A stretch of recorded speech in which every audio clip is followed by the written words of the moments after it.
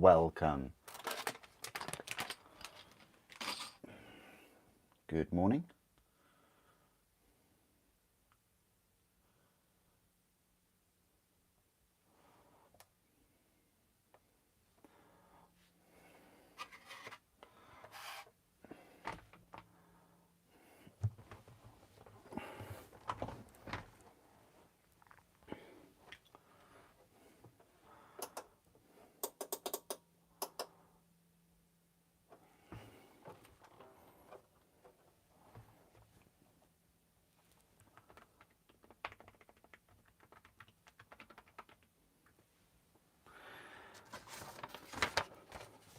Just going to continue building. Something that I've been working on for a little while. I don't think we need to use this anymore. Morning, Kriegsman. How are you doing?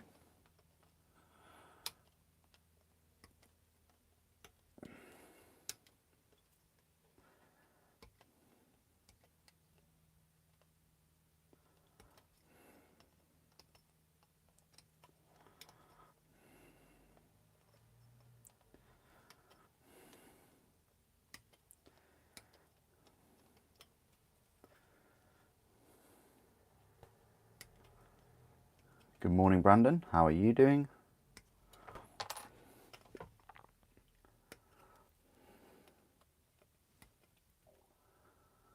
No coffee yet? Man, me neither. I haven't got my coffee yet.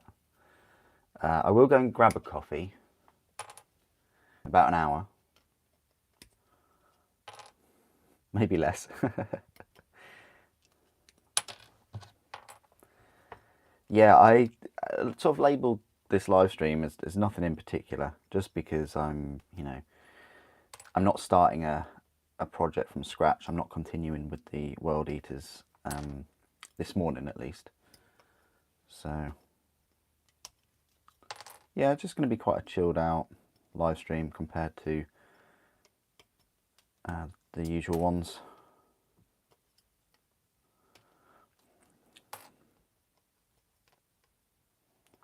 Just give everyone a bit of company, and while you're working on your hobby projects, whatever they may be. Speaking of which, you're welcome to put them down in the comments below. I always find it interesting what people are working on, what they're building, what they're painting.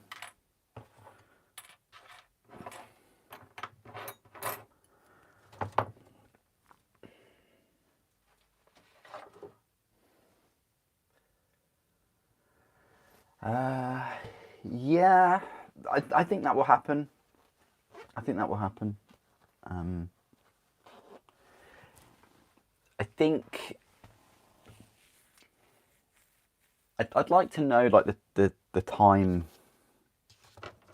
era, the timestamp. I don't know what you'd call it, but I'd like to know kind of where this particular Horus Heresy is set, if that makes sense. Like, is it just at the start? It seems to be. I don't think it's kind of. It's odd because it doesn't cover the. Maybe it's slightly after Istvan. But this is the thing. If it was further on into the heresy, before they started securing like the Mark 6s in bulk, then definitely I'd love to see some Mark 5s. I think we will get Mark 5s. This is the thing. Will we get Mark 5s before we get Mark 2s? I don't know.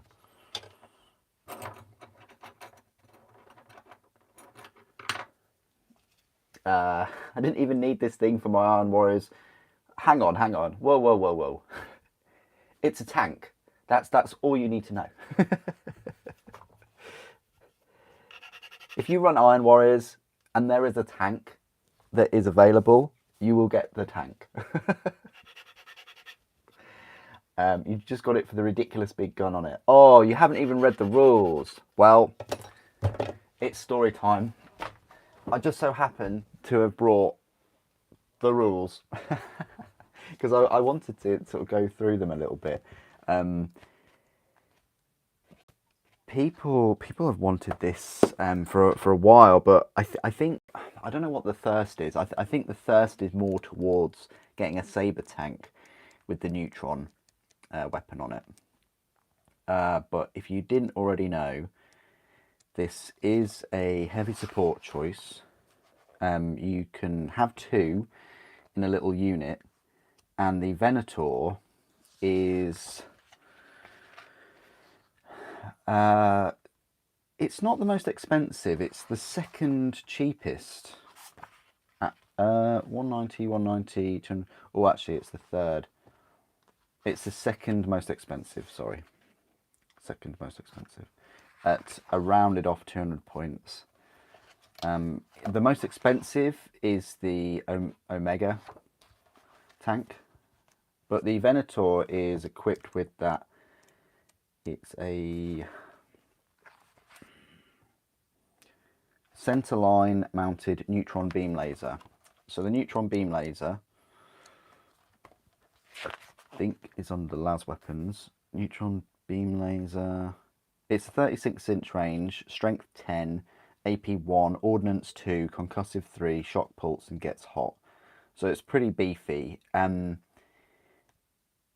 Yeah, you've just got to be wary of las cannons going up against the tank.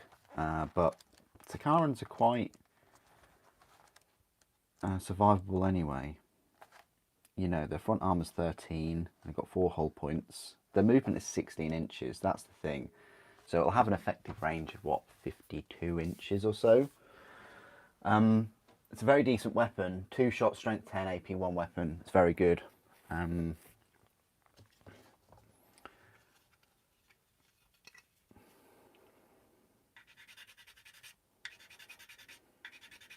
Is it more useful than a normal Sakaran? I'd probably say so, yeah.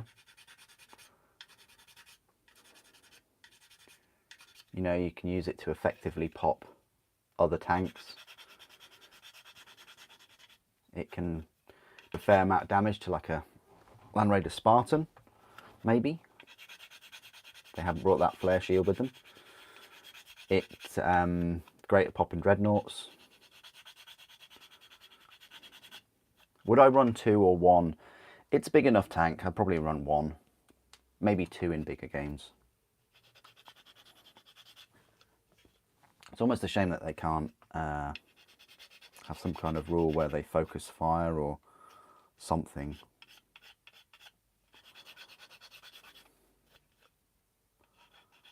That would be nice.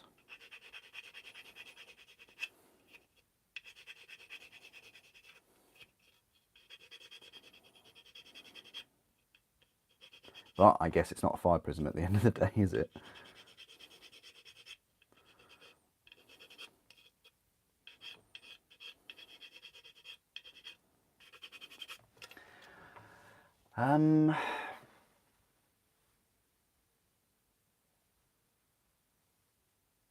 You were grilling, then probably crash out, get up early, work on it. Fair enough, Brandon. Nice to share. You'll be building the rest of your plastic Krieg later. Sounds good.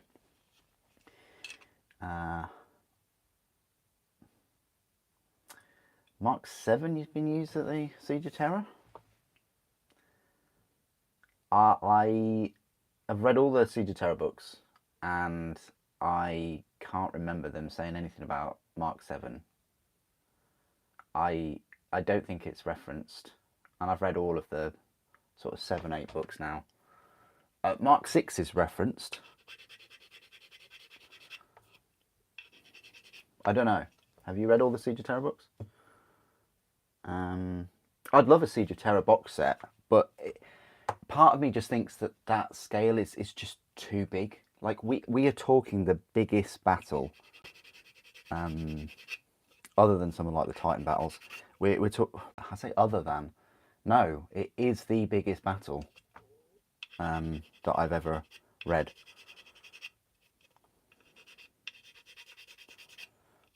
It's almost too huge to put in like a box set or something.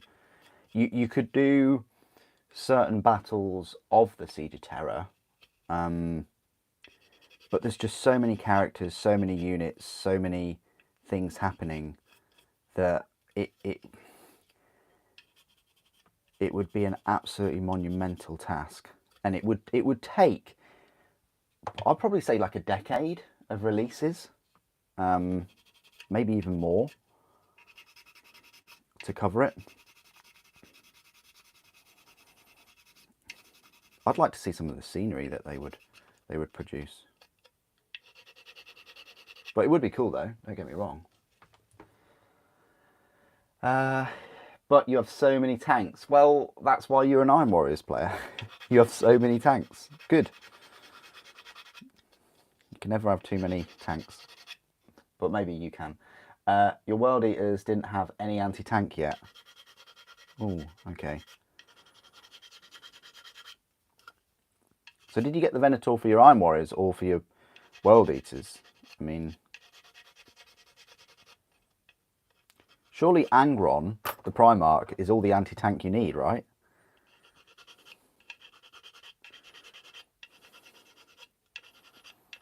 I would have loved to have seen a World Eaters specific Leviathan Dreadnought, or even a couple of Contemptor Dreadnoughts for World Eaters that had like massive chain blades and things like that, and loads of skulls hanging from them. I mean, we got the Night Lords Leviathan, but I would have liked to have seen a World Eaters.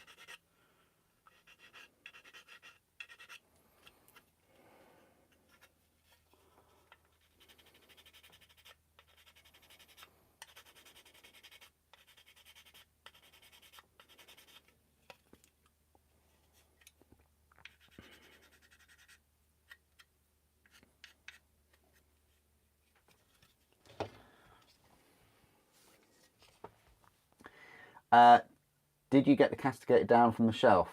The Castigator was there since last night. I haven't touched the Castigator. No, I'm not tempting you, Kriegsman. It'll come out in plastic, so I'm sure you can wait, my friend. I'm sure you can wait. Or don't you have a Castigator? I don't know what knights you have. I've forgotten.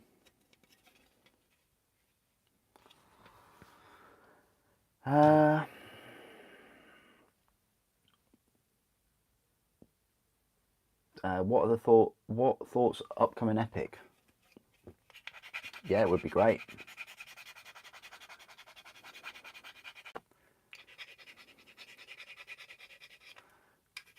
I just hope they release it.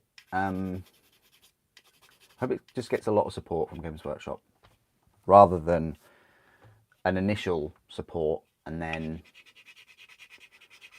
just kind of a little bit of support from Forge World.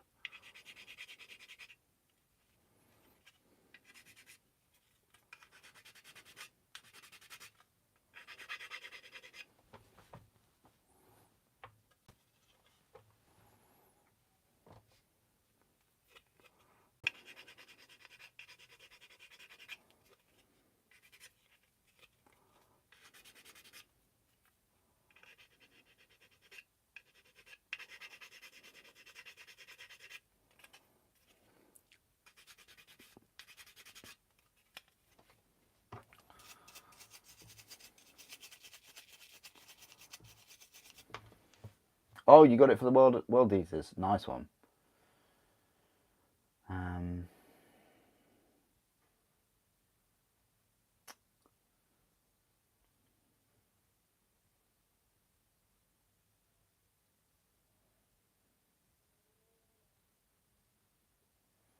You have no knights.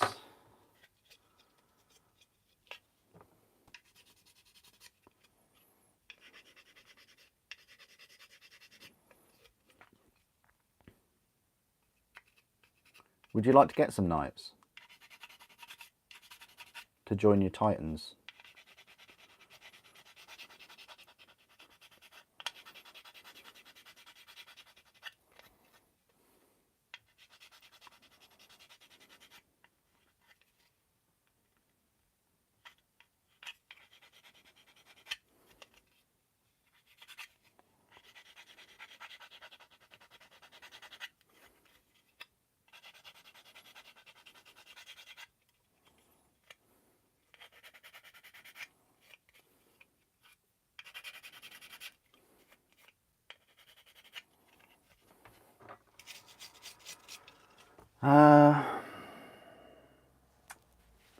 First time watching. Oh, good. Well, welcome, Simon. Welcome. Yeah, it's a pretty low key stream, really. It's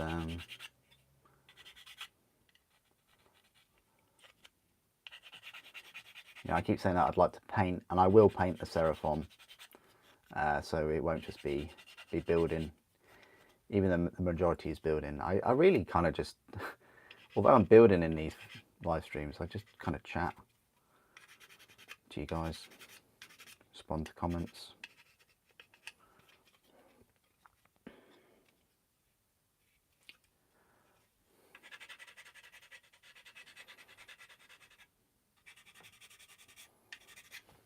Maybe I should actually put the Discord link, because that's a really good place to, if you're new and things, to just get some more information. Oh, it should be over there. There we go. Hello, Michael. How are you doing? Pin message. You've watched the channel since I did the first showcase of all the models in the conservatory. Oh, nice one. Thank you. Yeah, that was a really long day. I probably said as much during the video. That was such a long time ago. Wow. I think I woke up about 5, and by about 10, maybe 11 o'clock in the morning, I'd got all the models out. I then arranged them all and made the video over a couple of hours, and then packed everything away. And I think I was done by about midnight. So yeah, that was a long day.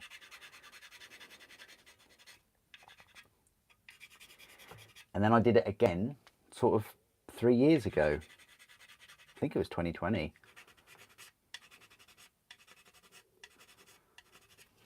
In this room, actually, I did that. I won't be able to do that again. I've got too many things, too many Primaris, too many Titans now to fit it in any room that I have access to. So I'd have to kind of rent out a hall or something. And even then, I'd probably have to rent out like quite a nice big van to put all the minis in, and transport them to a hall to then upload them. I think at that point it's too much of a job for me. Might even be too much of a job for like 2 people. But Kriegsman, you're more than welcome to, you know, come and help. Be part of it.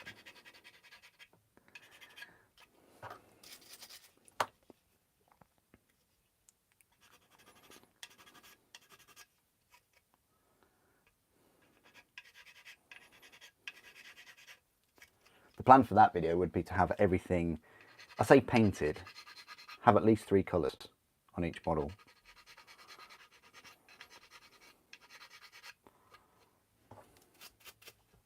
That would be quite cool.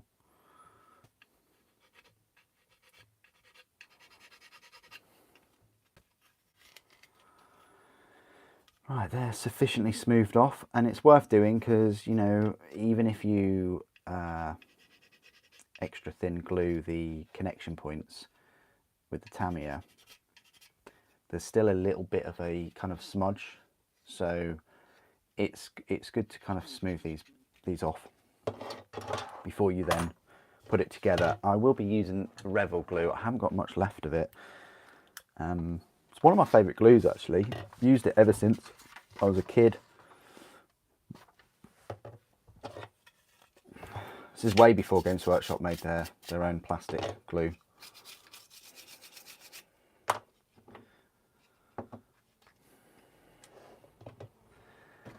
suppose I am missing the old green stuff.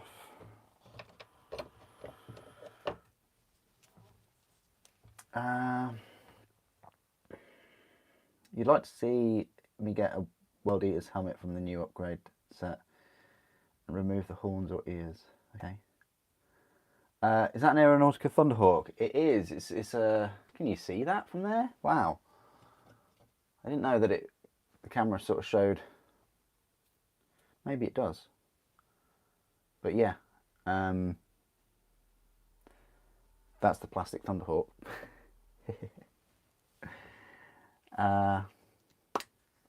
You're good. You're waiting for a package with Primus Medicae. Oh, nice one. Yeah, they've really dropped the ball there. They should release a plastic one, or just have the resin one back. You know, I guess that's the one with the from Forge World.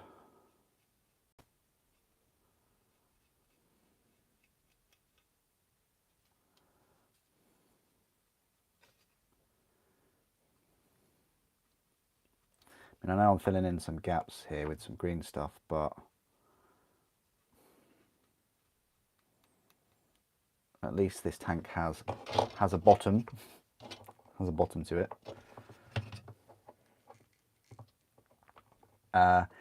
Yeah, I think so. I think sort of, I don't know this year, but definitely next year, because this year, again, I can't guarantee that I'll have built all the new Primaris and things before December.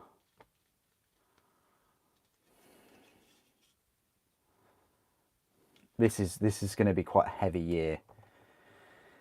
Last year was quite heavy with the Horus Heresy stuff,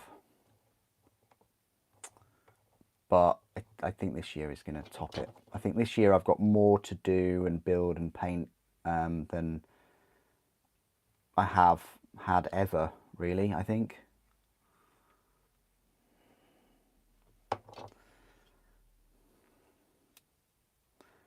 And on top of that, there's been lots and lots of awesome video games that have been released. So, you know, I do like my games.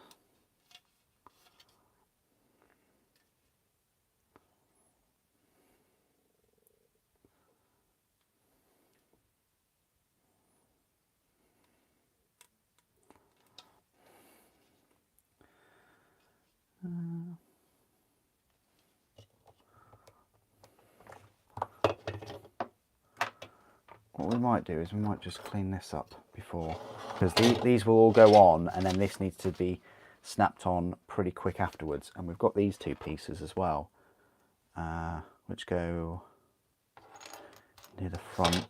And then we've got some cabling, some exhausts, and then the actual cannon itself. And then we're pretty much done, which is quite nice. Probably time for a coffee at that point.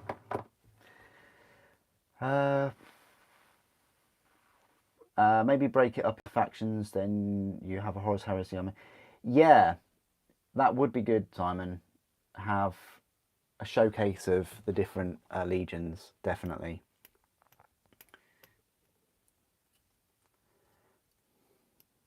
The thing is, though, with the legions, I haven't finished them, and my goal was to finish them by this year, the end of this year, just to get all the characters and things, but yeah, with 10th edition coming out and the price increases, yeah, I mean, I got all the characters and models I wanted for 4 of the legions at least. So Dark Angels, Death Guard, Raven Guard, Word Bearers. Yeah, so all those 4. I'm just missing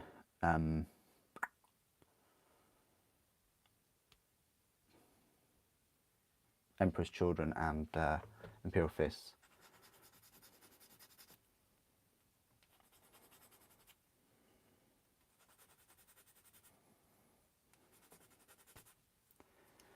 I mean, you know, to be fair, like the new Garrus model would be a good excuse for me to start and build up the collection of Imperial Fists. However, we've got 10th edition next month, so it's like that 10th edition is a thing that's putting a stopper to building up any of the other legions and things.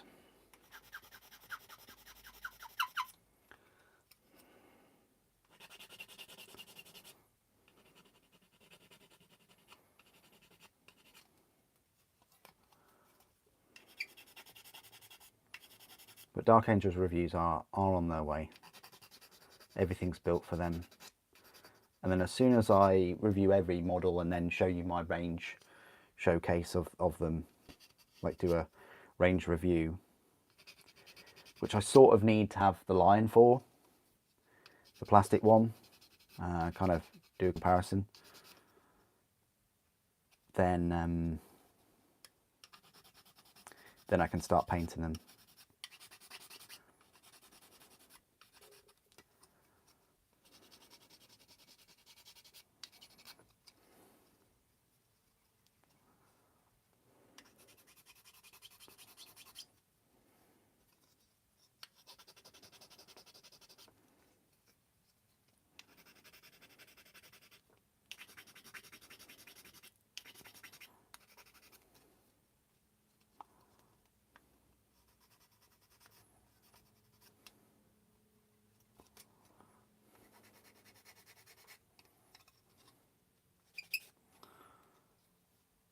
There's a couple of mod lines in here. So this is, like I say, the new piece for the Sicaran.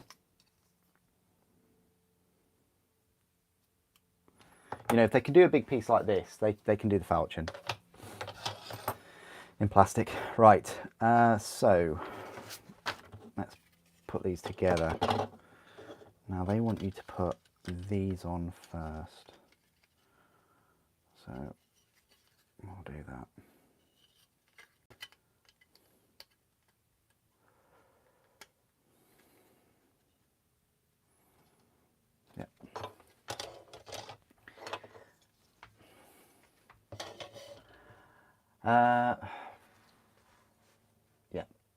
First time catching the live stream. Oh, nice one. Welcome. If you fill the warehouse with Leviathan boxes, there's no space for jet bikes or new Lions. That's a good point, actually. Yeah, yeah, that is a good point. I mean, it's a sacrifice. I think it's. Oh, oops. I think it's an alright sacrifice, to be fair. I mean, as much as I'd love more jet bikes and the Lion, I'd also want the new box set. So I think it's a fine sacrifice. Other people it might not be though, but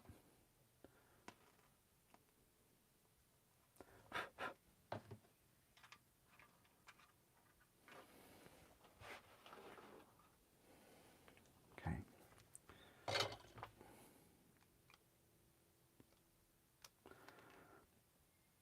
I mean, this is the thing. Are people in the certain camps of, you know, they're only interested in Horus Heresy, or they're only interested in 40k, or they're only interested in Age of Sigmar?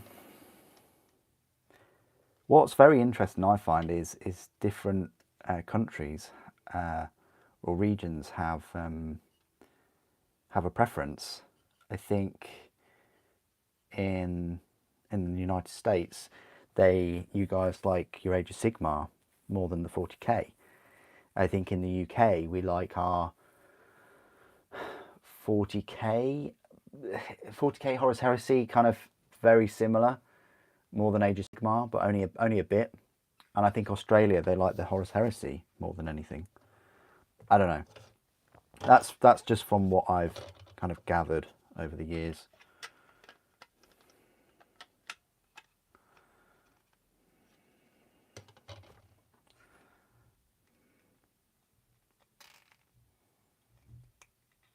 One of the best glues for tanks, really, this, I think.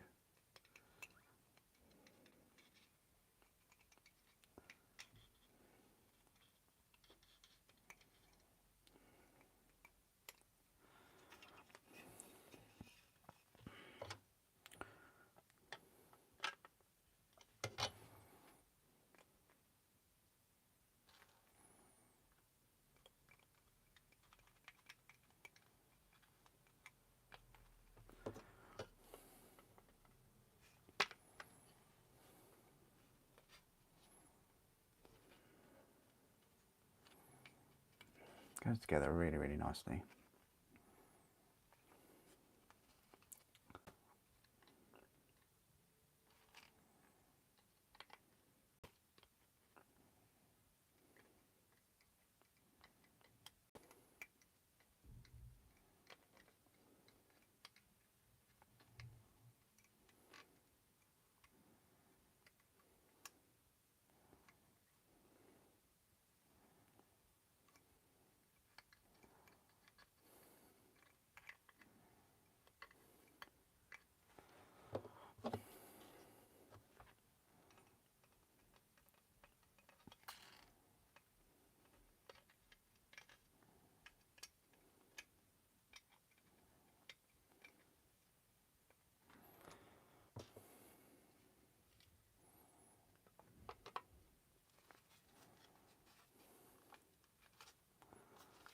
Lovely.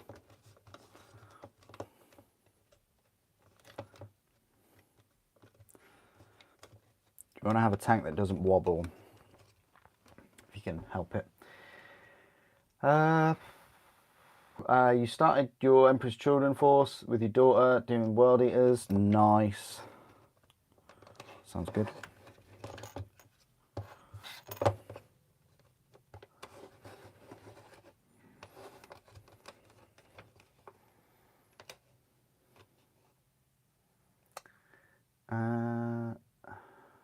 Trying to collect 2 of every dreadnought for salamanders. Problem is, with Agastus and 10th, there's now 4 more dreads to get. Yeah.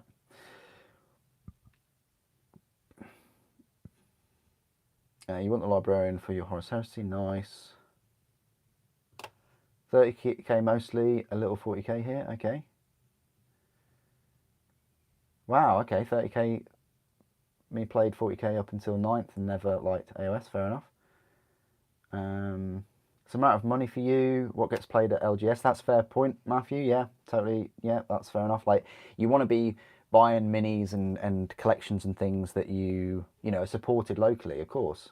You know, I totally get that, because you want to maximize your enjoyment out of them, and you do that by.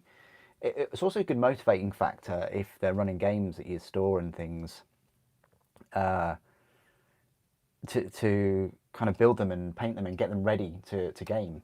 I've found that was a big motivating factor for me when I was a member of a club here. You know, like, I went to a club every week, kind of religiously, and it was like for 3 hours a night per week, and every week or every other week I'd have something new, just one thing, like a dreadnought or some Terminators or something like that, and every week I'd bring something new. And yeah, I was say not naive. I was at that stage where I never had a backlog at all. I just only bought a model, built it, painted it for the next week, and then continued doing that.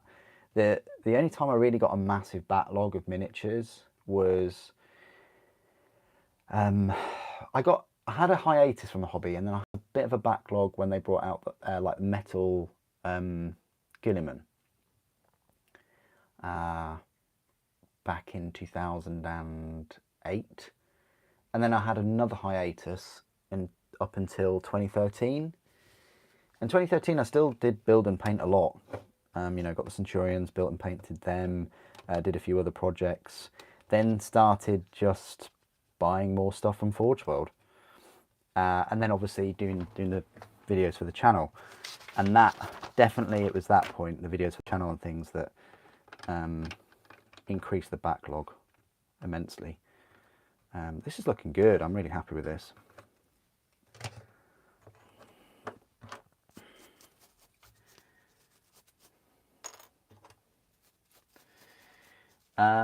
You're collecting Tyranids at the moment. Great, it's a great time to be collecting Tyranids. I'm not sure if the rules are going to be any decent, but you know, I'm sure they'll be okay. So, okay, that might not be the right one. I've forgotten which is 19 and which is 20. Ah, that's got to be that. I think the plan is to put this top piece on, and then these track guards, I'd like to call them. And what we'll do is, I do like the way that this goes on though. It's very, very cool.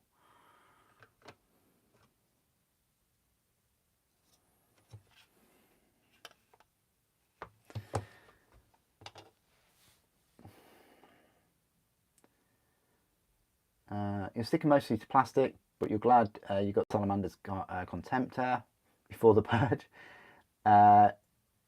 It was thanks to you that you decided to get it. So thank you so much. Oh, you're welcome, Arthur. Good. I'm pleased. I'm pleased you got something.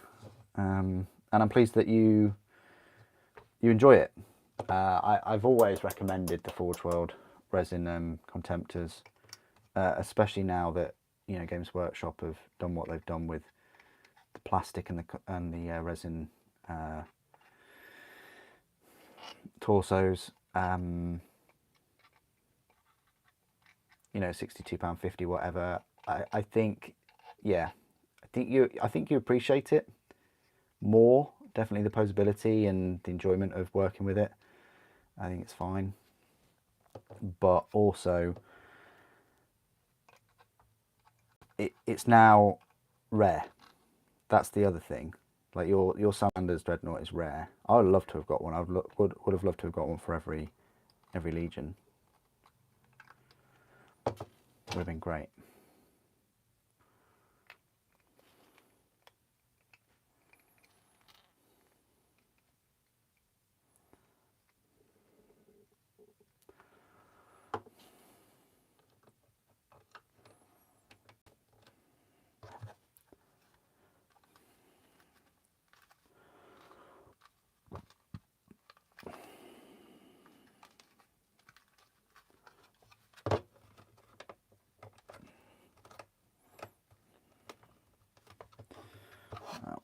What don't want to happen is there to be any gaps.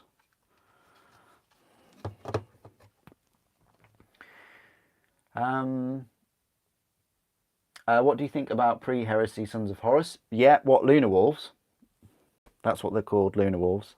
Yeah, go for it. I think they're fine. This is the thing. Once Games Workshop finally release Mark II in plastic, I think there'll be a lot of thirst for creating legions kind of pre-Heresy. Definitely.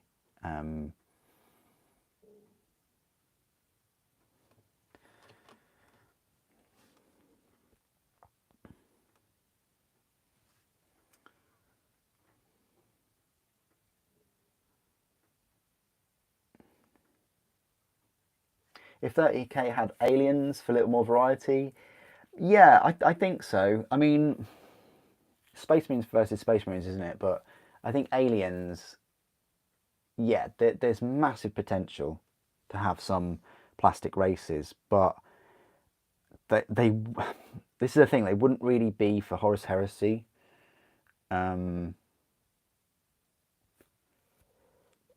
I'm just giving Games Workshop ideas now, but instead of Warhammer the Horus Heresy, they could have Warhammer the Great Crusade, and then you've got your Mark IIs, maybe you've got some Thunder Warriors, you've got some key Custodes characters, you've got all the legions before they turned, then you've got some of the Xenos races, which became very difficult to get rid of.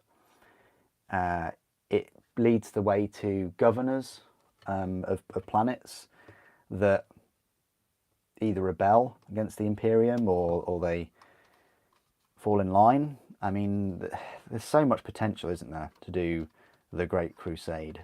And likewise, there's potential for the Scouring, and also what happens after the Horus Heresy.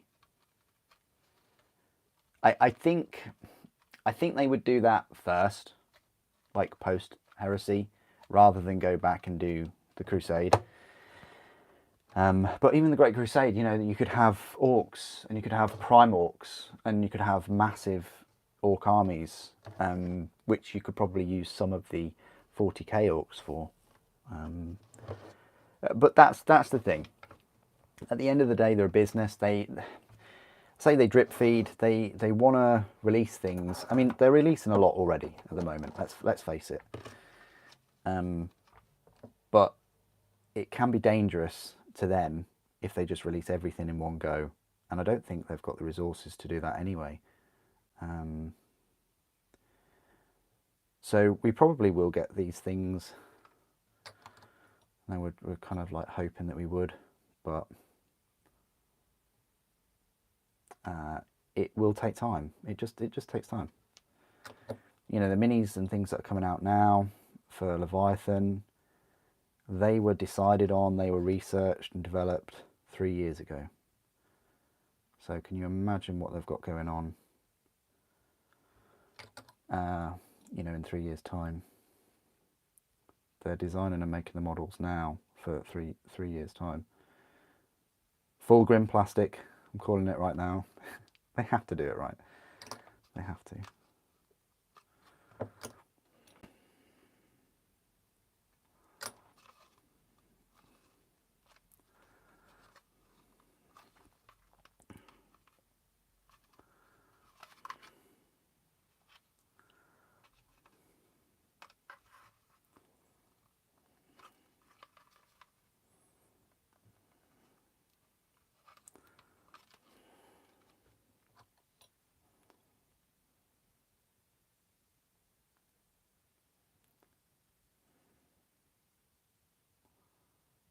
So we're just concentrating a little bit on these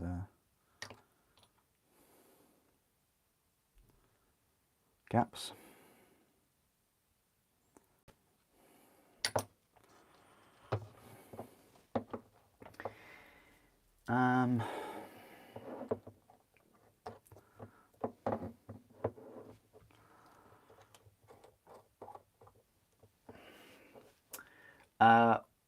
A stupid question, why do you use 3 different brands, types of plastic cement? Well, basically, for different usages. Like, you can't really build this with extra thin. There's just not enough, and it would take you ages. Likewise, you're going to get gaps if you just use the thick. There are parts where you want to use the brush. There's a number of reasons. If you're just going to stick to one, you're kind of limiting yourself to your results that you're going to get. Different uses. It's like super glue. I've got different super glues. Like, would you really use thick super glue for a character model? No, you wouldn't, is the answer. You might use the thick super glue for the base, but you'd use the thin for the weapons and head, and you know, so different usages, really. They do different things. A bit like airbrushing, really. Like, would you airbrush a character model, you know, completely? Or would you do a bit of brushwork? Like, you'd want as many kind of tools at your disposal, wouldn't you, to get that result? I mean, even tanks, you know, you can airbrush tanks, but then you're probably going to need to do some brushwork at some point. So that is the reason. And I got onto, you know, the thing is, I got onto the Tamiya from you guys, like with the wet palette. You know, why use a wet palette when I've got other palettes that I could use? Yeah, just different tools for different parts of the model. It's almost like different files as well. Why have I got different files? Because I've got like a rougher file here. This is for metal, maybe fine cast, but definitely for resin. But I wouldn't use this necessarily on plastic, whereas I've got these finer files for plastic, and I wouldn't use these on resin. So yeah, different tools. So not a stupid question at all.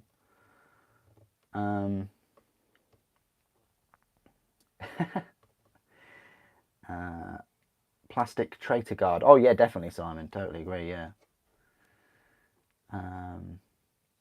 Well, yeah. If you've read the Horus Heresy books and things, and you know, you'll know that about Olenor, and you'll know about the big orc warlord and stuff, and you know, the orc infestation was so massive that the Emperor took to the field himself with Horus to wipe them out. I mean, it was that big of a deal. So yeah, they've got a lot of material for Warhammer the Great Crusade if they chose to do that. But like I said before, it just doesn't make business sense to release everything at once. And also, these things take time. You know, they'd have to commit so much of their resources to cover a few aspects. Where's my top? There it is.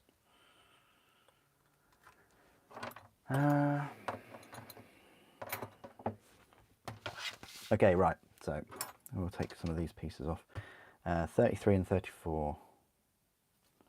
33.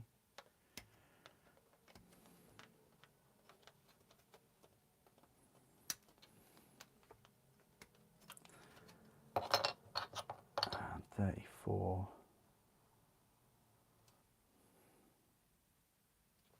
It's got to be this one.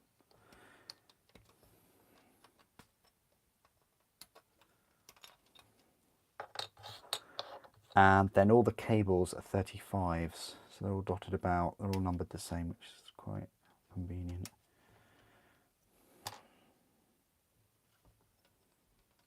2, 3.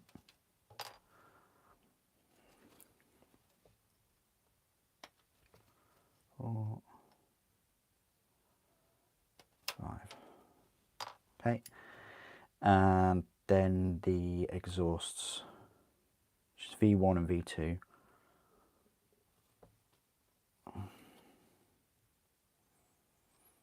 Wow, it does have 4 exhausts, I thought so. 1,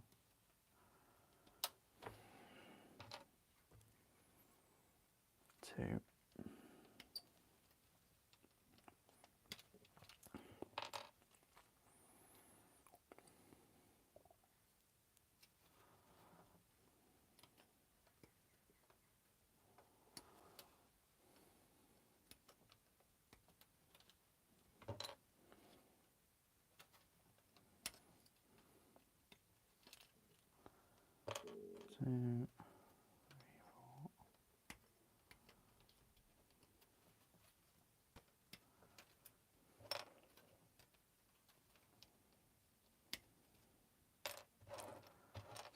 So I'll keep these separate.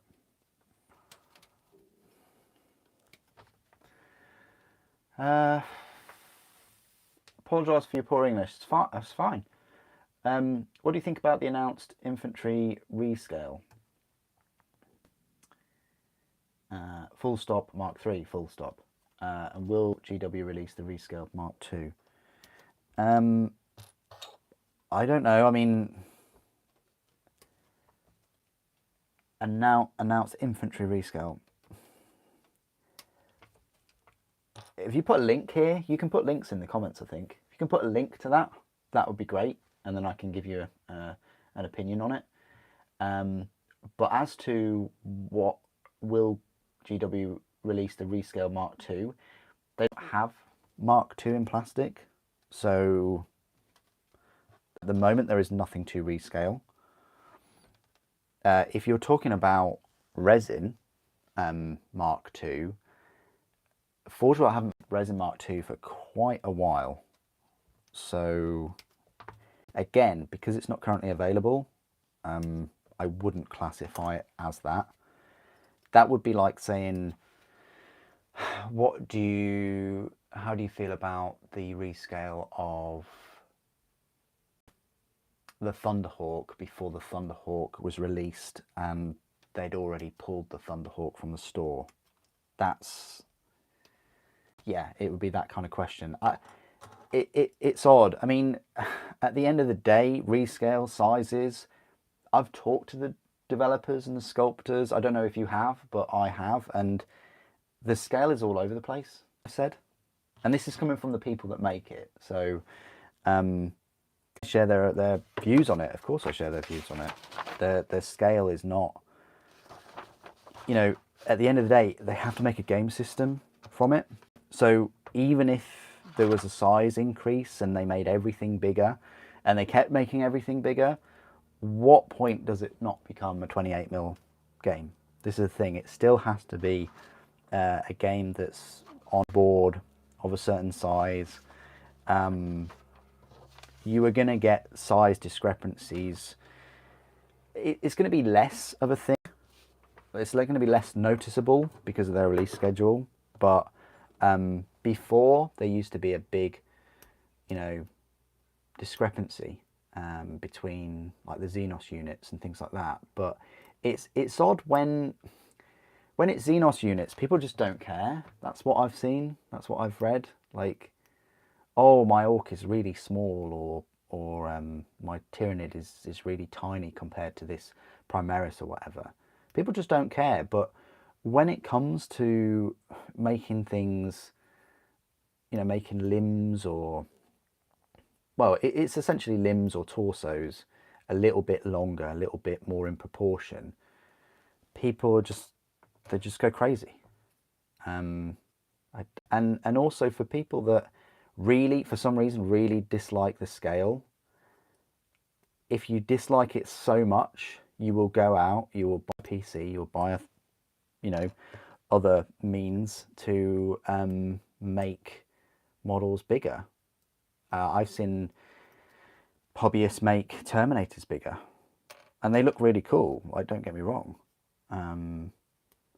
but when you do that, you have to do it for everything in your army, because then what you've done is you've made your own army look out of scale.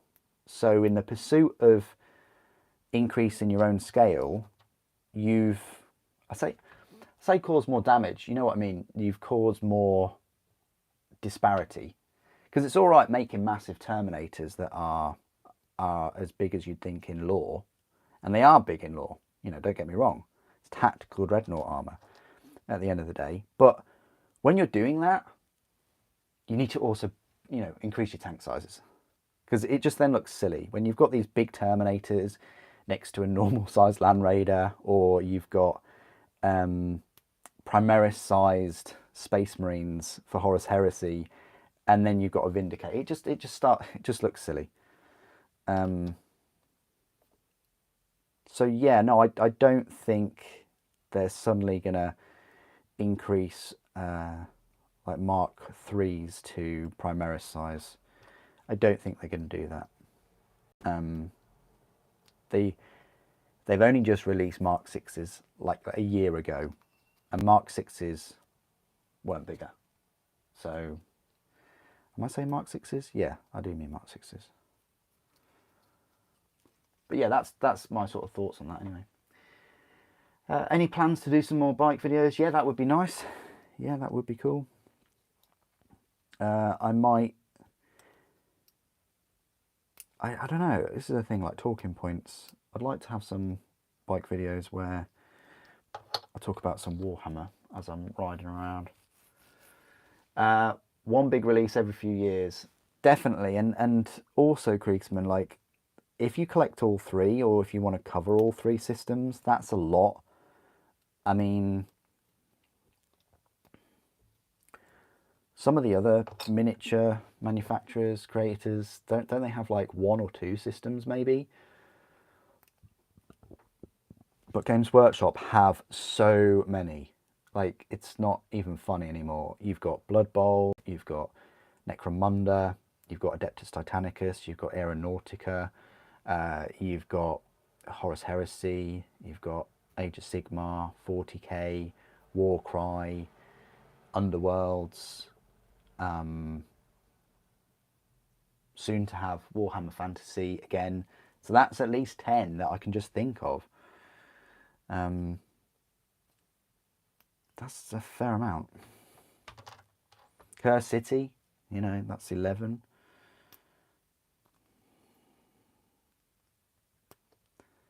It's a lot to keep on top of, really. You can't see any Mark II anymore. Is it in plastic? No, it's not. It's not in plastic. Mark II used to be available in resin from Forge World. Only like a unit of 5, I think, but it was quite a few years ago they had them. The main difference is the visor compared to Mark III. The visor's just one line, one like lens, as opposed to 2 separate ones, and it's more more manoeuvrable than Mark III. Mark III is probably the least manoeuvrable out of them all. I think Mark VI is the most manoeuvrable. Maybe Mark IV is the lightest.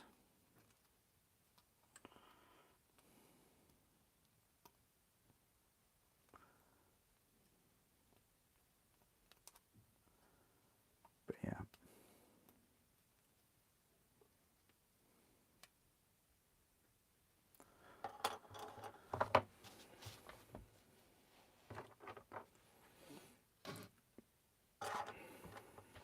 Does these just, yeah, they just go together, like so.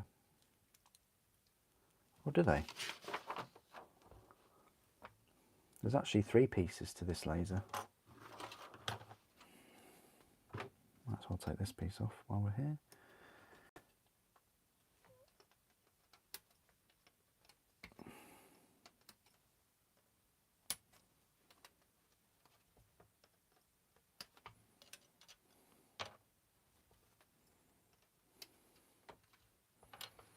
I haven't got too many pieces left of this sprue. And then really only got the weapon upgrade sprue and the sponsons to make.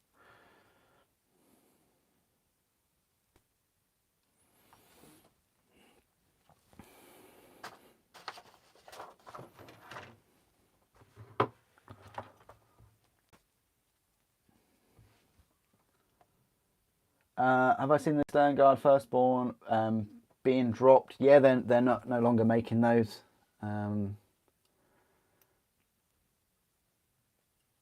Or are they made to order? So they're removing them and they're making them made to order for the next sort of week or so. I think you've got, if you really want to get them.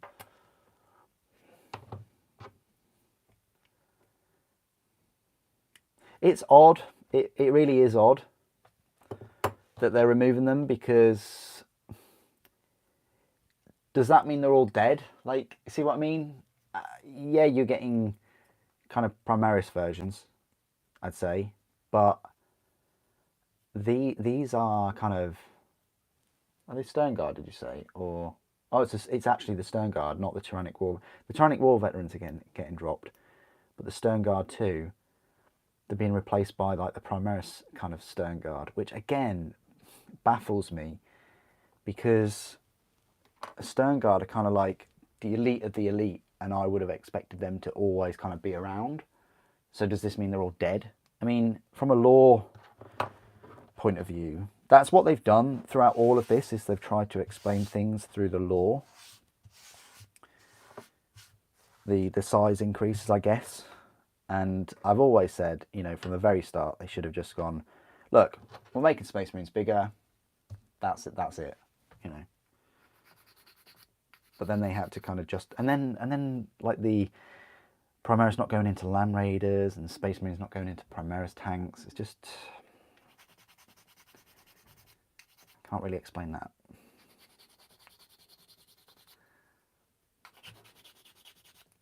It's like, oh, well, the old systems don't work with the new systems, but, you know, well. Age of Darkness box, there's just one Space Marine with the Mark III armour.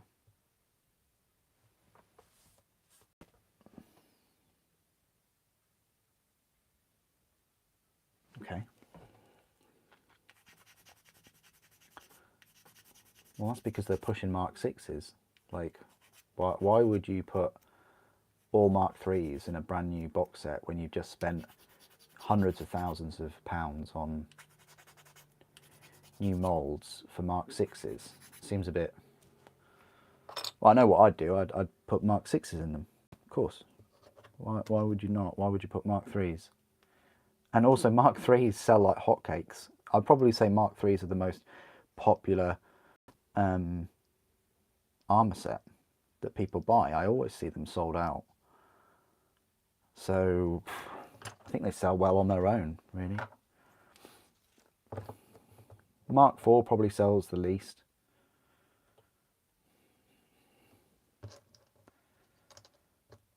Just off the top of my head.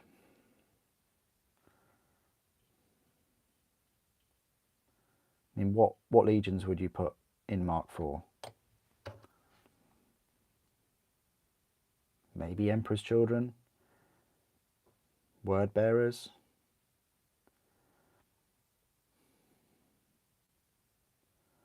Ultramarines, maybe?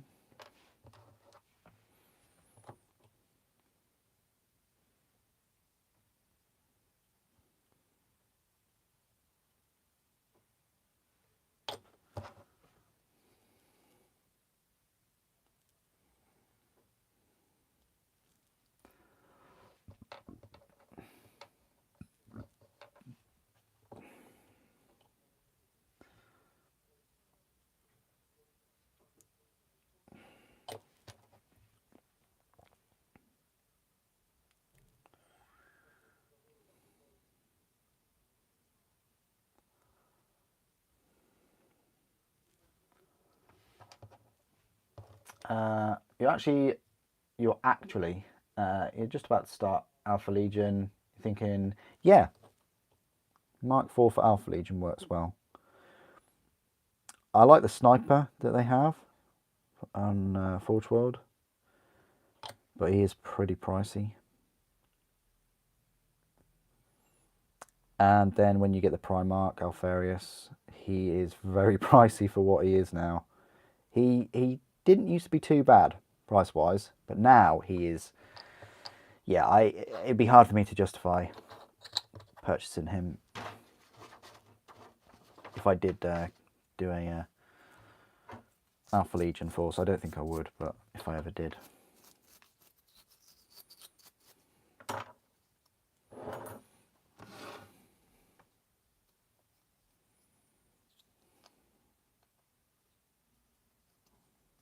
So that will just pop on there quite snugly, I have to say.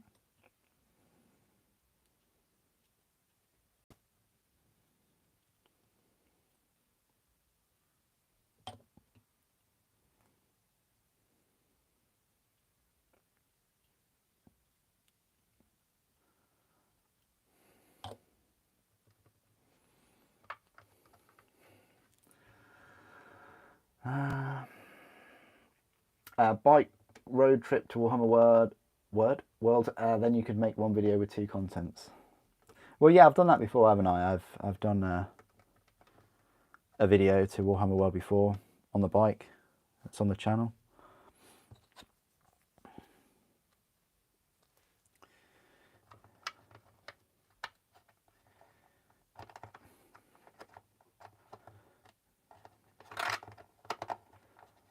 Yeah, I would like to do that. We'll see.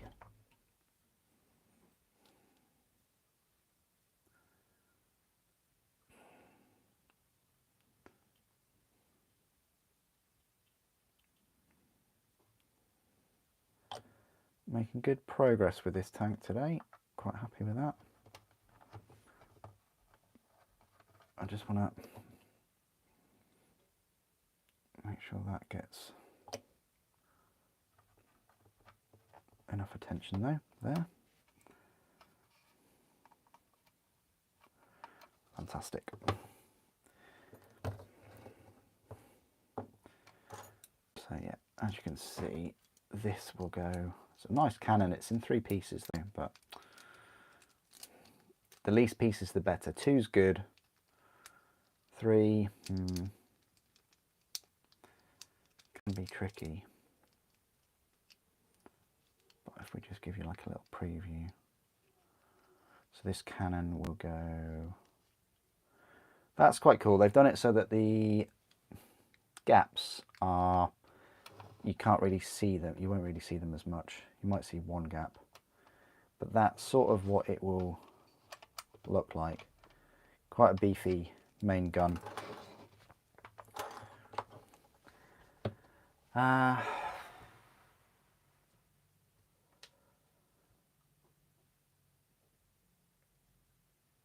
There are Mark 6 like Mark 3 on picture. Yeah, I've seen the roadmap, yeah, but yeah, send me the link where they specifically say, you know. That's what I'm saying. Like you can look at the picture. In that picture, there's also Deredio. So is that confirmed? I mean, there was a picture of something other than a Thunderhawk at one point, and that was supposedly in plastic. This is the thing, unless something official comes out and they say it, like in a article, like we are specifically increasing the size of these marks, then yeah. Which is a shame because they're so what's the word, aloof sometimes. They just don't give as much communication as they should. I can kind of understand why, because like I said before, Mark III sell the most. So why would you fully commit up until you release them? Like, it just doesn't make sense. It's like companies saying, "Oh, we're not making a new games console. You know, we're not making one." And then all of a sudden they'll release a new one, and it's like, "Oh right, okay." Like keeping the cards close to their chest. If Mark III sell the best and the most, and they're consistently out of stock, why would you say, "Oh, we're making them larger"? It would instantly stop everyone buying them, and that wouldn't be a good thing. But they should, from a another point of view, they really should. They should say. And the thing is, I don't understand it with Mark III. Like, I never thought that they were badly scaled. And when we mean scaled, we say scaled. Is that scaled within themselves? Like, scaled within themselves, I think they're fine. They're chunky, their arms and their legs are fine, their torsos are fine, their heads are fine. In terms of size, they're the same height as Mark 6s. If anything, I'd want them to do a resize, not a rescale, but a resize of Mark 4s. Massively so. Mark 4s are in much more of a need to resize than Mark 3 need to be rescaled.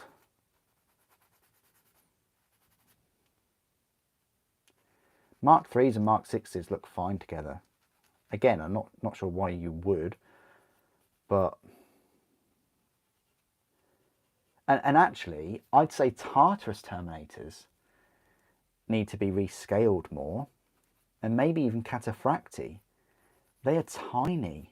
All the Terminators for plastic. The thing is, there are other miniatures in the Horus Heresy range that should be rescaled, resized more than others, more than Mark III Iron Armor, I think.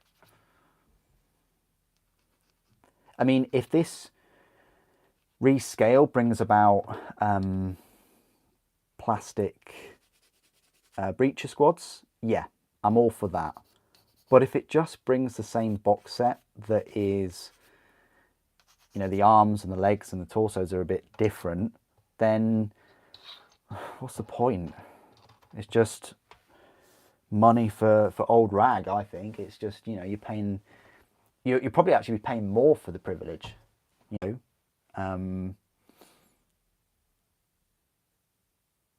also it begs the question, would they be cheeky and only have 10 of them in a box set? This business of having 20 and you getting a decent chunk, I don't know. I'd like to think that they would continue with 20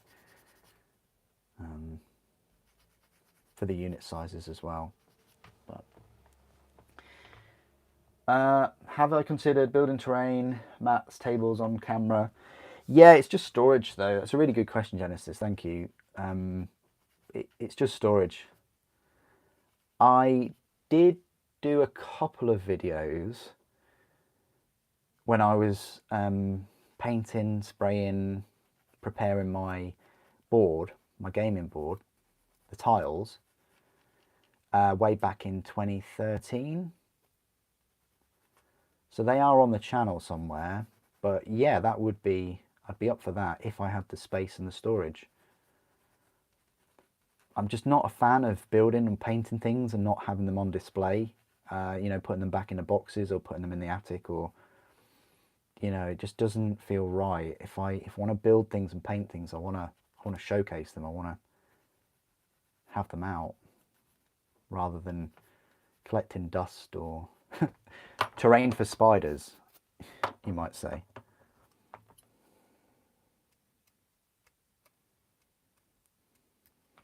I don't know, there could be a new Xenos race that the salamanders have to fight. I don't know. Who's your favourite Primarch? Oh, it's a really good question. Valdor?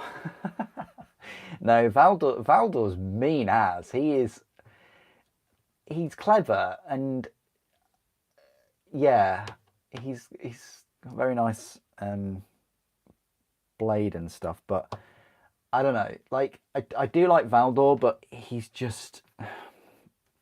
got no humility at all.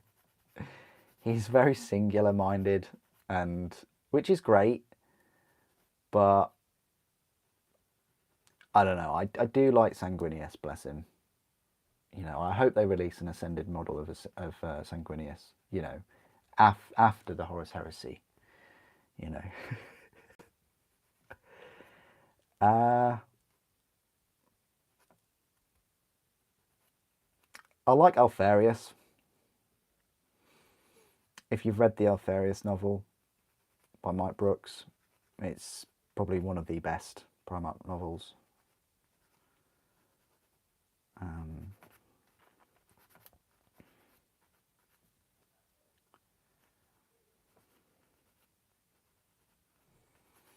A few of them are pretty troubled, though, you know. I enjoyed what...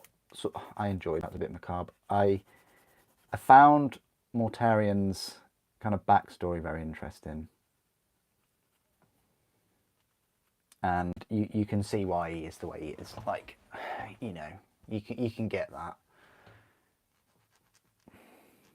And you can understand the love he has for his Legion, massively so.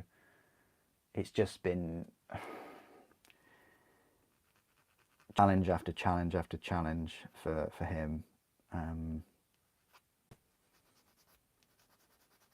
This is the thing, I kind of also wish that Black Library would release all the Primarch novels. It's silly that they're releasing new vehicles, new minis and things, and then they're even releasing new Primarchs like Horus Ascended. But then they don't have the Primarch novels available. It's just really... You wouldn't expect that. I expect more from them for that. They kind of treat the Horus Heresy Primarch novels like they do every other novel that they produce. They print a load, and then after a while they take it out of publication. It's just... It's disappointing, I want to say. It is disappointing. You know, you've got the Plastic Horus Heresy. You know, people will be getting into Plastic Horus Heresy. They might be picking up a Primarch, even though they're crazy expensive. And if they do, you know what? They might be interested in reading about their Primarch. But they can't, because there are no books. Or maybe they want to read about their Primarch before they take the plunge and spend like £100 on one. Just a thought, I don't know.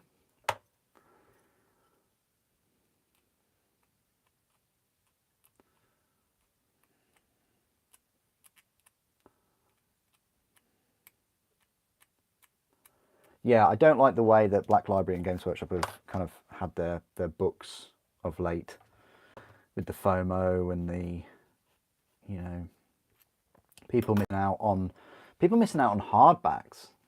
We don't even need to talk about like the limited editions. People are just missing out on getting a hardback version of a book on release. It's just...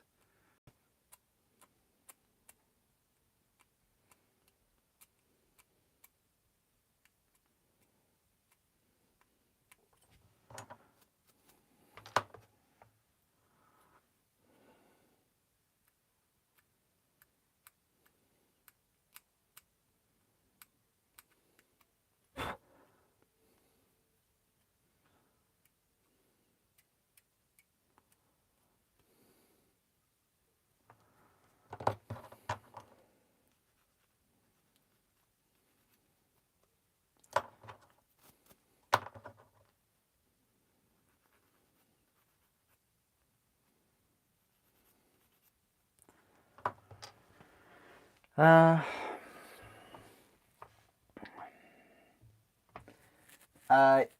Thank you. Yeah.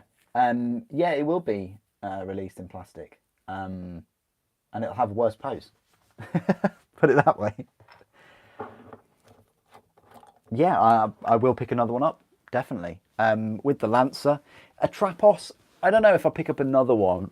This is the thing. I'd never really thought about duplicating all of these knights, but then again, when you've got 7 large titans, having kind of 10 Cerastus knights, yeah, sort of makes sense at that point. Get rid of your Secretary, Titan Guard, and just concentrate on Cerastus knights.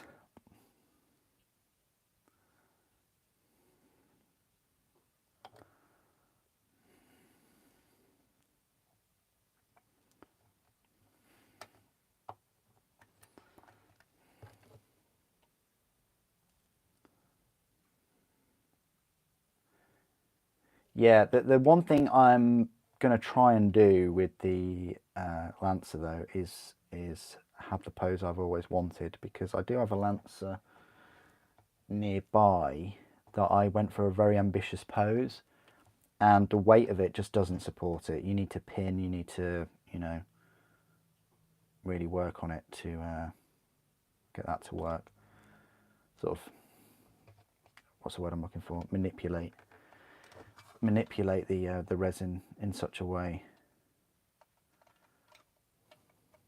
Might want to leave them off before painting. Just a thought.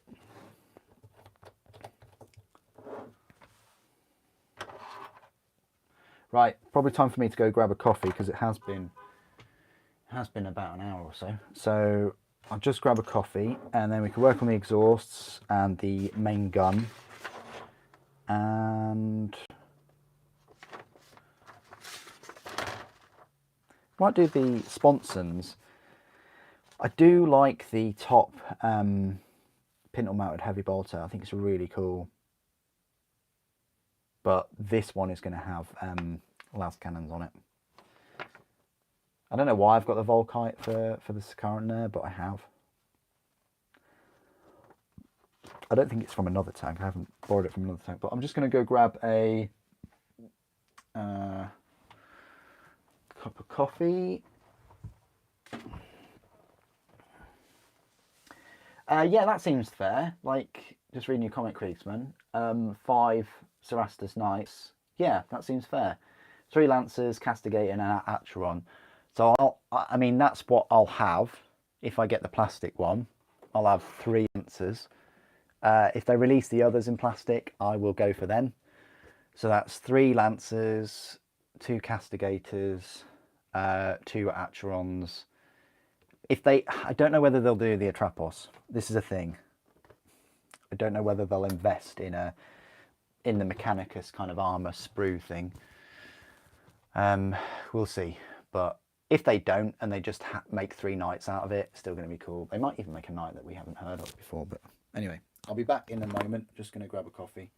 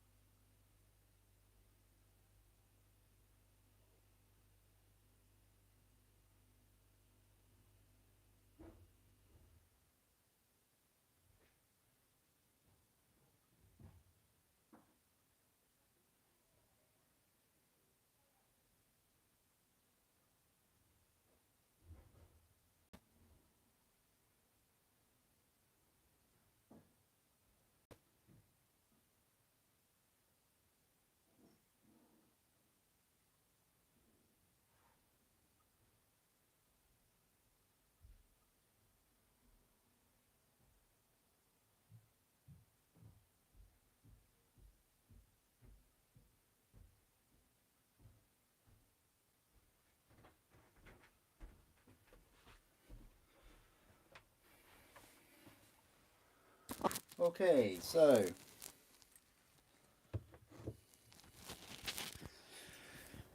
I am back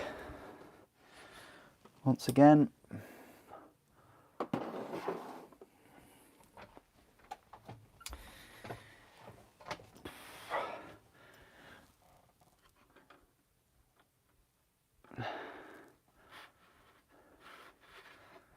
You're not a fan of the Atropos? Atrapos? Whatever. Okay. It's my chance to change your mind. How cool does that look? Okay. Can I change your mind, Kriegsman? Can I change your mind? How cool does that Atrapos look, man? Look at that. He's got his petals opening, about to fire a mini black hole. He's got his beam lance laser las cutter thing just ready. I mean that does look cool though. You gotta admit. Okay, let's put him back. Oh.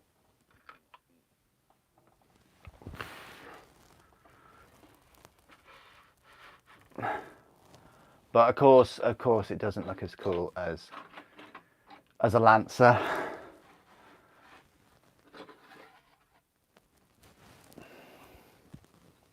Right here. Let's just put the Lancer there. Doesn't look as cool as the Lancer, of course. Fulgrim is mine, but Soul Tardits and Garrow. My favourite. Fulgrim's your favourite one, okay.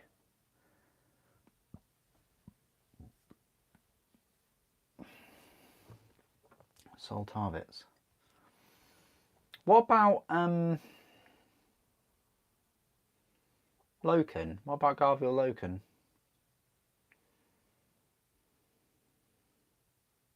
Yeah, Garrow was good. Garrow is Garrow is good. Yeah, I guess. Non-Primarchs though, that's a completely different question. Wow. Non-Primarchs. Valdor's pretty much a Primarch. I don't know. I like. This is a thing. I'd like to say some things from the Siege of Terror, but I'm not. I won't, because there's some cool characters in it. I really like Khan. I'm not really a World Eaters player or collector, but I just find Khan's interactions comedic. Yeah, just.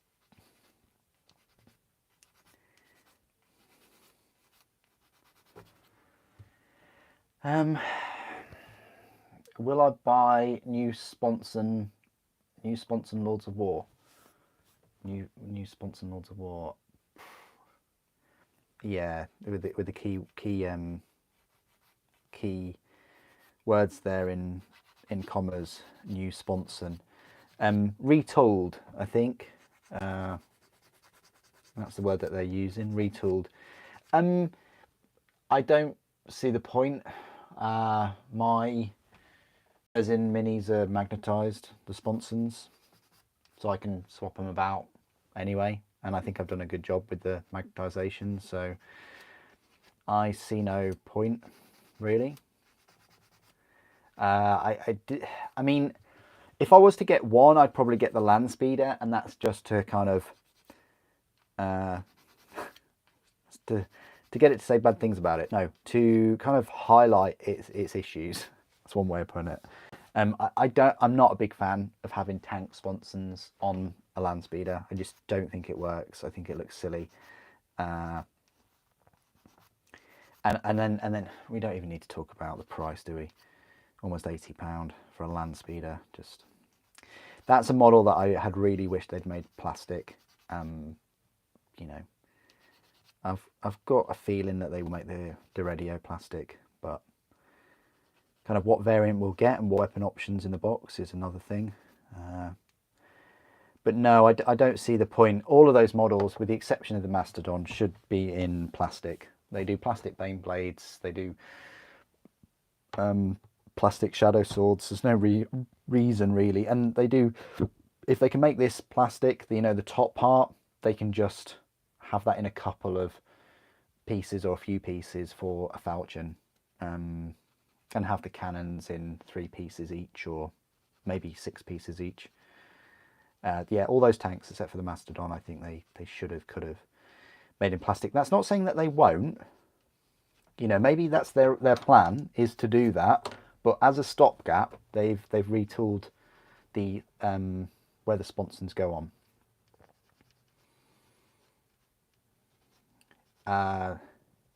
Yeah, the Arquita, the bombards and things, that was an odd one to change, because they're still relatively new. Them in plastic, it's doable. They're similar size to the Sicaran. I just don't know how popular they are. And I think their popularity has always been impacted by their price point. Pretty much £100 for a Sicaran sized tank. And also the looks, once you look at it like a Sicaran reversing, then it's hard not to look at it in that way anymore. Sorry for spoiling the Morbius for you, but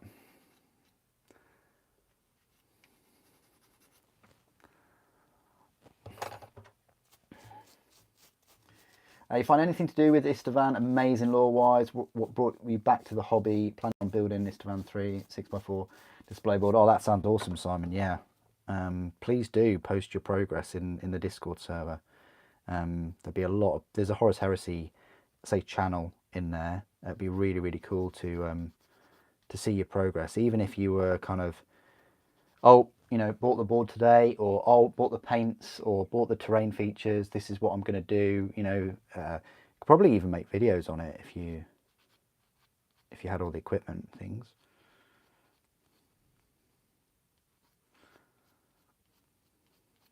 I don't know if you've been to Warhammer World, but they had an incredible display there. Hopefully you have been and you've seen that display, because they took it away. They got rid of it eventually. You always wondered, if I'm gluing a resin part on a plastic mini, what glue should I use? Super glue, my friend. Don't use plastic glue, no. There's a key there. Plastic glue is for plastic. If you're gluing anything onto plastic, then you need to use a different glue. Typically super glue. So obviously this is say hybrid kit. It kind of is. It wasn't meant to be, because they did have resin weapons for it, but this Dark Angels Contemptor, which is gorgeous, I've put plastic arms on it. The attachment points there are super glue. Yeah, I could have magnetized it, but it's a Dark Angels Contemptor. It's not like there's 10 of them about, is there? So yeah, there's super glue in there. I'm trying to think of any other hybrid kits that I've got around. Oh yeah, here's another. This is probably better example. So this is a hybrid kit. This is Moirax. Again, this is a really good hybrid kit, because you've got resin armor plates that you super glue onto the plastic. Obviously you're using plastic glue for the plastic, and then the arms, plastic on plastic, but then there's resin, and then there's resin in the joints as well, so they can move about, which is quite cool. And I can actually take the arm off. Come on. Mechanicum, they don't make them like they used to. But yeah, so you can hot swap them about if you really want to. Lovely kit, great instructions, but they are very pricey now. To kit one out like this, you're probably looking at £80–90 to have 2 conversion beamers. The sad thing is, not sad thing, the passionate thing is, I'd love another one of these. It's like walking around with £90 armatures.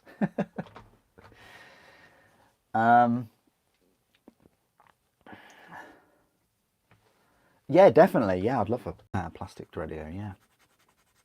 It's one of the reasons why I only picked up one resin, because I wanted to get the resin one before they got rid of them, and it means I can do the comparisons. Like I'll do a comparison with this Venator, you know. You've never been to Warhammer World? Oh, Simon. Well, I'm sure you've watched my video though. I'm sure. I've got a video of my trip to Warhammer World, and there are pictures and videos and things of that display. So I hope you've watched that. If you just type in like Warhammer World Visit or something, Super Saiyan, then yeah, probably find it. But they had some fantastic displays of Istvan.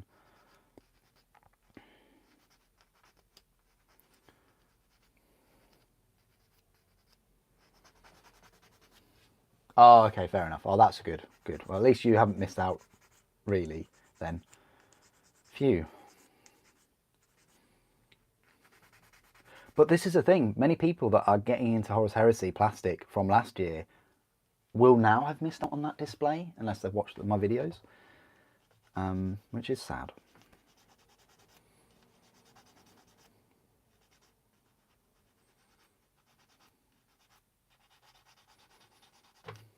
I guess they needed the space to store more Leviathan box sets. Or should I say, Dominion box sets. Too soon. It's not too soon.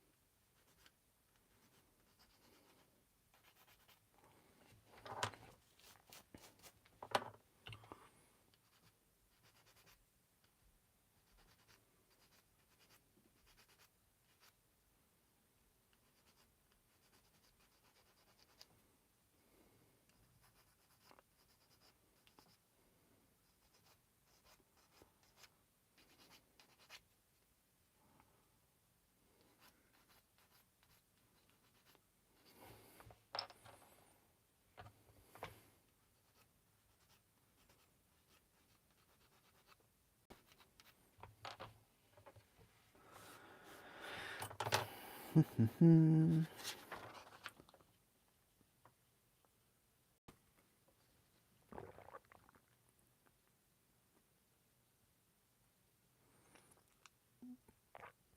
mean, the thing is, you could build this relatively quickly.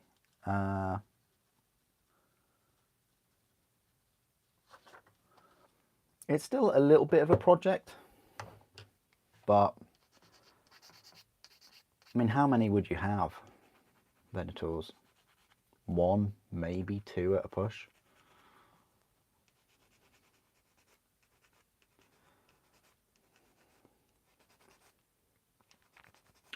And what would you use this instead of? Like a Dreadnought? Would you really replace your Contemptor with a anti-tank tank? Contemptors are just fantastic for their points.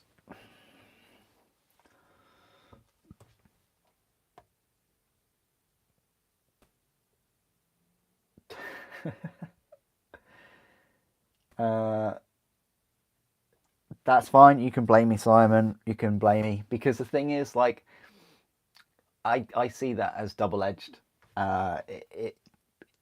If that set has given you any amount of like pleasure or happiness, then I'm happy with the blaming. That's fine. However, if 3 hours into building your Spartan, you stop and kind of question your life and think, oh, that Super Saiyan, because he really liked the Age of Darkness box set so much. What am I doing? Why am I spending like 3 hours building a Spartan tank? Well, that's because it's awesome. It's an awesome tank. And it's incredible that it's in plastic. And then you could also think, well, at least I didn't buy it separately.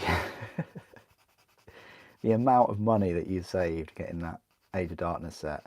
I should have got 2 boxes. I think they dropped the ball on the Contemptor. It was really cheeky of them not to include all of the weapons, you know, the other extra sprue. Yeah, it's not good. If they had have done, and they put something in there rather than the Terminators. I understand why they put the Terminators in, because Imperial Fist, blah, blah, blah. And they needed to shift some Terminators that they already had sitting around. But if they have either included that extra sprue for the Contemptor and maybe put something else in, get rid of 5 of the Terminators and put something else in, then I probably would have picked up a second box set. And many people that did pick up 2, 3, 4 box sets of them. It's a good way of getting all those Mark 6s and a Spartan, really.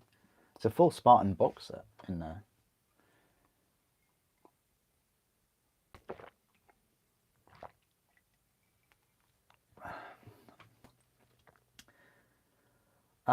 It's nice, but I'm not picking up another tank destroyer for your Krieg. 1 is enough.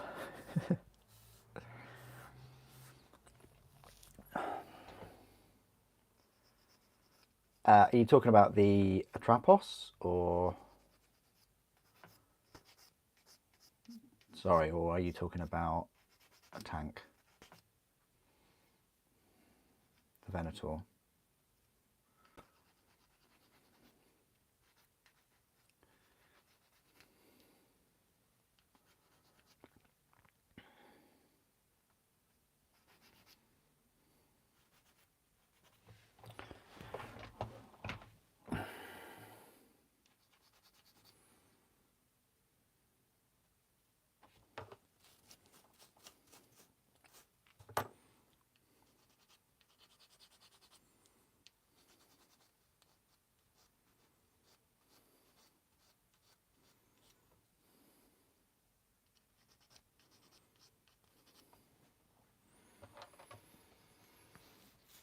You sat building it while I'm watching this.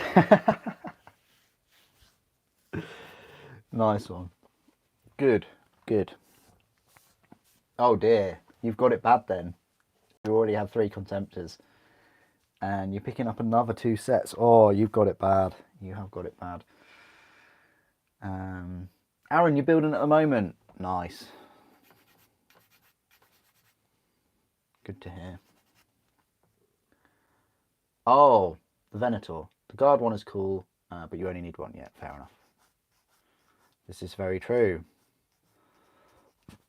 It's a bit like Vindicators, really. I've got far too many Vindicators. Let's just put that out there. I could do with another Laser Destroyer Vindicator to round off the collection, but I've bought the new plastic Vindicator, which looks exactly the same as this, but I want to find out just how same it looks compared to that.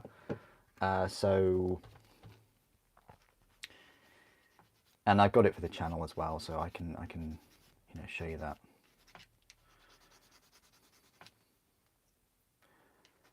But no more Vindicators. I think you can have them in a unit of 3. Yeah, you can have them in a unit of 3. So 3 Laser Destroy Vindicators would be pretty OP. I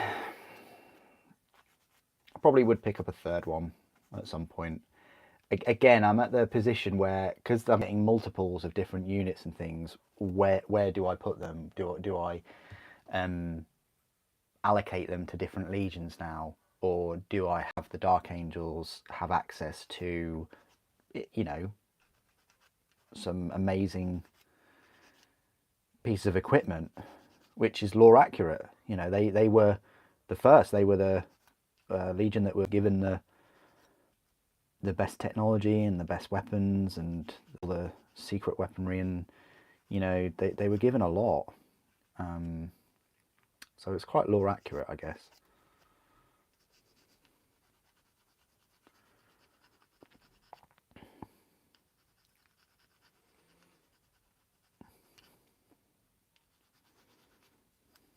I do think like 4 Spartans is a bit too much though. For Dark Angels, I think I should really give. This is the thing. I really wanted to give that second Spartan I've got, the plastic one, to Death Guard. But they can't have it, which is really, really annoying. You'd think that the Death Shroud would be able to have a Spartan, but they can't. So the other option is to give it to the Emperor's Children. Or the Imperial Fists, like...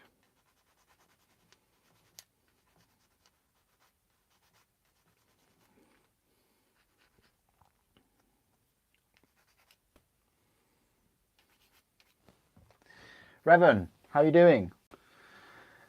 I'm streaming early today. I am. Yeah, I streamed last night late and early today. Yeah. Leechguard. Heard awful things about the kit. You've still got 3 Baneblade vehicles on new sprue. I've still got the Falchion and the Glaive to build. I was really looking forward to the Glaive, and then for some reason I just... Yeah, it's just sat there. Like with the Fire Raptor and the Storm Eagle, I've got them just sat there. I would love to build them.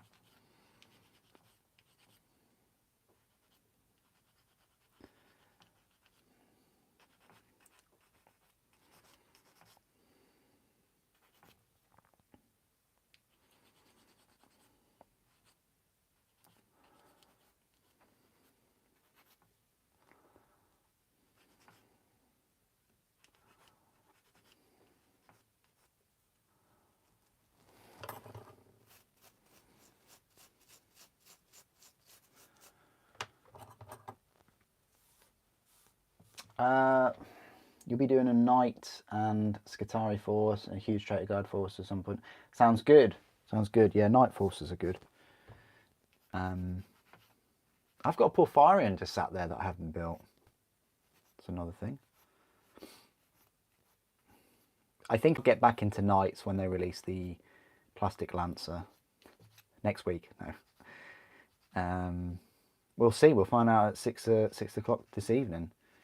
I don't think it'll be Seraphon. It could be, but I don't think it is. It's too close to the army set. And I don't think it'll be the plastic Knight. I don't know what it will be for for the preview tonight.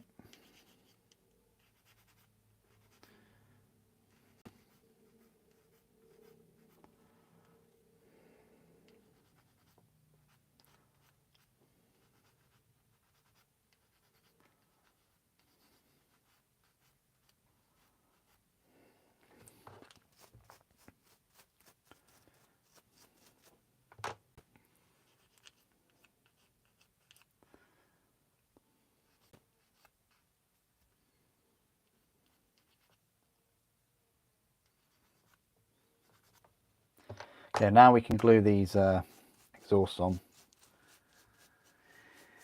No,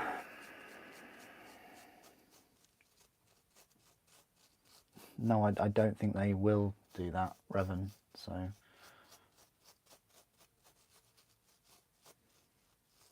no, I don't think they will.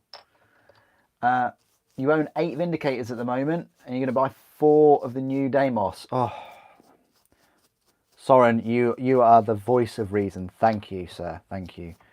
I don't feel so bad now that I've got how many do I have?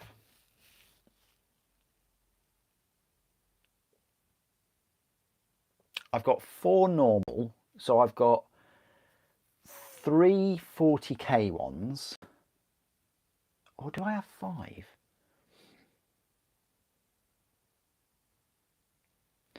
$140k, $140k. So the old one with the metal, a slightly newer one, and a very new one, and then this one. And then the one with the dozer blade. I'm just going to have to look at my video for a moment. Where's my collection video? Super, it's on your main page. Your channel. Oh great, it's not on my main page here, is it? Right. Let's find it. Super.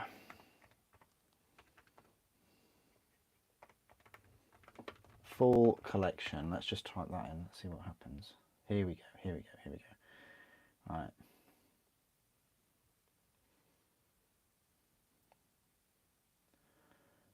Here we go. Right, so we want full screen. And we want, here we go, right, this is a juicy shot, right, so 1, 2, 3, 4, so I do have 4, yeah, so I've got the one, got 2 with dozer blade, so I've got, okay, interesting, that's good. So the 40k one came with a plastic dozer blade then eventually, so I've got the old one that's metal, I've got a forged weld one with a dozer blade, a plastic GW one with a dozer blade. Although I'm sure I had another plastic one, unless I sprayed that. And then I've got this one, that's 4. And then I've got the one with the laser destroyer, so technically that's 5. And then I've got 2 coming, so that's 7. And then I want to get another one, another laser one at some point. So that's 8. So yeah, I guess I've got, I guess technically I've got 7. Or I will have 7 from next weekend. But the goal is to have 8. And you have 8 already, so you're going to have 12. Wow, that's crazy, man. Crazy. Plastic Fulgrim tonight. Now, I would definitely pre-order a plastic Fulgrim very quickly.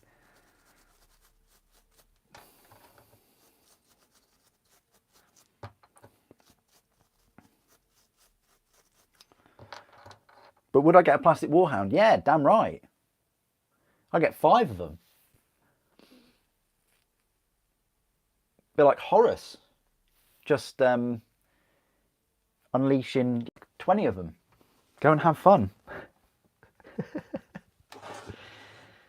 He's a funny chap, isn't he? Right. What I'll do is I'll just take a few of these barrel parts off V20 while I'm here. V20, 21. The other side, we've got the barrel tip, just the tip, and then a V19, which is the underside, which I've already taken, which is that. Okay, and then a couple of cables, V39 and 38. There's 38.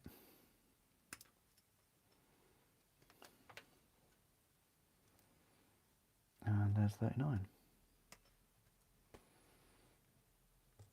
We could take everything off for the pintle mounted heavy bolter. Quite a lot of pieces for that, but 23, 22.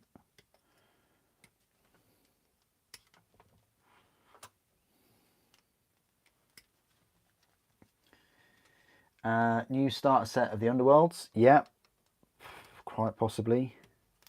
We had a lot up for pre-order yesterday, didn't we? So I think they'll slow down a bit. Maybe. 25, 24 is that?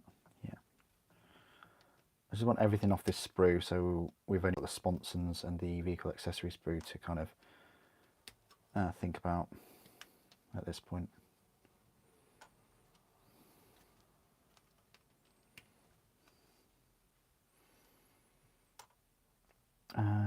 V29. Okay.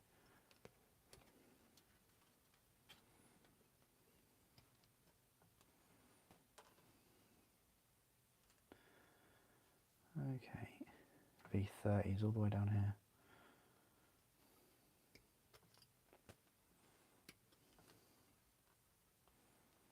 V30 is the other side.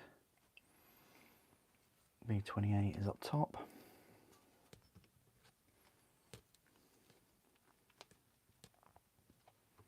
31 is the cable.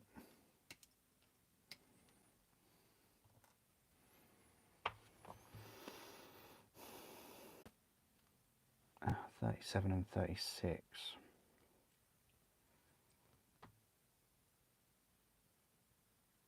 There it is.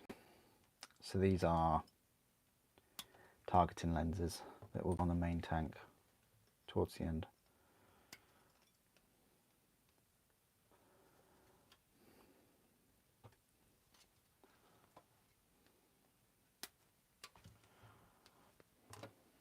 And that is that sprue complete. So that's all they need to do really is crank out these Sakarans and have a big sprue like that for like the Omega and the Punisher. And the thing is which ones would they do? I think they'd probably do the Arcus. I don't know about the Arcus, the Omega and the Punisher though. I don't know about that. Your 4 Rogue Trader Vindicators. What are Rogue Trader Vindicators? Is that before 3rd edition? That's interesting. Any chance you would do a painting challenge? My painting challenge is just a paint at the moment. I have far more knights than you. I have far more knights than you. Yeah. I mean, this is a thing, like, I guess so.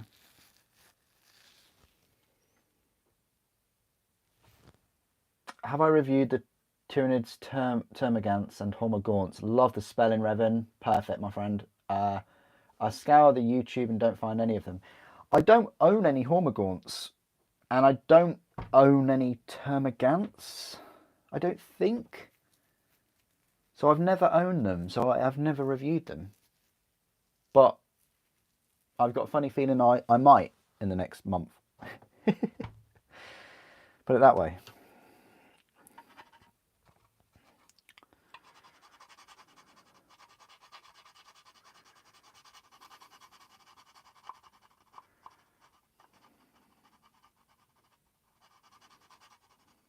I have plenty of Gene Stealers. Unbuilt ones, because I'm allergic to mould lines.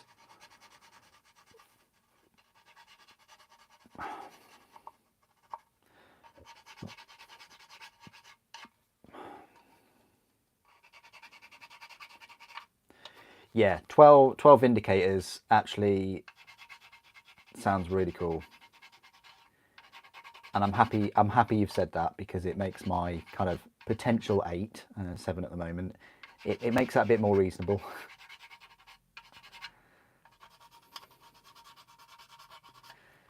Eight is the maximum I'd have. 5 Demolisher Cannon ones and 3 Laser Destroyer ones.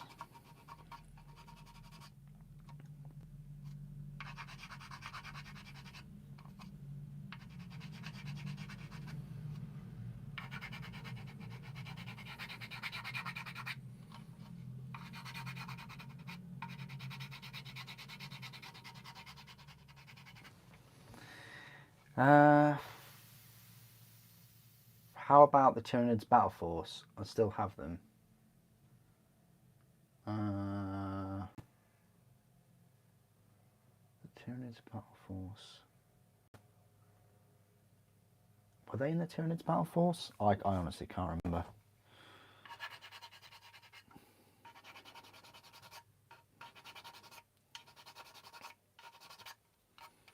Did I get a Battle Force with Termagants in?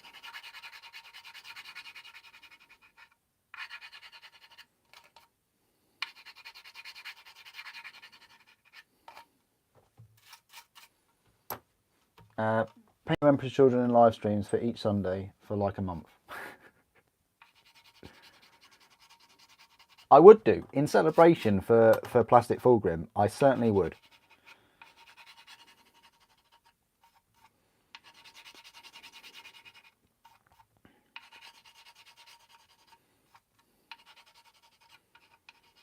But usually I don't have every Sunday off. I work, so it's very rare that I'm even here now. Well, you guys know, it's rare because I'm never here on a Sunday.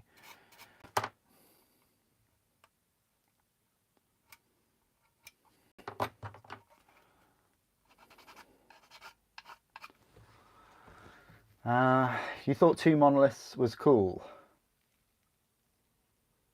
Well, it's not cool because you can only have 1 Lord of War choice.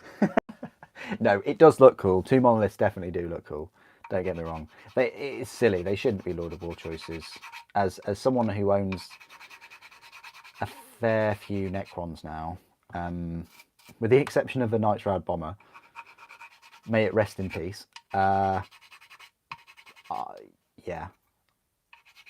I would love a second one. I don't even have that big Tesseract Vault thing. It's because I'm so indecisive. I wouldn't know which version to make, and I'd probably end up buying 2 of them.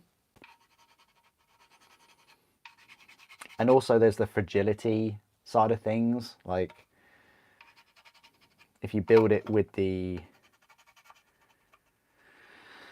Catan or whatever it is in there, then to me that just looks a bit fragile. It's just a, you know, cat magnet maybe. From 2020. Okay, hang on. Just pause in the live stream while I just check something. Tyranid Battle Force. Super Saiyan.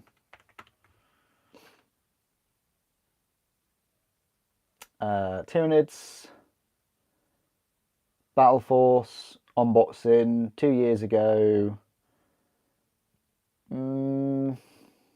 I see Gene Stealers, and I see a Hive Tyrant, and I see a Horospex, but I don't see any Termagants.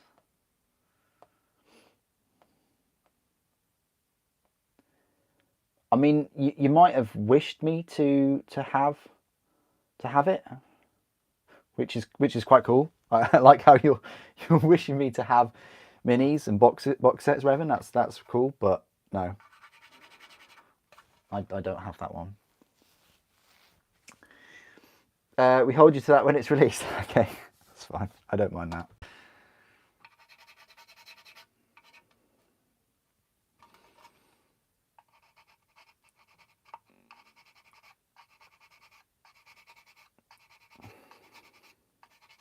I mean, I have built some Emperor's Children already, which is pretty rare. I just couldn't resist. They look so cool.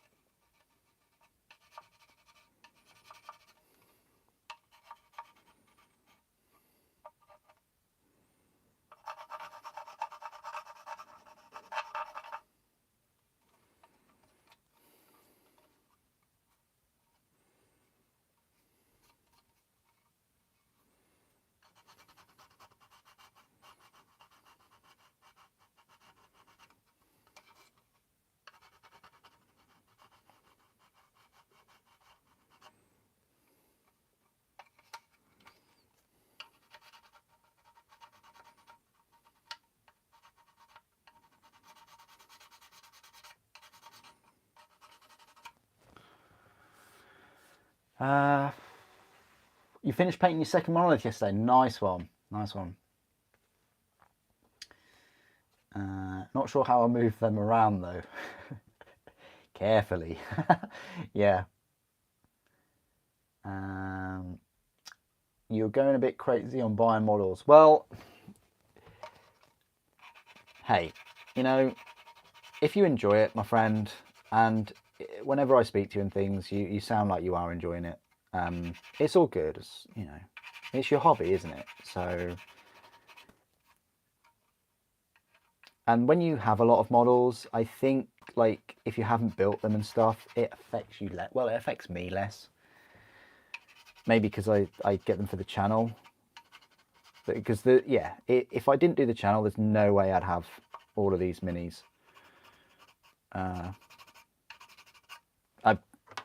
wouldn't even collect armies that I've started, like World Eaters. I wouldn't have even touched them. I wouldn't touch a World Eater. I wouldn't have gone near those if it wasn't for the channel. And the same for Death Guard. As nice as those minis look, like Custodes, I probably would have picked up a couple of things. But again, Knights, I wouldn't have picked up as many Knights as I did. It just happened to be at the right time for me to pick up the 3 Cerastus Knights in the bundle, which is a good bundle. And I did Almanar it for quite a while because that's a big chunk of money back then. And it's a shame they got rid of the bundles. Like, I hope they bring some kind of bundle system back. You'd expect them to, now that they're pulling quite a lot of their minis off the line. And a lot of them are coming into plastic. You know, they made that public announcement. They're focusing mainly on the big things. It's odd because what that means is people will look less at Forge World for minis now. Because they've made that statement. It's like, well, why should I go over there and look at models at Forge World? Because I know that they're only kind of focusing on Titans, because that's what they've said. Rather than, oh, I'll just go check out Forge World because there might be a new Horus Heresy character, or a new tank, or some new weapons for Adeptus Titanicus or something. Like, you know, that's the message that it gives. They didn't need to make that message. They kind of shot themselves. Well, they haven't shot themselves in the foot, but they've. And no good can come from a message like that, because it's either a negative message that we're not going to support smaller ranges anymore. We're only going to work on the big stuff, and everything's coming out in plastic. Or it's a confusing message of, well, actually, Forge World, what are you doing? Like, you've just released loads of new small resin minis, like the torsos, like the characters, like the assassin. It's either one of those things. It's not a positive message. It's not like, oh, we're supporting these ranges. We're bringing these new minis that we just can't justify making them in plastic, mass producing them. I say mass produce, Forge World mass produce anyway, but you know what I mean. It's either a negative message or a confusing one.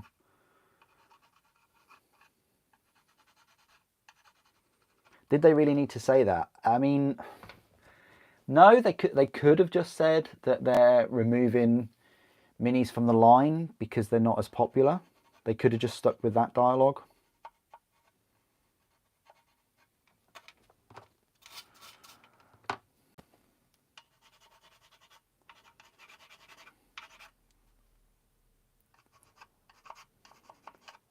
Because the dangerous, I say dangerous, it's not really dangerous, it's a luxury product at the end of the day. The byproduct of this is people will now naturally expect and assume that everything's coming out in plastic. And that's simply not the case, because yesterday they released resin minis. And I think they'll continue to do that, you know. So you can see why it's a confusing message. If they're saying one thing but doing something else, it's like, well, what are you doing then? Stick with it. Stick with that decision. Don't release anything else in resin from now on. They won't though. They can't. Can't afford not to.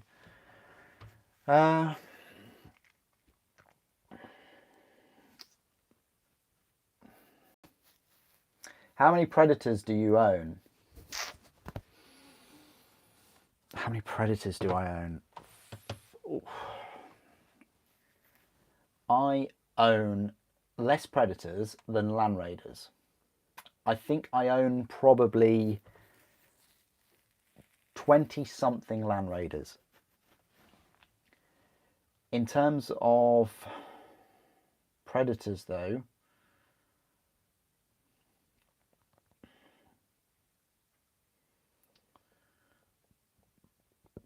if we're talking about unbuilt ones, which I don't really count, guys, I don't really count unbuilt minis, but if we're talking Predators,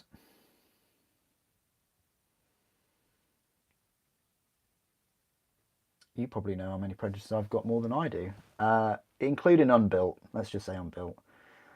1, 2, 3, 4, 5. 3, 4, 5, 6. Hang on, let me just check. 6.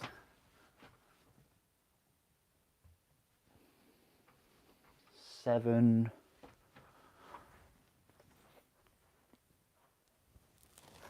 8.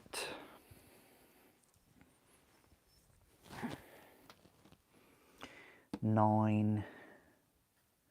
10, 11, 12, 13. I've only got 13. This is a thing. I need at least between 20 and 30. Probably when I'm finished, it might be closer to 25, possibly 30 Predators when I'm finished. But no, I've only got, what, 13 did I say? It's not very many at all. Like I say, I've got 20 plus Land Raiders. It's a lot. It is a lot.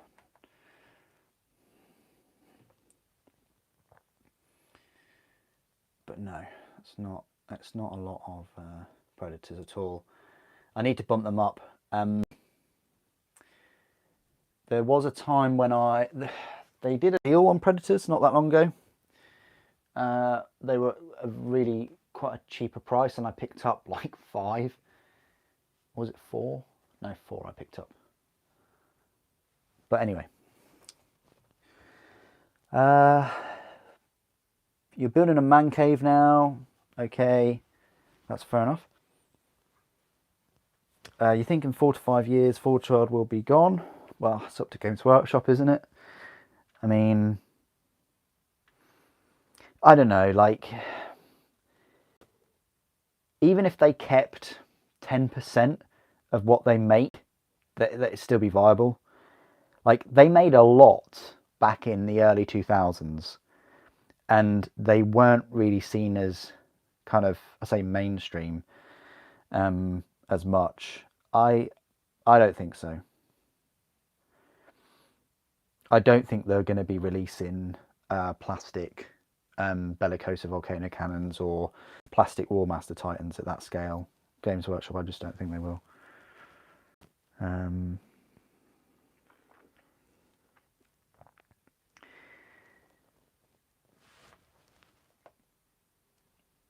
Oh, that's fair enough. I'll be back in a sec, guys. Hang on.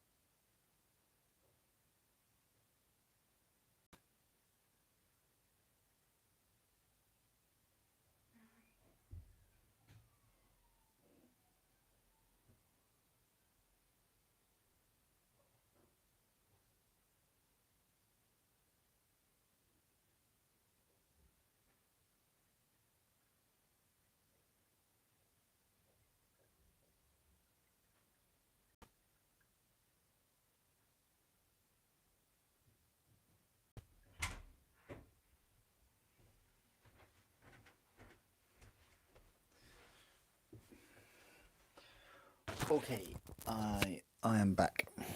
Thank you for that. Right.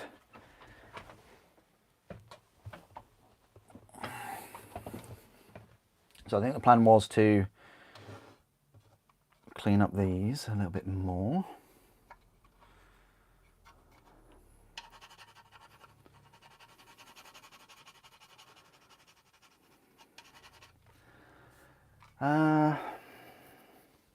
When you first started the hobby, Forge World had a huge catalogue. Most of the stuff that was in the catalogue has gone.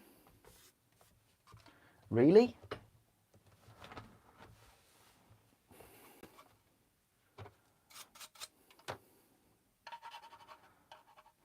Most of the stuff in the catalogue is gone.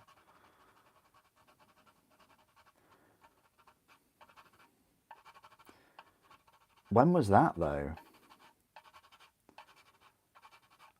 Like what catalogue are you referring to? Because I know quite a few things have disappeared, but if anything, their range is bigger than it ever has been.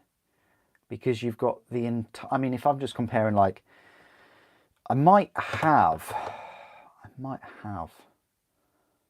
I don't think I've got a catalogue nearby, but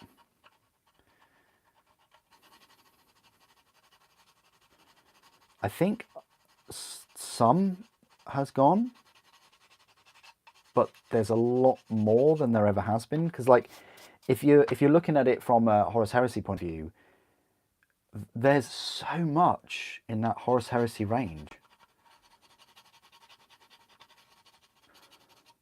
It's predominantly Horus Heresy on Forge World, predominantly.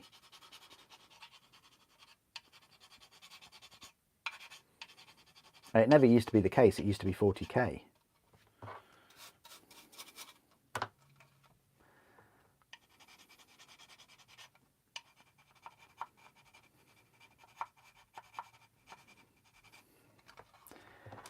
I mean, I think it would be silly if they did get rid of Forge World altogether and they didn't release like the big models or, you know, miniatures to support other games, because they've got all the technology, they've got all the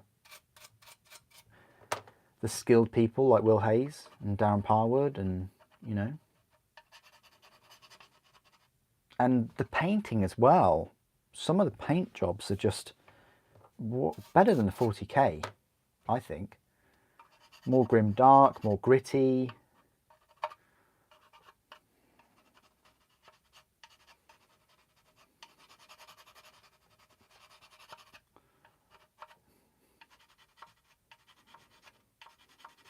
We'll see though, we'll see. You know, as they always say, time will tell. I think it would open up more people to print more people to get, you know, use other means of getting miniatures that they can't get. But this is why I get frustrated with Titan weapons. Like, they have them for Titanicus.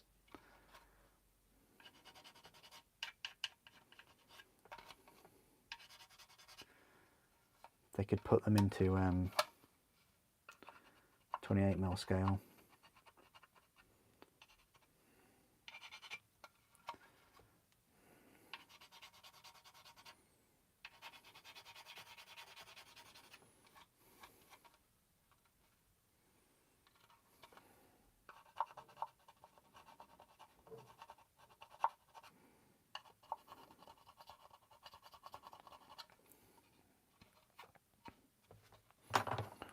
Okay, it's looking good.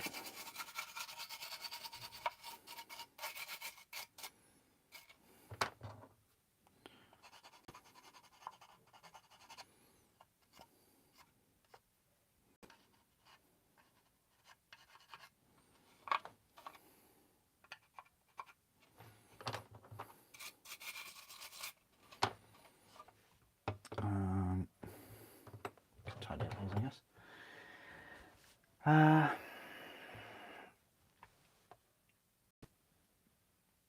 Oh, you go back to 2003. All the Guard. Did they really have a lot of Guard though?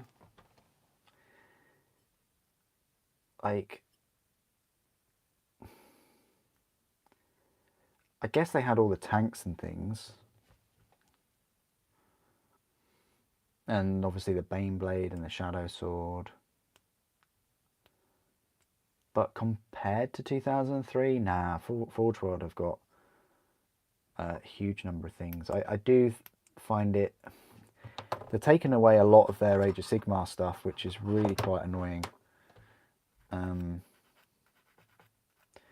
They probably will be making minis for Old World, though, I think.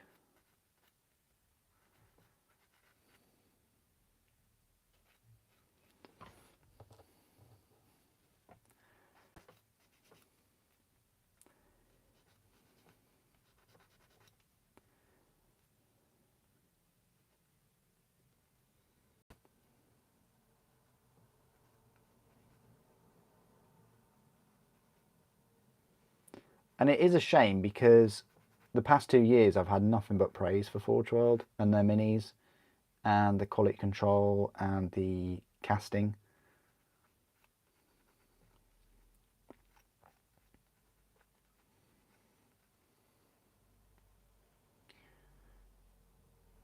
You know, the Horus Ascended model is gorgeous, and likewise so was the Lion and the Khan. You know, I wasn't even going to pick up the Khan, but everybody wanted me to get him for the channel. Right, let's put the exhaust on. The Boogie Guard faction, what, the Elysian Guard, weren't they, or something? Were the Elysian... I don't know, I've forgotten they were called. Elysian Dropship Troopers. There weren't many of them, though.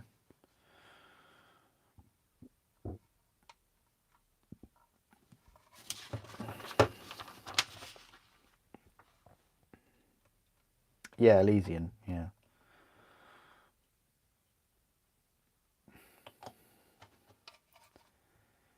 Oh.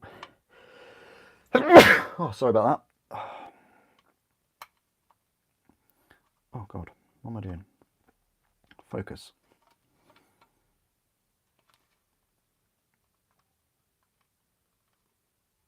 Get these exhausts right. Oh, thank you, Reverend. Thank you.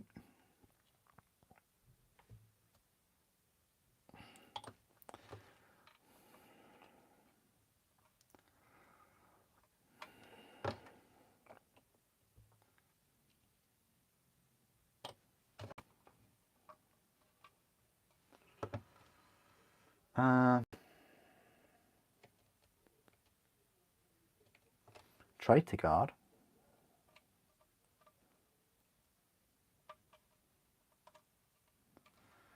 Okay, that's the exhaust on. I think we can kind of focus on the main cannon now. So it comes in these 3 parts. Yeah, what I'm going to do is put these together and then kind of clean them up.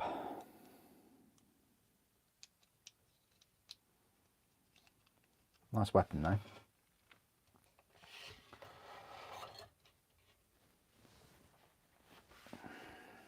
Yeah, I would have loved the buggy. Definitely.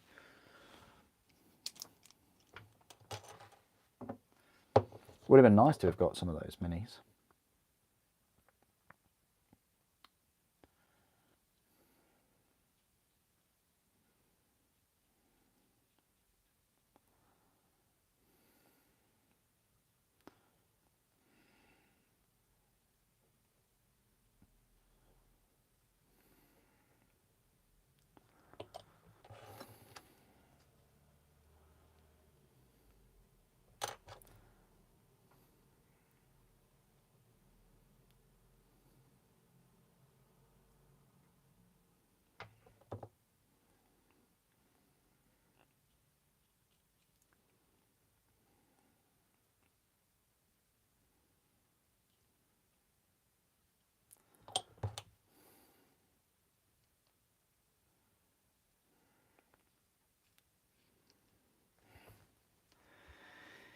Uh,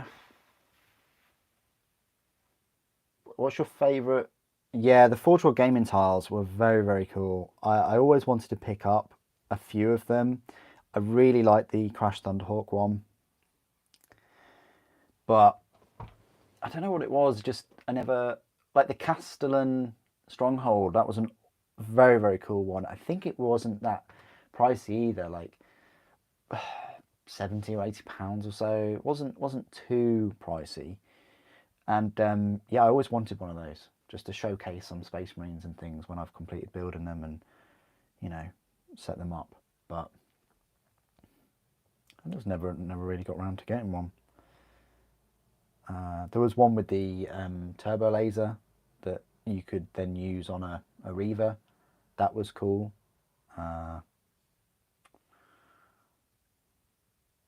Yeah, the Adeptus Titanicus ones as well. They were awesome. I think there were like 4 available for those, and they got discontinued quite quick. I went to an event and I saw a train, like a Titanicus scale train with a load of carriages and the smaller crates, the Milstarum container things. That looked brilliant, but unfortunately that disappeared.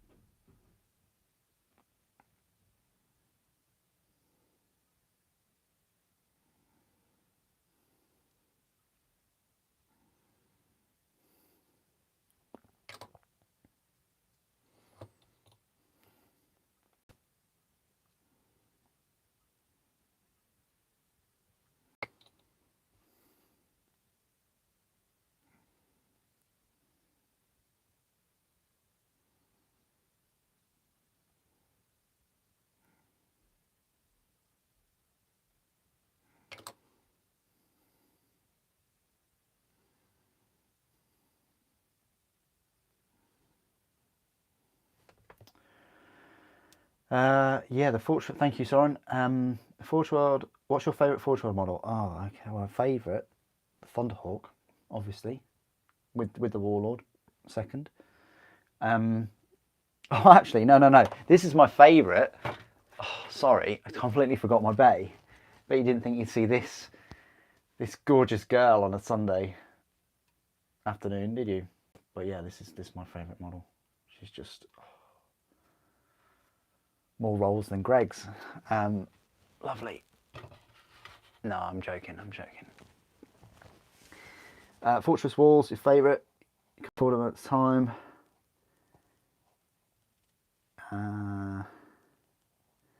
Oh yeah, I remember those Fortress Walls. Yeah, they were so cool, weren't they? Yeah, I remember them. They were amazing. Oh, can you imagine if they released them now, how much they would be? Like £1,000. Yeah, I totally forgot about those Fortress Walls. Oh, I want to go get my catalogue now. Hang on. I might have a catalogue somewhere.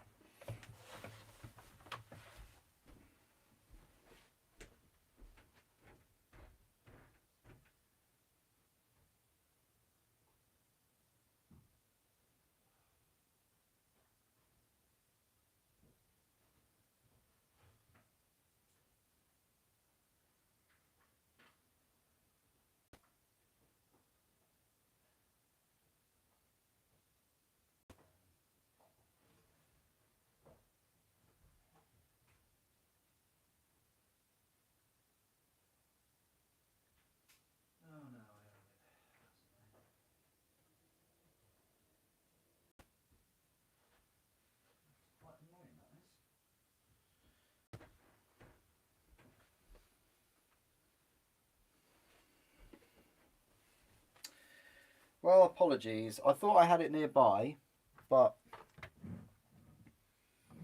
turns out I do not. So that's going to have to wait.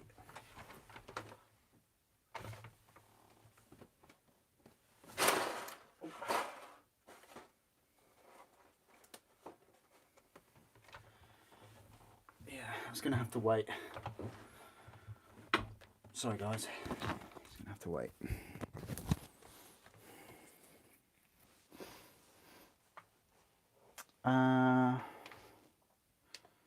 It was a Grand, was it? Ooh. Now, the only Forge World models you ever owned was a Tiger Shark and a Commander. Okay.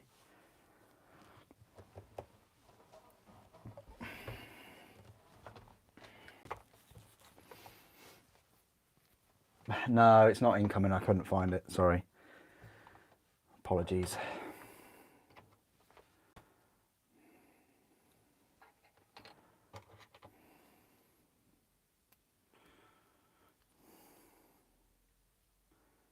I thought it was near my Citadel catalogue from 1999, but it's not. I don't know. I honestly don't know where they are now because they weren't there.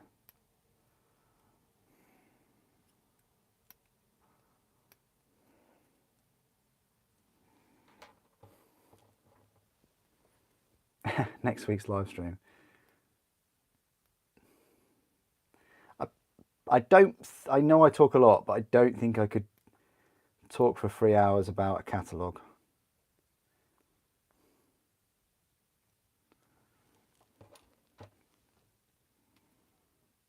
Although I am up for a challenge.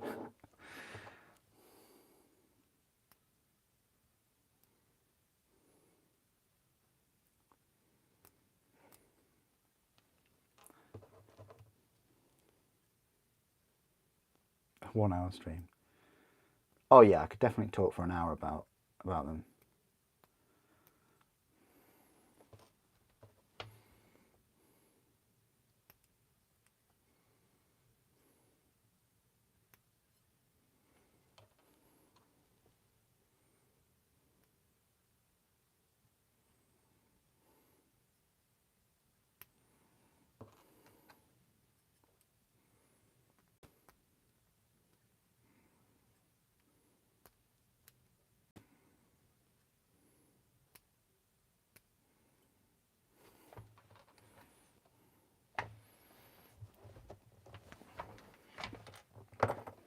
Just realised that my camera isn't really facing down much today.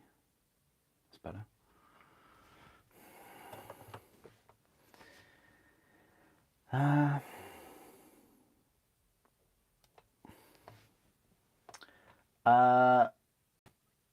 Do you have any other hobby dudes? No, any hobbies? Yeah, motorcycling.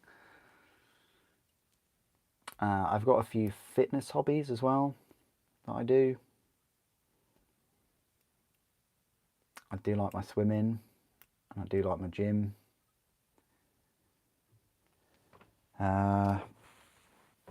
Video gaming, massive gamer. Looking forward to Diablo. I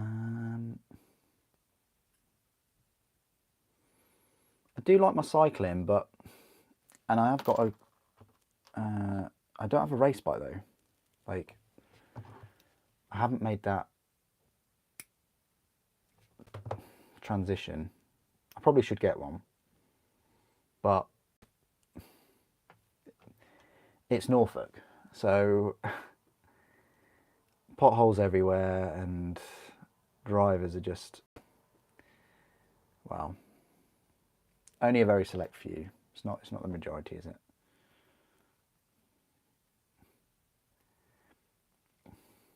And I hear of stories now and again of people getting hit off their bikes and having life-changing injuries and things like that, and it's just,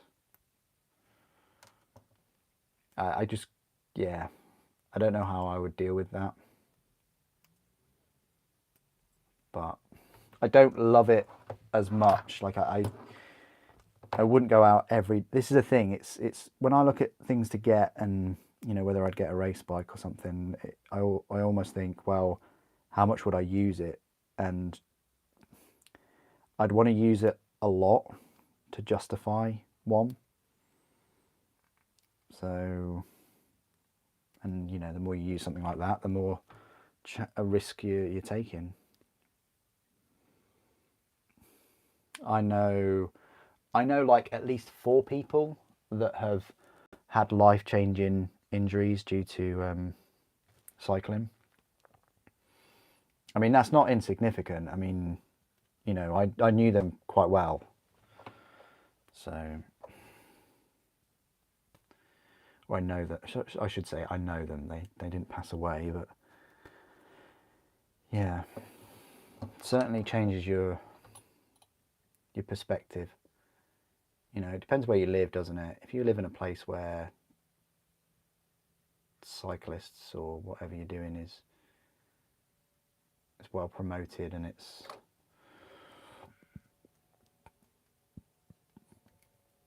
safer, then of course you'd invest in that, wouldn't you?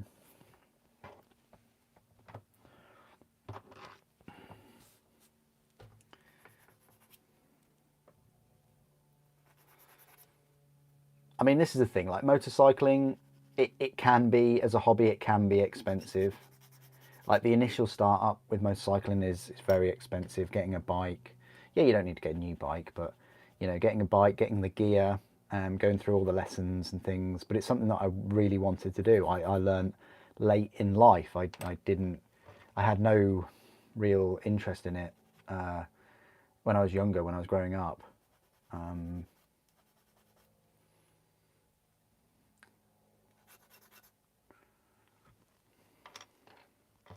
I mean, my dad had a bike, and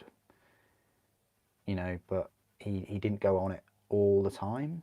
And I think your hobbies, to some extent, are also affected and born from your family as well as your friends.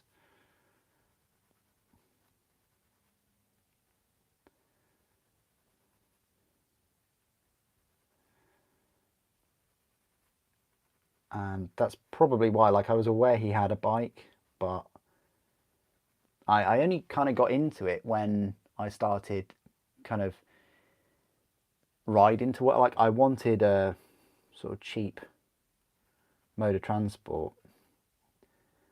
So I got a 125, and then I progressed and did all the tests and stuff for a big bike.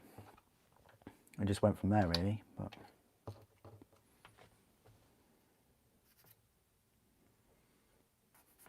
But it can be expensive if you want to do like race days and things. Like I wouldn't. I'd do a race day if it wasn't on my own bike, and then you bring up the questions of, well, can you really do a race day on a bike that isn't yours? Because you have to like kind of learn the bike, get comfortable with the bike, kind of understand the limits. And again, I know of people that have gone on track days, used the bikes of the track, and have come off broken collarbones, broken things, had time off work, and I just can't afford to do that. Like, you know, for me, it's just not worth that risk.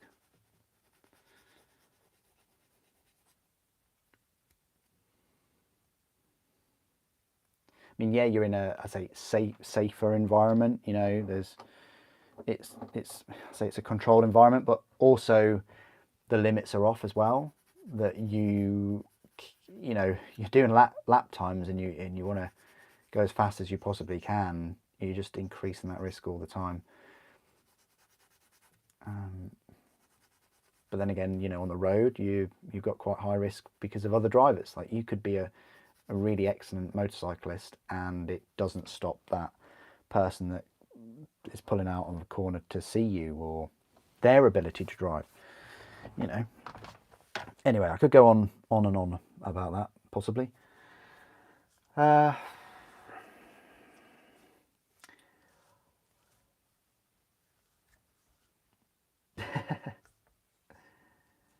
uh, No, I don't own a PC, Arthur. No, I don't actually own. Oh, stream's stopped. Let me just plug the old charger in. So my voice may sound a little bit different from now, but I need to plug this charger in, otherwise we're a bit scuppered. Okay, you're deciding not to play ball then.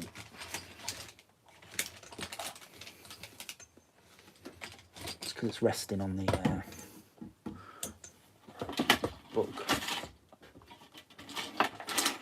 Sorry, I just need to do a bit of a Zelda Tears of the Kingdom here with this charger. There we go. Excellent. Yeah, no, I don't own a PC, so I don't do any PC gaming. Anybody is welcome to donate me a PC. That'll be fantastic. Thank you. But I do have every other console, and my setup is pretty nice for gaming. You know, we're talking like a 4-inch screen. I just plug everything into it. I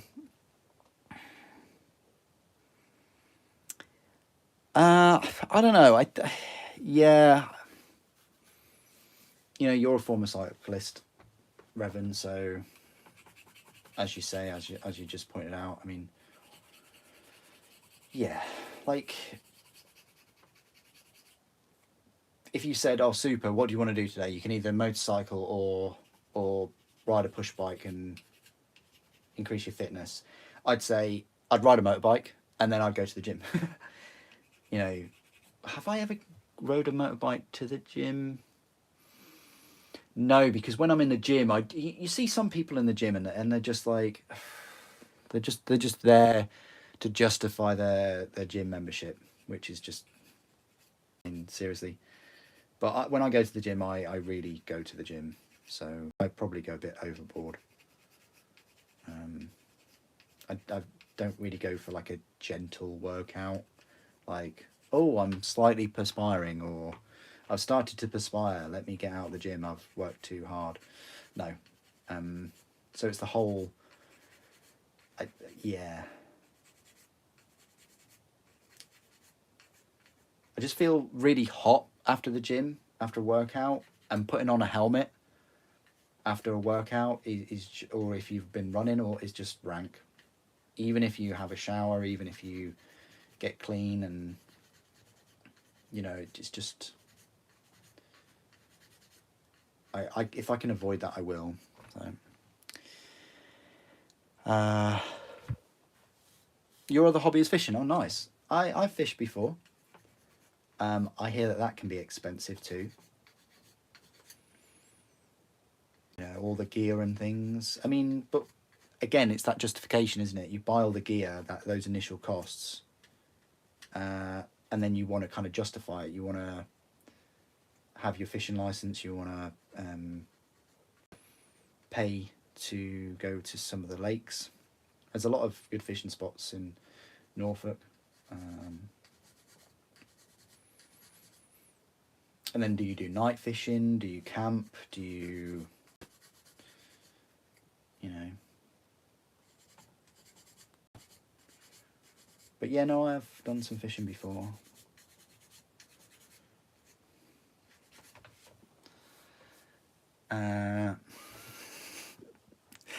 I have an NES.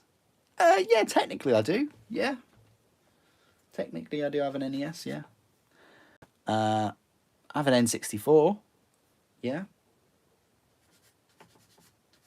I have a Game Boy with like one colour.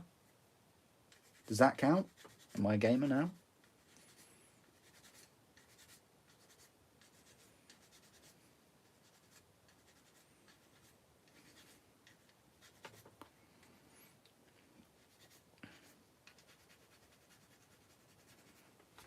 Sega Genesis.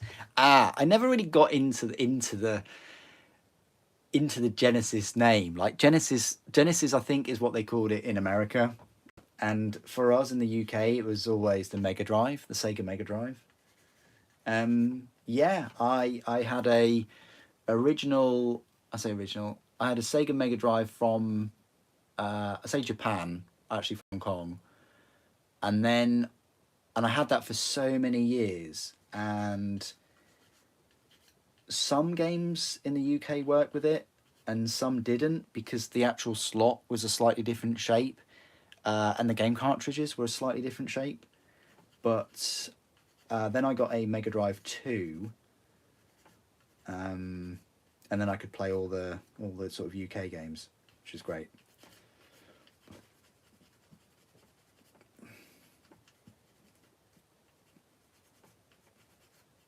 But yeah, I had a PlayStation, a GameCube, all the PlayStations actually. The Xboxes. I got a PS4, and then I played a lot of games on PS4 and kind of dropped the Xbox One. I didn't get an Xbox One, but I eventually got an Xbox One X, and of course now I've got the Series X. But yeah, it's almost like for that generation I dropped Xbox, and that's kind of what's happening now with this generation. I've got PS5 and I've had one for a couple of years now, and it's just fantastic. I'm sort of dropping the Series X right now. I'm playing the PlayStation a lot more than I thought I would.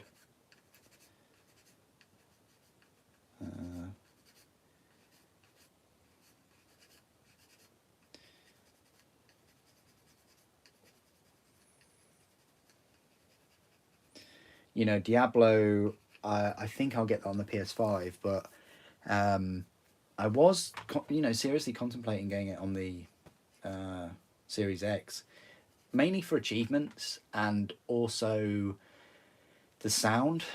But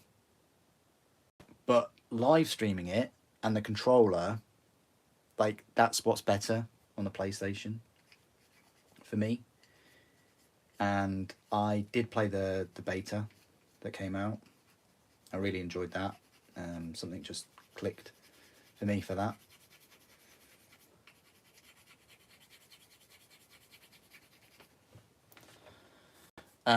Pike, yeah. That's, I've heard of Pike, yeah.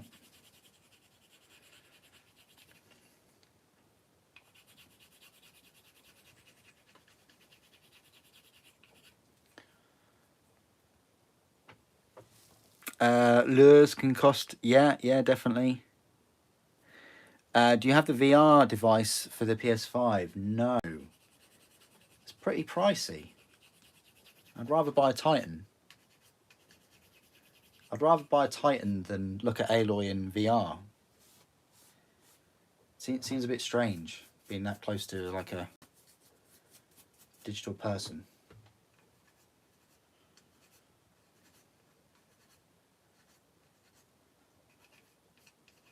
And also, like, I play a lot of games to relax, and with VR, I don't think I could relax. It would be an all encompassing experience. Like, it looks amazing. I mean, the thing is, I like to chill back and just play Gran Turismo 7 or something, and if I had the VR, I'd be like looking around at cars and, you know, yeah, it would make a kind of chill game more exciting. I can see that totally.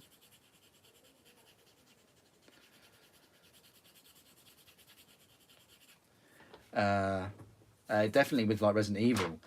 I mean, Village in VR must be incredible. But again, it's like adding VR to an all right game.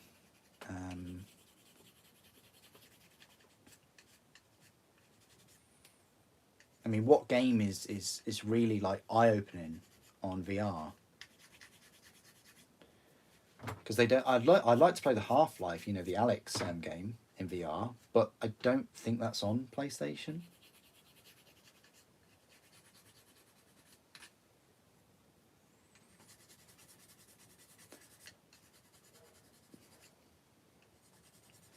And also, I probably want one of those chest vibrators. You know what I mean? One of those vests that you wear that kind of vibrates if you get shot or if something hits you, or I don't know. fully immersive, I think it would be. You just completed your Despoiler Squad. Oh, okay, nice.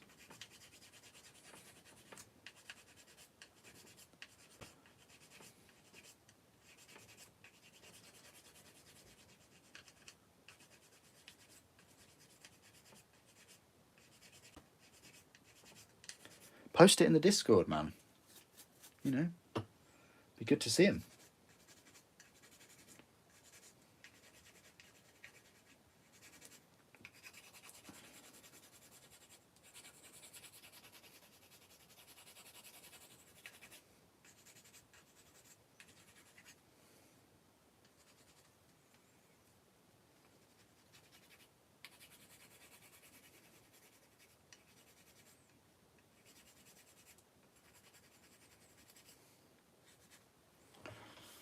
Oh, nice one.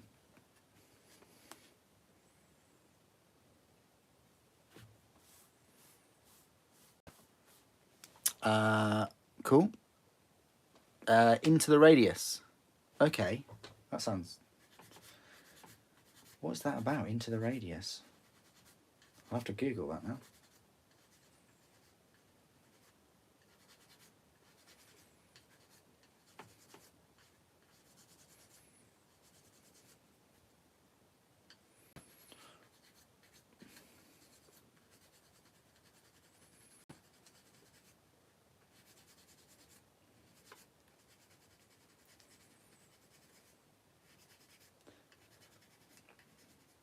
See, this is the thing with VR, like, nothing really captures me as much to make it warrant that £400 price tag or whatever it is, or even 500. It costs more than the console. Yeah, this is the thing with justifying the prices as well. Like, if I got it, I'd want to play it a lot to justify, you know, the price of picking it up. The novelty just isn't enough for me. Like, I could spend what, £700, £800 on a PS5 and the game and then the headset, but if I'm enjoying Zelda on a Switch more, then yeah, why would I spend that kind of money? This is the thing.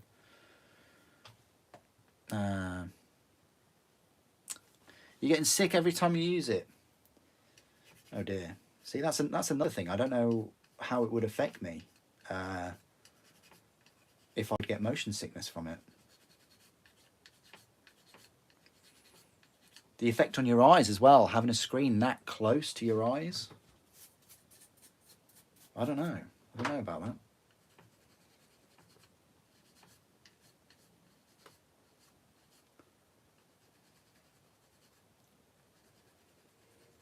I mean, I spend enough time looking at screens. Is the answer really to look at more screens? This is kind of what this hobby does for me as well. It gives me a break from screen time. It got to the point where it gets to the point in kind of winter where I'm looking at so many screens that when I go out and drive, that car lights kind of affect me. Get sensitive to light.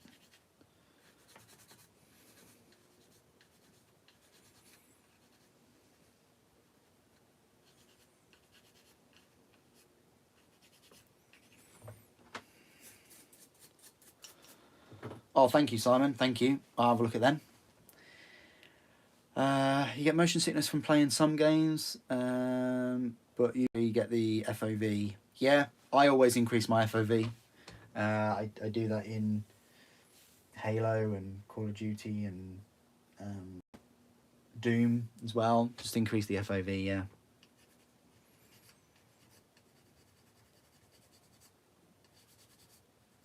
There's nothing worse than having like a FPS where your gun is like most of the screen. That's like, and you can't really see to the side what's going on. Yeah, all games should have FOV sliders completely. It does take a little while to get used to, I admit, but it's literally game changing.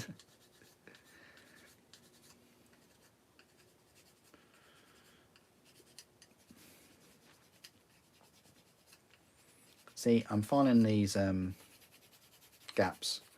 It is going to be worth it in the long run to do this. I know it takes quite a while, but it makes a big difference.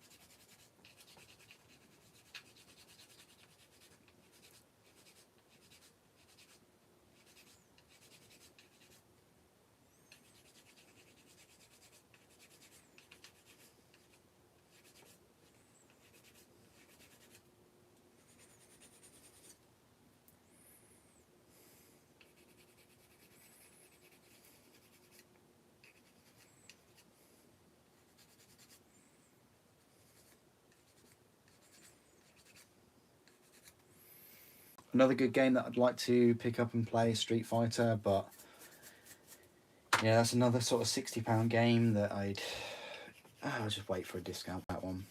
Capcom are doing really well at the moment anyway, so I've already had a fair chunk of my money with Resident Evil 4, which I thoroughly enjoyed.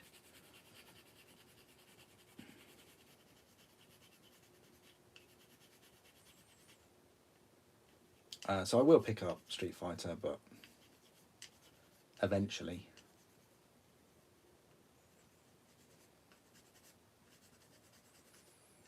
You know, if it wasn't released in the same month as Diablo, so say like Diablo released in July and Street Fighter was in June, then I'd pick up both, but I'm not a massive Street Fighter fan.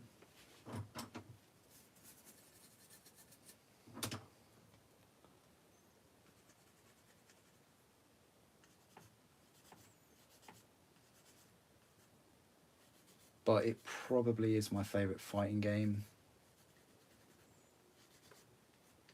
It used to be Tekken, then it moved over to Street Fighter. I used to play so much Tekken.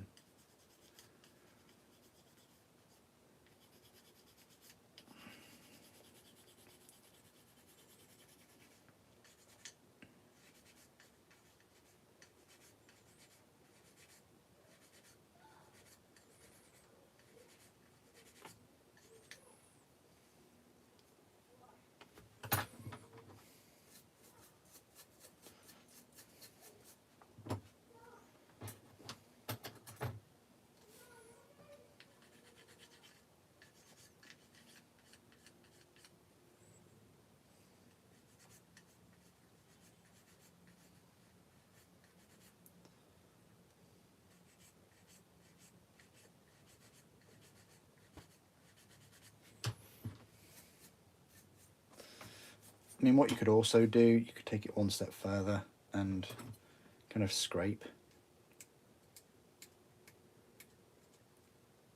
the gaps in there.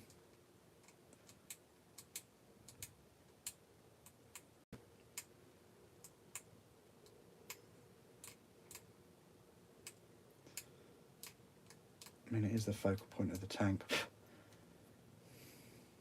Oh, these ones aren't too bad.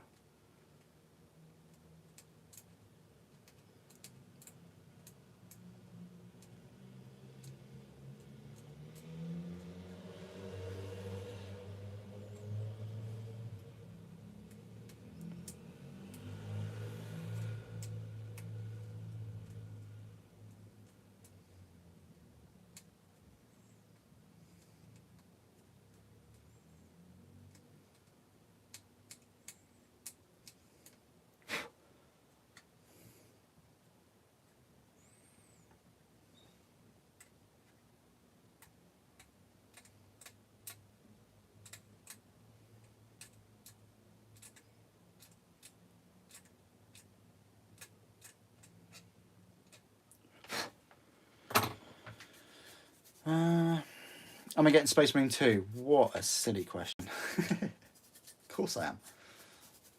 I'm getting Bolt Gun in 2 days' time. Really looking forward to Bolt Gun. I think it's going to be fantastic. I'll be live streaming that. Don't you worry. So if we do that, and then it kind of goes on like so.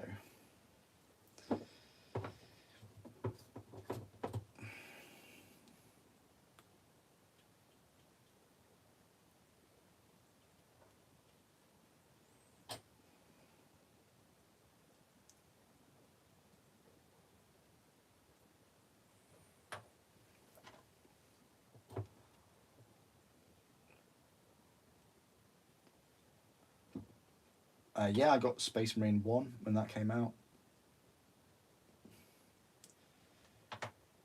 Back in 2008. I can never remember when that came out. Maybe it's 2009. Oh.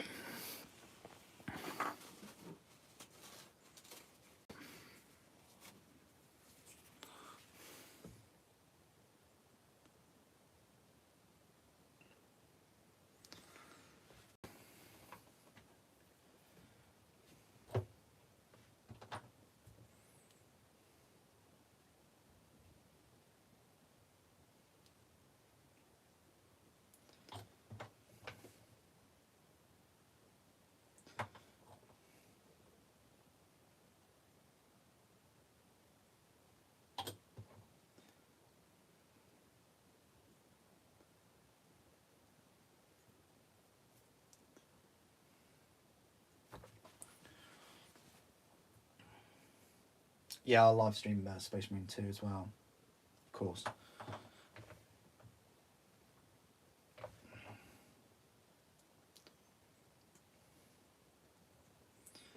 Pop the tip on.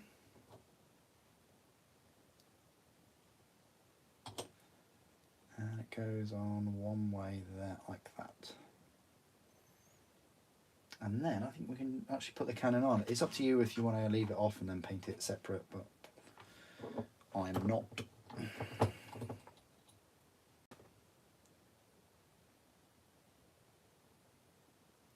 We will finish this in stream today.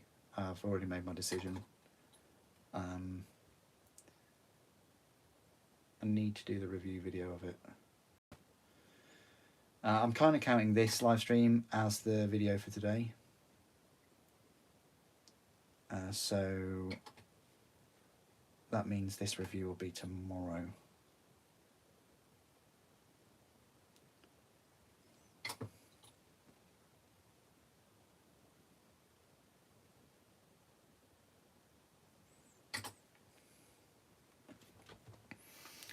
I am getting Bolt Gun, yeah. I'm getting Bolt Gun tomorrow. I say tomorrow, in 2 days' time.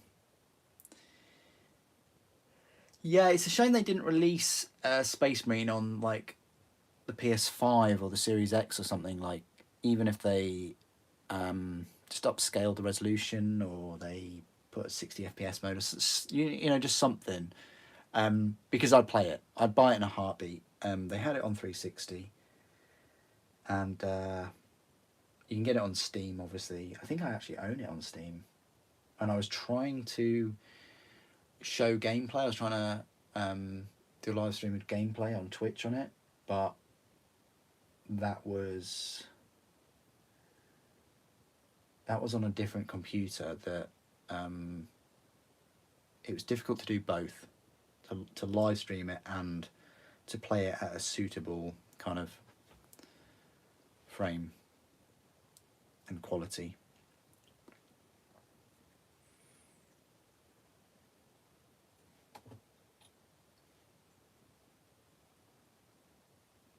But yeah, if they brought it out again on a console, I would play it. Yeah, I'm getting Bolt Gun in 2 days' time. Looking forward to that.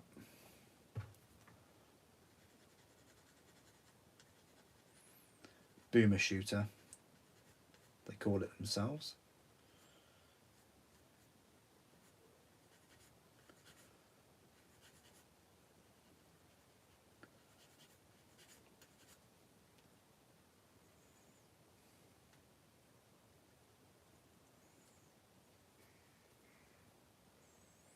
I'm not going to glue that in just yet because that needs a bit of a clean up. So what we can do instead is just build this heavy bolter. But first I'm just going to grab a drink.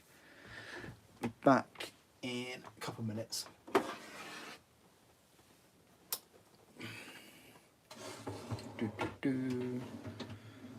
Spared no expense.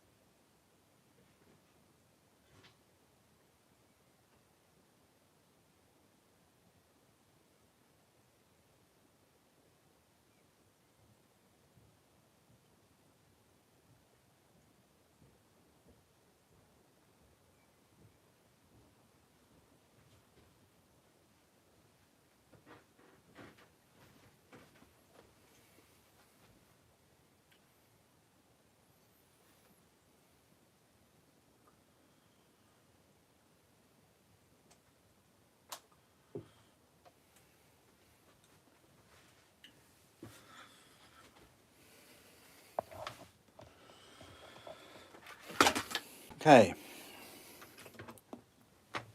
I am back.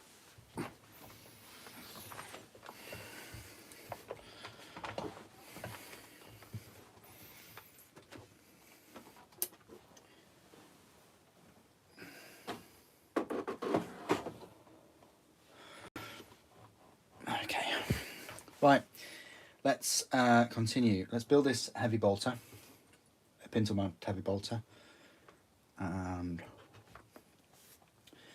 then we're pretty much done. Then I can get this review out for you guys with some size comparisons. I'm sure I've got a box of like Sakarans somewhere. Just trying to think of where my resin Venator is.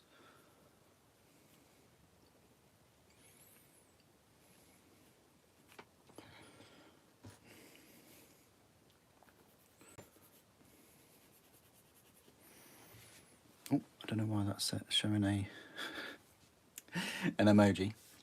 Yeah, as I say, important to get out of your chair and have a little walk around, grab a drink.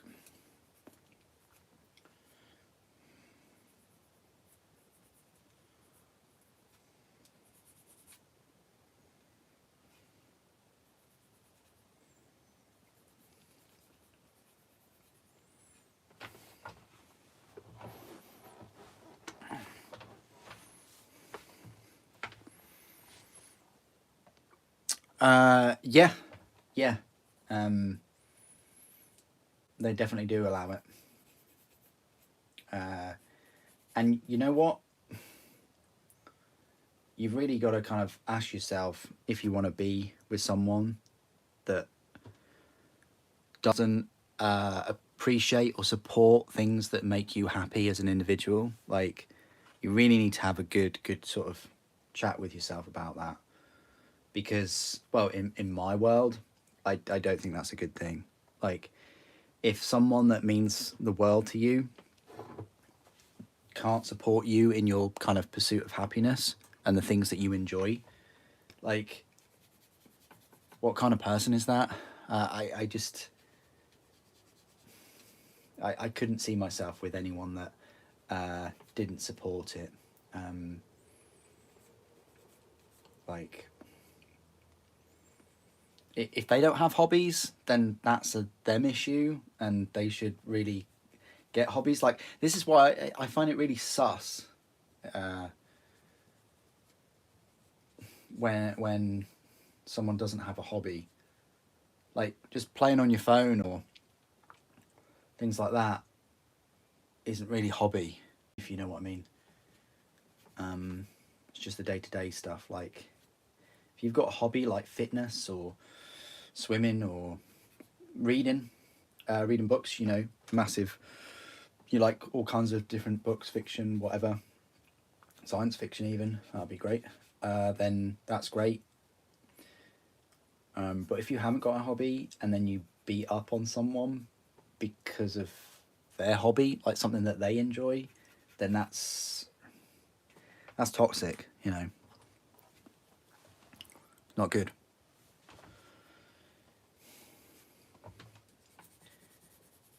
Like, someone I was with, she was very supportive of this and this hobby. She even went to an event with me, which was, I mean, you can't really ask for anything more than your partner going to an event with you. I didn't have to like twist her arm or anything. And that was incredible. And I supported her in her endeavours and things that she enjoyed. So, yeah. I mean, I'm not. I know some couples, like, they take it to the next level and then they start collecting and they start painting and playing games and things like that, which is also cool. But I would never expect anyone I'm with to pick up my own hobby for their own. Like, that's not what it's about to me. To me, it's just, he does this hobby, he enjoys it, gets happiness from it, and he likes to share it with say random people on the internet, friends, with you guys, everybody that comes to the channel and enjoys the things I say and things I show. The community, there you go. Super Saiyan community.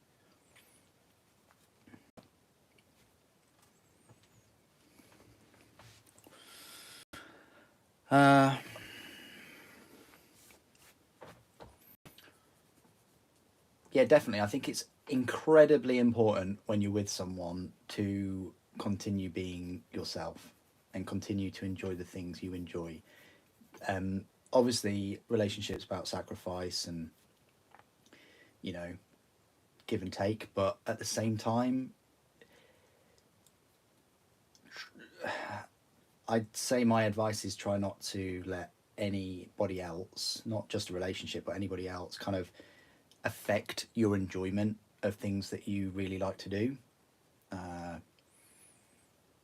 Because when that happens, you'll find that sometimes the things it replaces, they're not forever, or they don't give you the same feeling. It kind of, it chips away at your identity a little bit, and that's the whole reason why they're with you. It's because of all of your experiences have led you to be the person that you are now. And if you start taking parts of your personality away, then you know what is, you're just left with a simp. No, you know what I mean. What are you left with? Like, but anyway.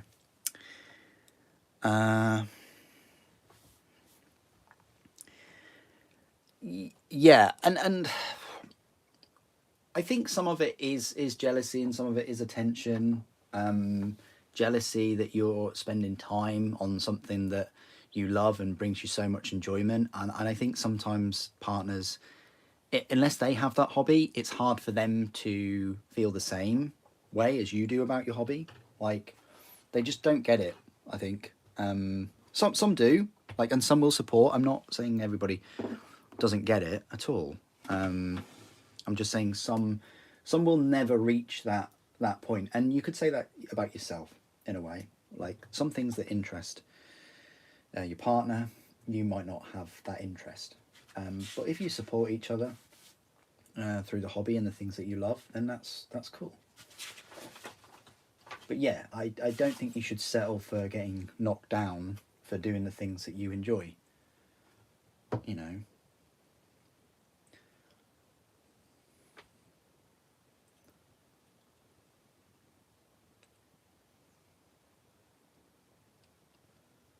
Sorry, it kind of went into like a relationship kind of philosophical kind of tangent there, but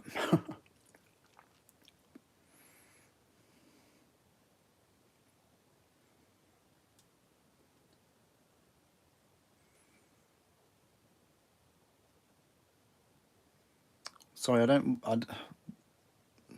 get what these jibs are for, Simon. Like, I don't think there's any real need for that. Like, again, this is your opinion and your sort of focus on what I'm doing, and like, I will have completed this tank as soon as I've done like the main weapon and the heavy bolter. Like, in your head, I won't have finished it, because maybe for you, a model is only truly finished if it's painted. But again, the definition of painting is 3 colours. So I could quickly now just put 3 colours on the tank and then it is painted. But this is the thing, it's like, different versions of completed models are different for different people. Like, I'm in a completely different spot, that I will have to complete this and then review it. And me doing all those things means that I clearly can't paint something else. Like, running the channel, I'm not blaming the channel, but I'm just saying that, you know, that is time that I could have spent painting or doing something else. So yeah, to me it is completed. Yeah, I don't know. It's sort of like a jibe that you kind of trying to make it into something funny. I don't get that. I don't know. It might be your humour.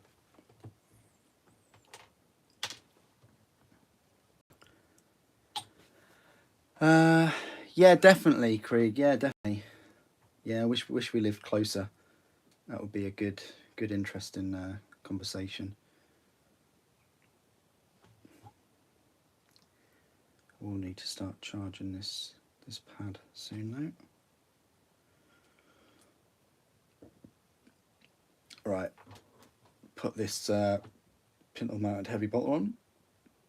I think it's cool that they have this weapon. You understand why, because obviously, you know, the main Sakaran, where the heavy bolter is, that front mounted heavy bolter, the whole mounted one, is where this main weapon is. So they don't have anything on top. They have to have the whole kind of generator thing on there. And this just goes on there. It's relatively straightforward, I think.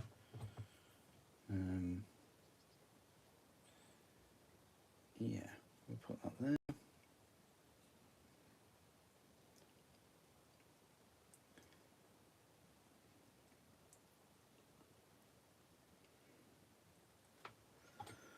Okay.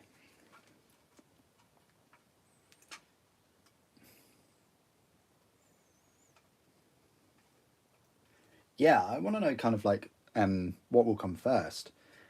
The Lancer in plastic, the newer plastic sort of Mark IIIs, or the plastic Deredio. Really interested, you know. What will happen with that? Okay, so this piece, all right, goes on there. That's fine. That's doable. You got a question, Revan. Since the old world is Forge World exclusive, is that means that it will become specialist game rather than main? Since the old world, specialist game rather than mainstream. Since the old world is Forge World exclusive. Yeah, I think it'll be specialist, like what they did with Lord of the Rings and The Hobbit. Maybe they'll get to a point where they'll bring it back in plastic and you'll get some kind of cool game system with it. I don't know. Like, possible, isn't it? Possible that they could do that. I think that's sometimes what they find out, is that these systems in resin become very popular, and then they're almost like, all right, okay, well, we could be cool to get some, you know, bring some plastic kits out for it. That does go there, doesn't it? Yeah. It just seemed odd the way that connected. Oh well.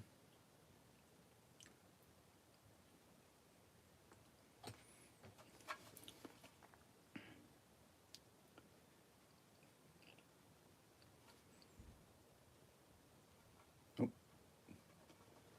There we go. Nice, it's taken shape. Certainly taken shape. This heavy bolter. It's kind of like a side. It's cool though, don't get me wrong. Putting that there, and then this goes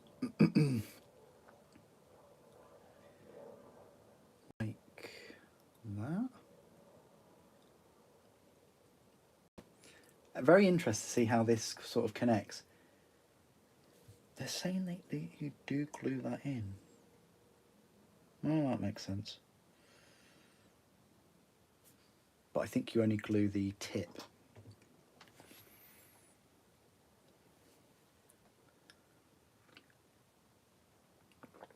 Yeah, no worries, Simon, no worries.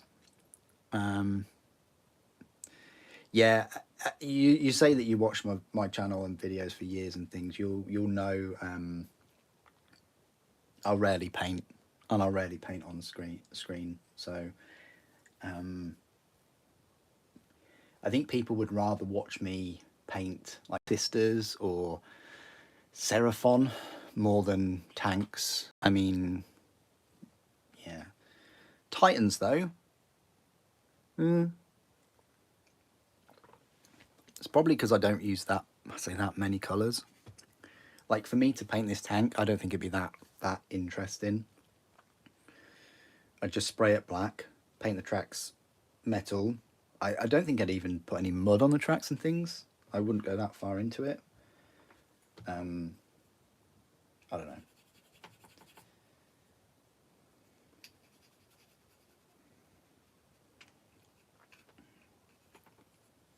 Maxim, good afternoon. How you doing?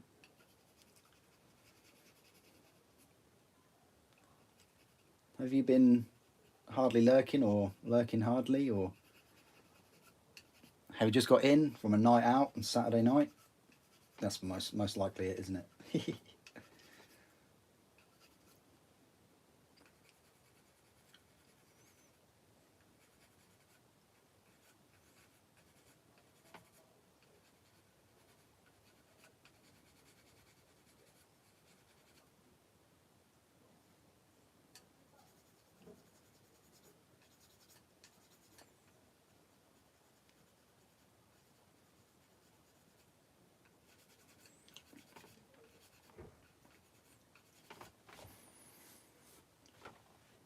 Just getting up. Oh, okay. Good morning then. Good. I hope your night shift went well. On the roadmap, it says Night in summer and Dreadnought in autumn. Oh, okay. Thank you, Soren. And summer is only really sort of 2 weeks away, isn't it? Now, here's the question. Will it release before 10th, after 10th, or, here's a spicy suggestion, during? Wow. If they release it during 10th, like the same release date. Here's a plastic Night Lancer. Okay, thanks for that. Just got to make a quick call to my bank manager. He's not going to be happy.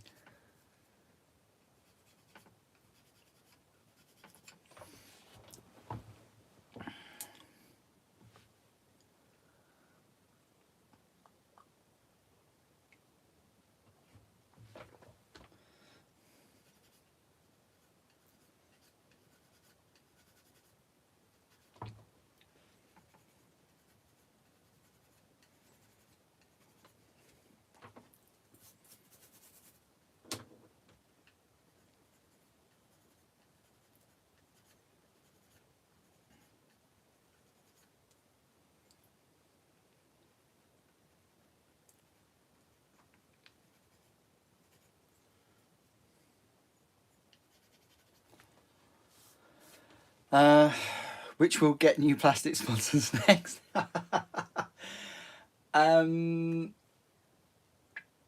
Funhawk? I don't know. Which resin vehicles have we not had plastic sponsors for? That's all of them, isn't it?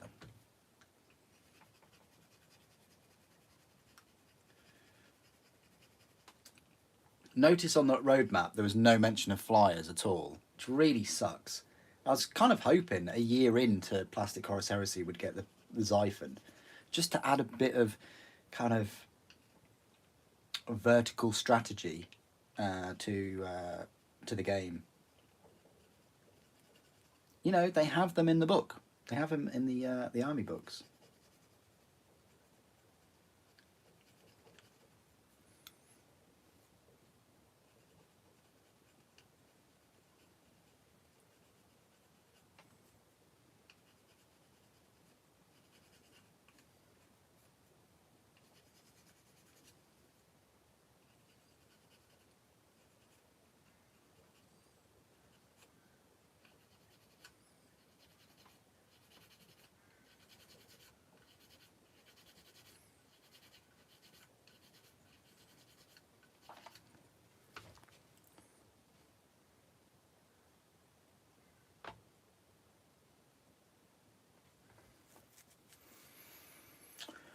I get it must be different for you as you do so many. I guess it must be as hard as to paint or which to try and build.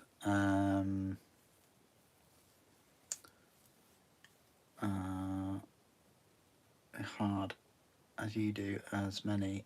I guess must be extremely hard to decide what to paint.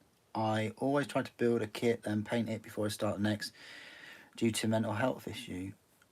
Okay.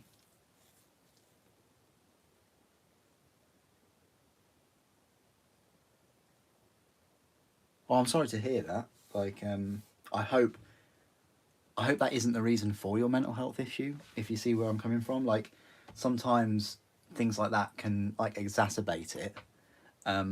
But if you had that pre-existing before, then yeah, I can understand that. Like, I say I'm lucky that I don't have any like that I'm aware of. I've never been checked and things, but you know, it doesn't really affect me. Probably because I've been doing it for sort of like 10 years now. I guess it's a 10-year anniversary in September. Wow. But yeah, I see where you're coming from. Like if you build something and then paint it, and yeah, it's a whole different world for me.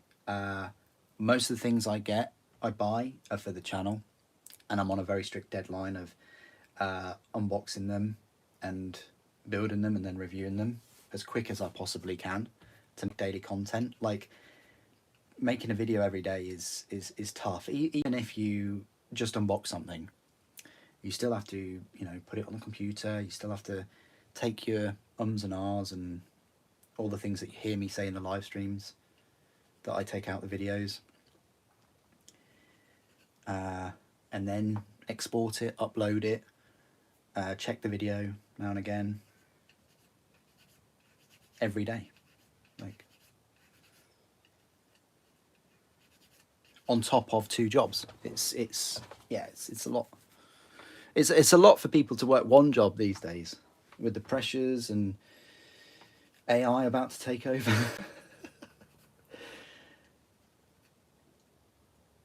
I wonder what will happen. Like, at first I think it will be sold as, oh yeah, this is great. AI is going to do a lot of our jobs, so we can do a 4-day working week. And then all of a sudden it's like, you don't need to work anymore. Okay, but you do. It's going to be, yeah, interesting times.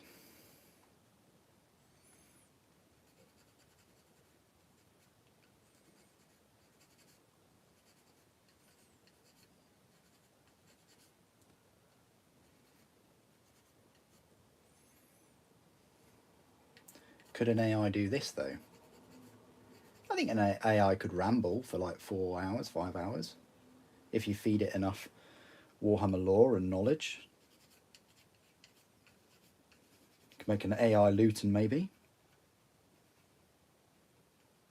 You know, if you fed it all of the lore, all of the rules, everything, you could get an AI to do that.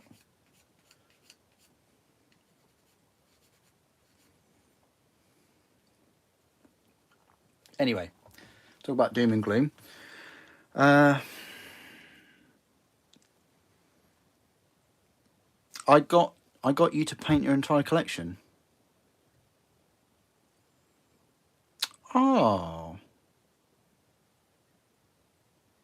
that, wow. So that's had like a reverse effect then. That's cool. I guess it's a little bit like fat shaming as well, in that some people that have been kind of shamed because of their weight and, you know, things like that, which is horrible anyway, but that's kind of encouraged some people to kind of lose weight and change their life choices. Maybe my videos of lots of unpainted miniatures is, you know, encouraging people to not have a collection of unpainted miniatures. I don't know.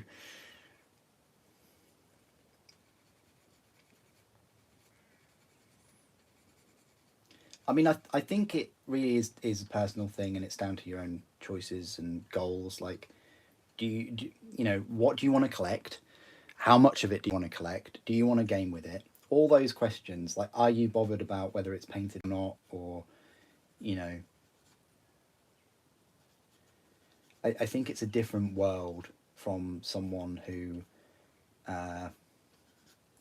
buys things every single week without fail and has to do the content for it. You know, like I've said many times before, there's a lot of armies and models that I just would not have touched were it not the channel. And I just hope somewhere it's helped people. Do the Flyers need new sponsors? Maxim, you know the answer to that. They're not plastic, so the answer is yes. They do.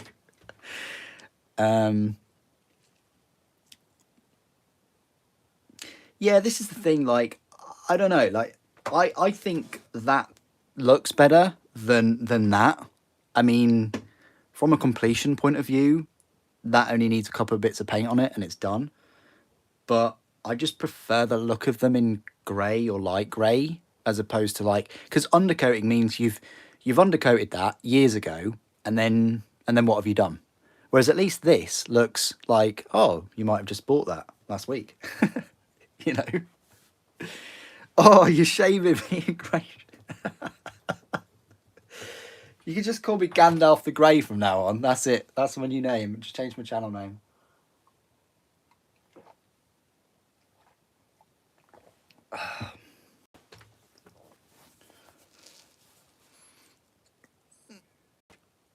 Working is good for your soul. Well, too much work makes super a dull boy. Like, it's all right working your absolute nuts or ovaries off, but and then being able to buy things. But then if you're continuing to work hard, you miss out on family, friends, like time, essentially. You miss out on enjoying the things that you have spent your money on. And probably because you have less time, you might not cook, or you'll cheat with cooking. And I think you shouldn't cheat with cooking. I think you should spend time cooking and, you know, have a nice diet. But you probably would then spend the money that you're earning more of on cheats, because your brain loves to cheat. It loves to cut corners.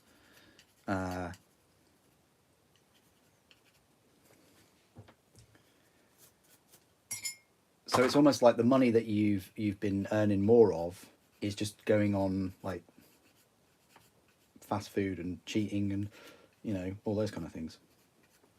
Where you know, and that gets rid of the point of you earning more money in the first place, which was to, you know, fund a hobby or a project or whatever.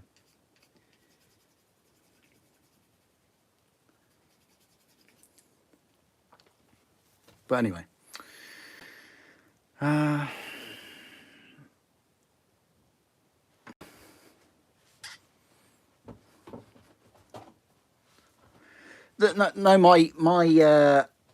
painting for all my stuff, I'd be quite happy to spray it all and put 3 colours on it.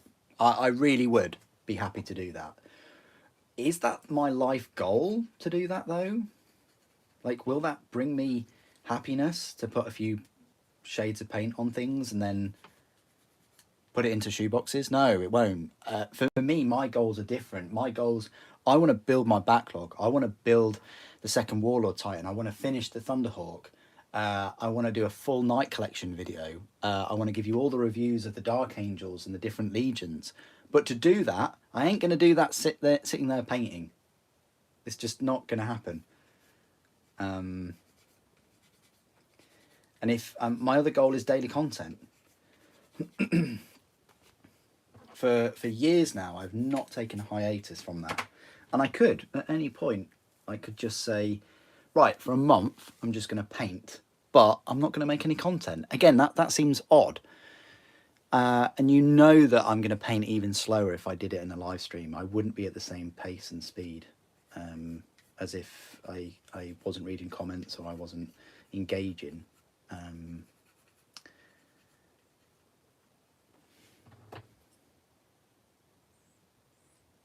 And then there's the new releases. Like, I don't know what they're going to release. I know some of what they're going to release.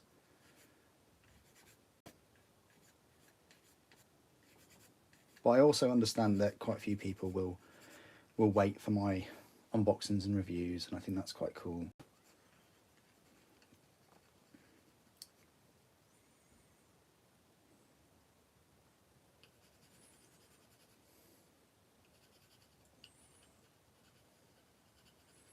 Tell you what, I've spent a lot of time on this weapon today.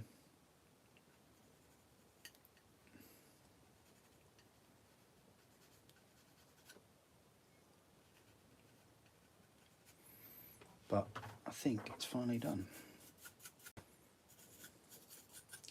We're just going to plug this weapon in and the cables and put the heavy bolter on. Yeah, we can do it with this.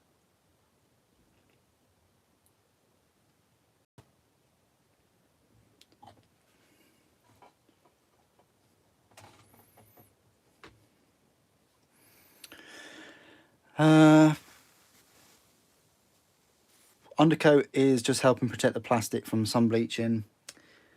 It depends if you leave your models in the sun.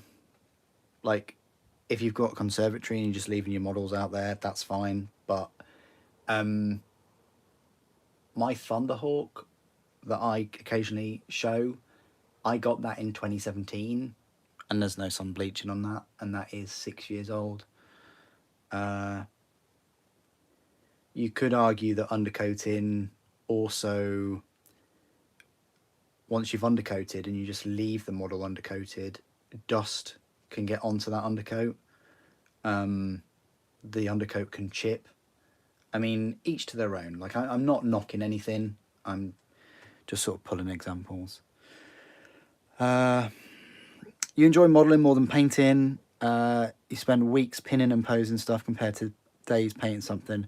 Yeah, I totally agree, Sheriff. I absolutely love building much more than painting.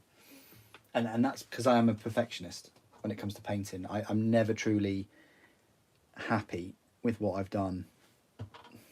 I've received some very positive comments from people. Like, don't get me wrong. Like, people have been very, very positive with the things that I have painted. And that's the thing. I don't not paint things because I feel ashamed, or I don't think I'm a good painter. Like, I'm all right. But that's not the reason. The reason is because I just haven't got the time. I've barely got enough time to build the things to review. And I don't think it's fair that I slow down content just to paint things for myself. And plus, what else am I going to do in retirement? This is the thing. This is super secret. He's just built up all of his Warhammers to have his retirement for.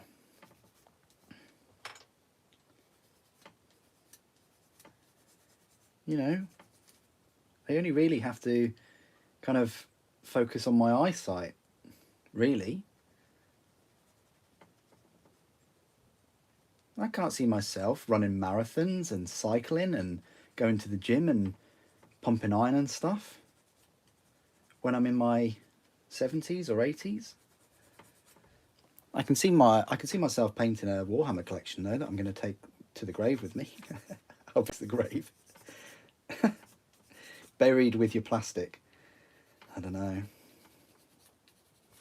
Well, it happened thousands of years ago, I guess, so. Oh, good. I'm pleased that I do encourage you to paint it. That's a very good positive thing. Thank you. If you built your backlog, you'd have an aneurysm and die. What the? I don't know whether that's that's a cause of an aneurysm, but.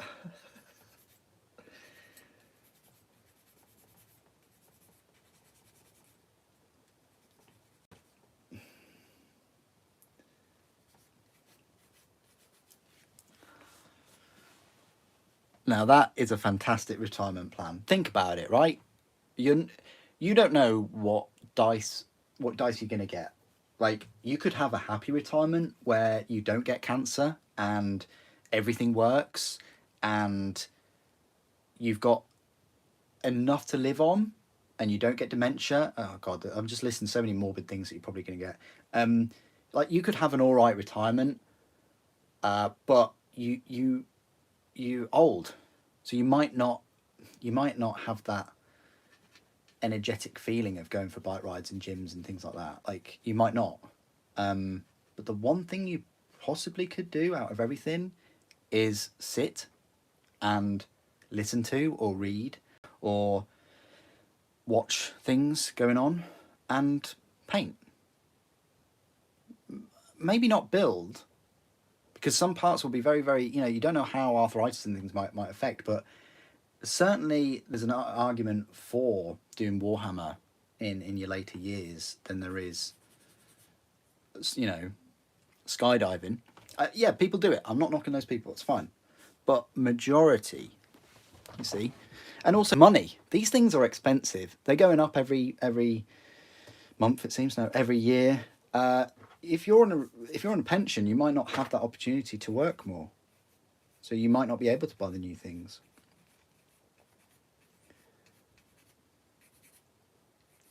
So that's even more of a reason to build up a bit of a backlog. Because if you're not buying as much, you can enjoy the things that you did buy when you did have money.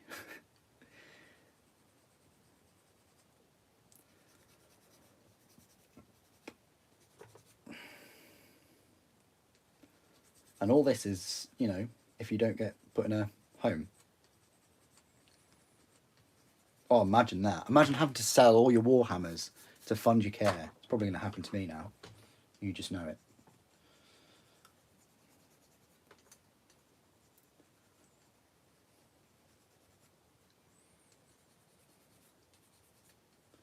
Take them with me in the care home. We'll have massive battles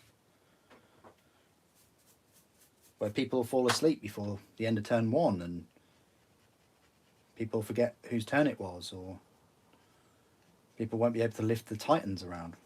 I don't know. Sounds like I could write an episode on that. Crinkly Wargamers, I'd call it. Wrinkly Wargamers.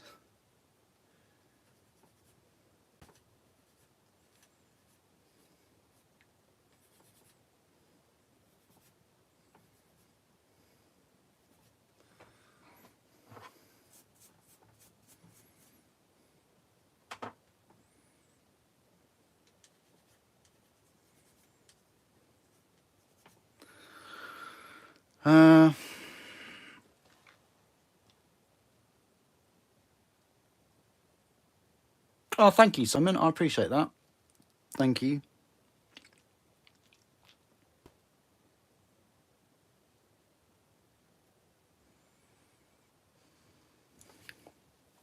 Yeah, no worries, no worries.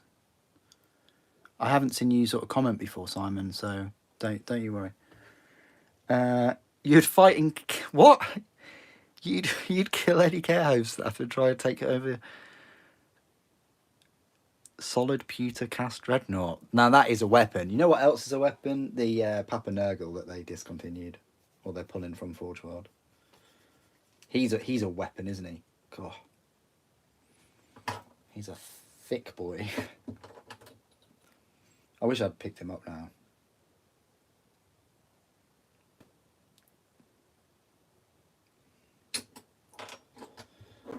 Alright, so I keep saying this for like ages. We will complete this. We'll put a little bit of glue just on the tip.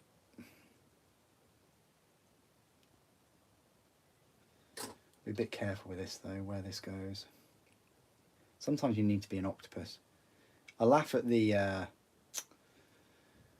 clamp thing that they brought out, but really this would be a good use for it. The number of models I've built where I've kind of needed such a device.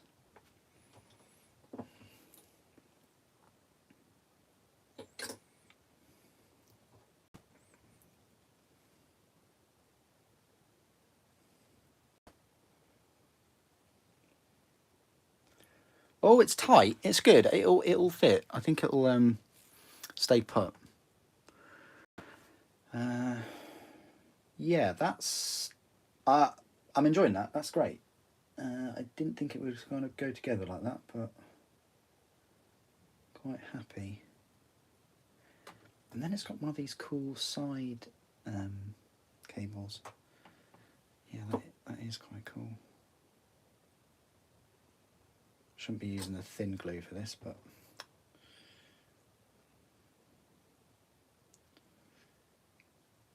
it's important to only glue the square piece. Like I need to tell you guys. You're clever, you know it. Don't you know? Right.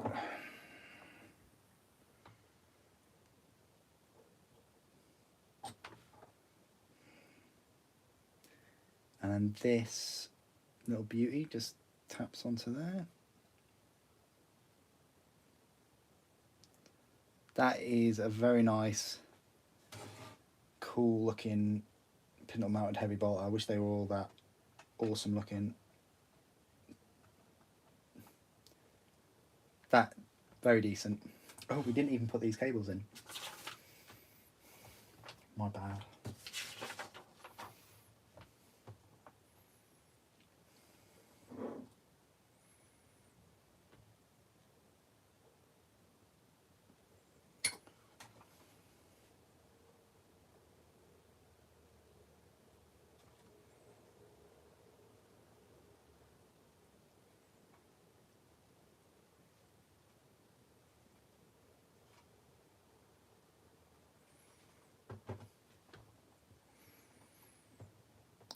Quick question: is the Heldrake have feet to perch on? I thought to get it have it perch on a Chaos Knight. It's a bit big to perch on a Chaos Knight. I can see you doing it though. I think you could pull it off, but I haven't got a Chaos Knight on me in my back pocket or anything, but I do have a Heldrake perched on my shoulder right now. So we'll call the dove from above. Oh, come on. Work with me, Venator.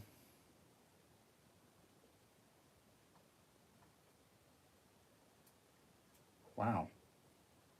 That really does not want to go on today.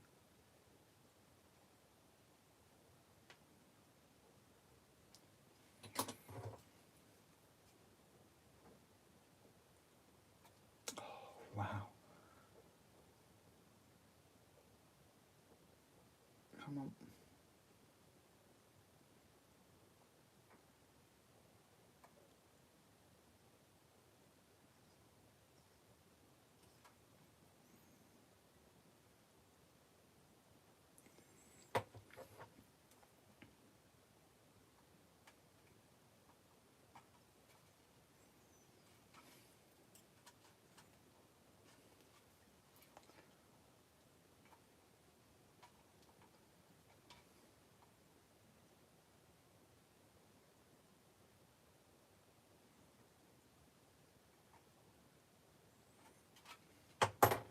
Okay, these pipes are a bit more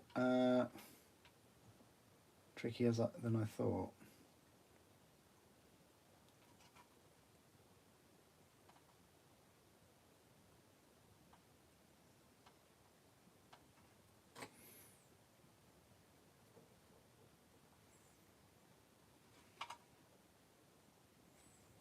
Okay, that's fine. They work.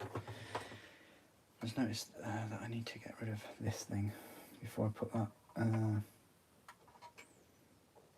cannon on. Can I remove it now?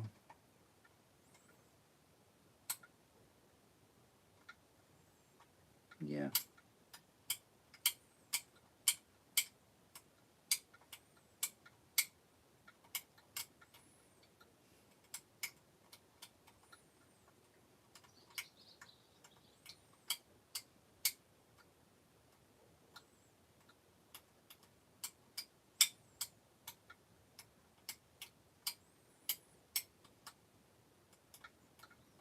Don't worry, I haven't forgotten about the Heldrake.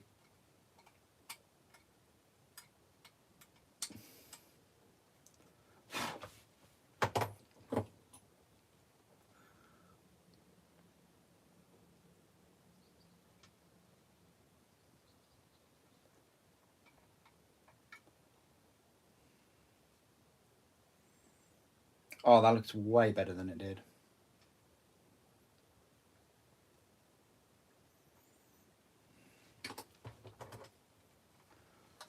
Is that a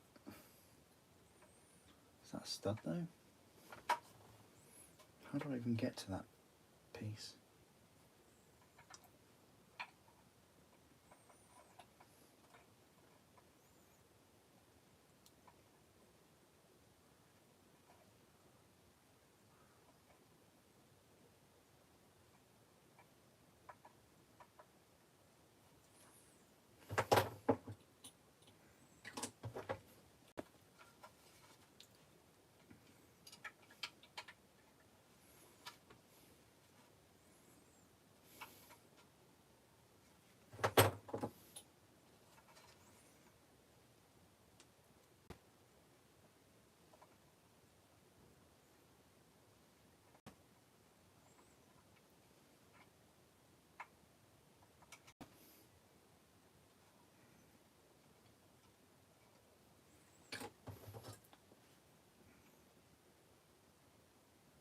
Good.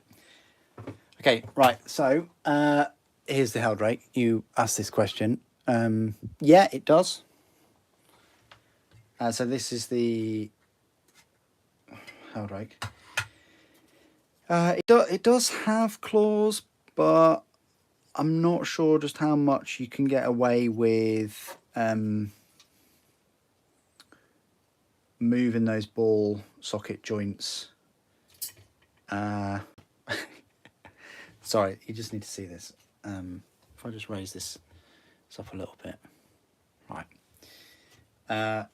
Yeah. You can have it like that. Like some kind of Aquila, maybe. Yeah, possible. But I mean, I don't know how you could perch it because the neck it doesn't like lower, and you can't really modify that neck to lower. But anyway, I just thought I'd show you that because you asked. So.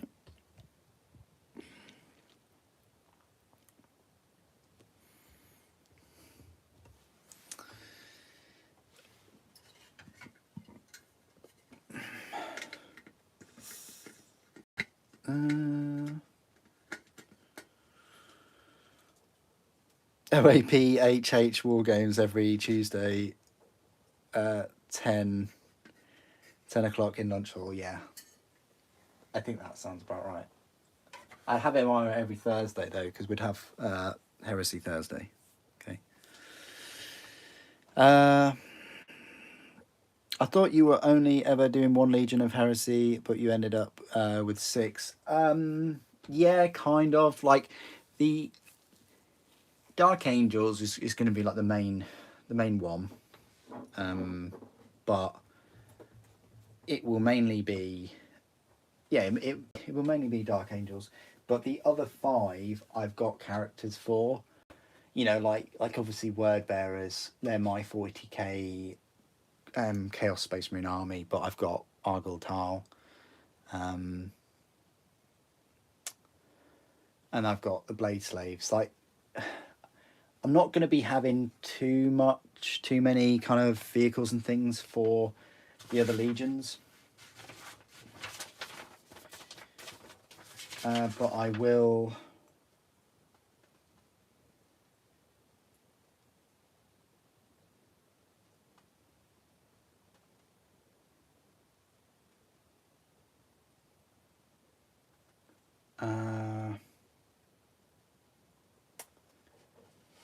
It'll be mainly the characters really for the other 5.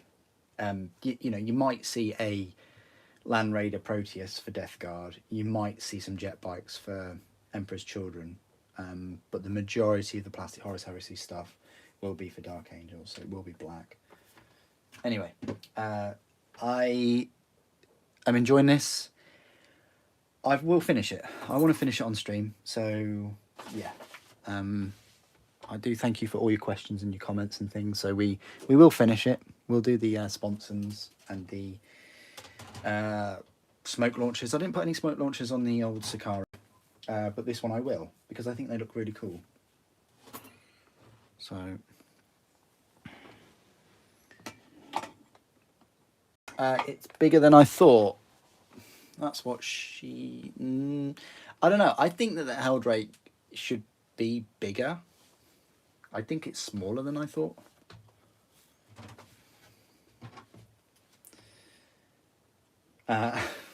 Dozer Blade on the Sakaran. Yeah. I learnt my lesson with the Kratos. Right, smoke launchers. 33. I need to get the other Venator, actually, before I put the smoke launchers on this. I mean, I'll get them ready. I just think it looks cool. Yeah, it does look cool with them on. That's pretty much what mine is going to look like, except for the Hunter Killer and the spotlight.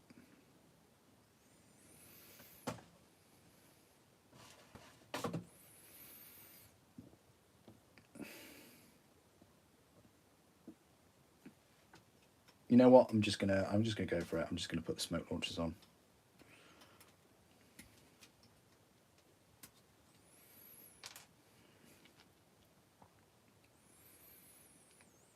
And the sponsons too. That's all I need to use from this.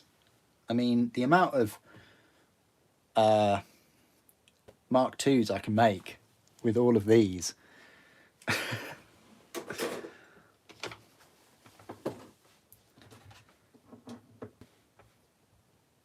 Right, so sponsons, obviously we're going for las cannons. We're going to go for the most expensive variant.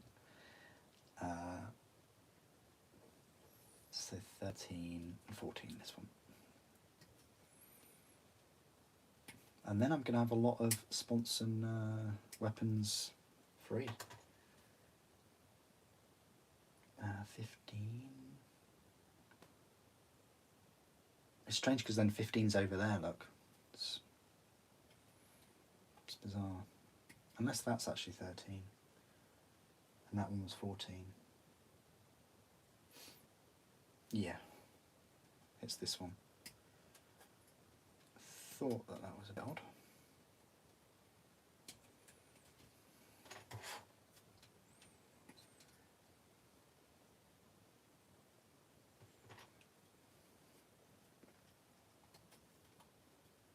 I mean, I would have found out eventually. 17.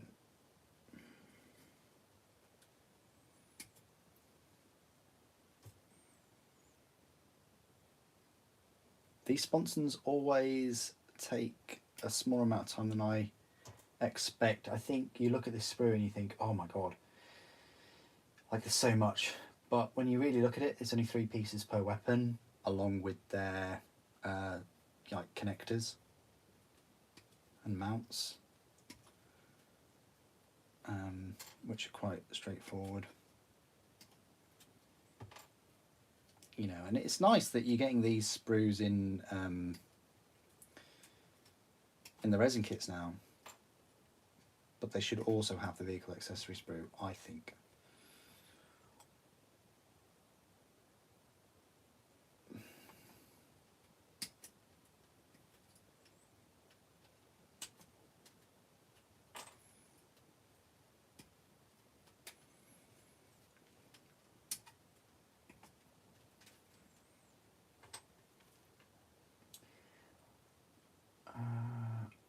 S5 and 6 and an S4. They're all S5s and 6 and S4s, okay.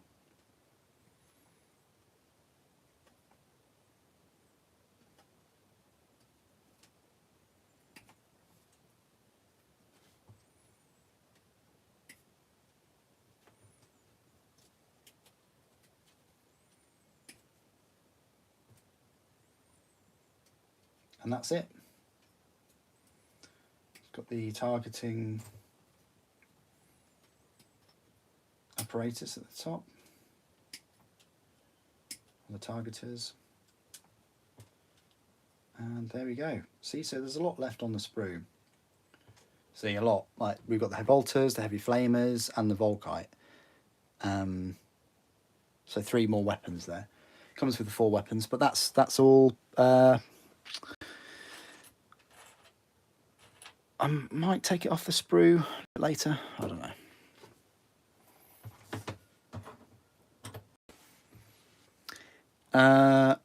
Would I be a crazy person getting a voucher for 40k, or do you think its days are numbered? Now stuff is slowly going to Legends.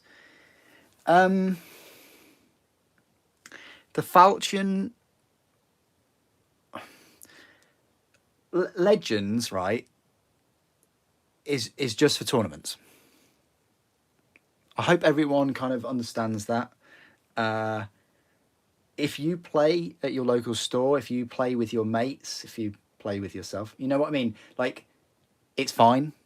So unless you're a big tournament player and you play competitively and things, it's not going to affect you. You know,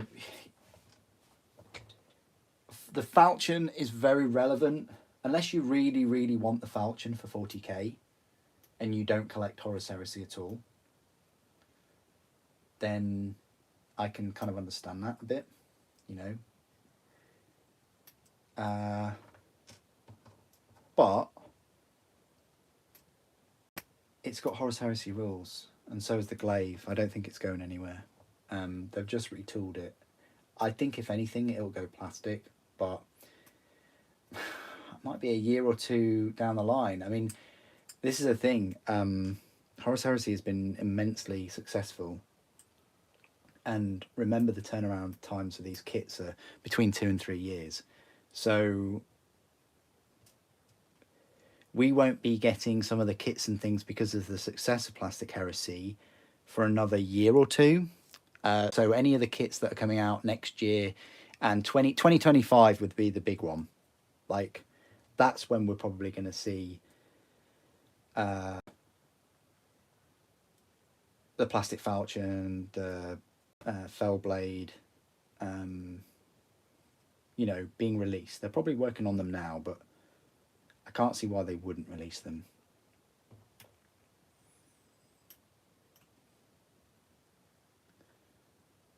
That's what I think anyway, really.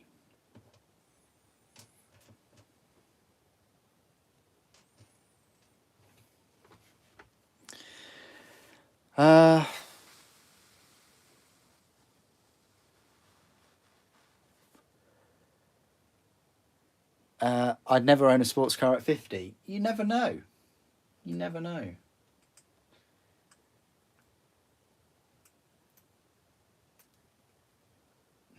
What if I bought you a sports car, Krieg?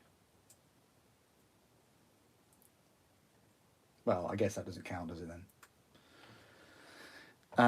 You're not really into tourneys. There you go then. That's fine. You sort of answered your question then. Go for it. If you like the model, you know, and you don't play tourneys, why wouldn't you get it?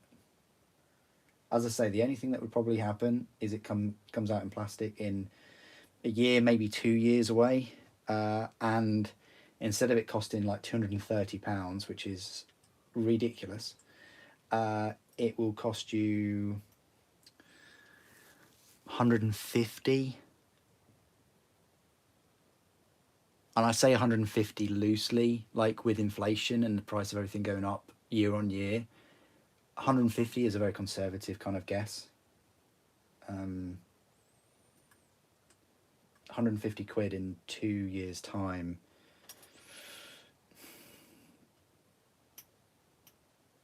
It's probably like 120 now, isn't it? I can't see it being 100. Well, how much is a Baneblade? You'd have to price it at the Baneblade price. How much is a Baneblade? 100? I remember when the Baneblade was 60.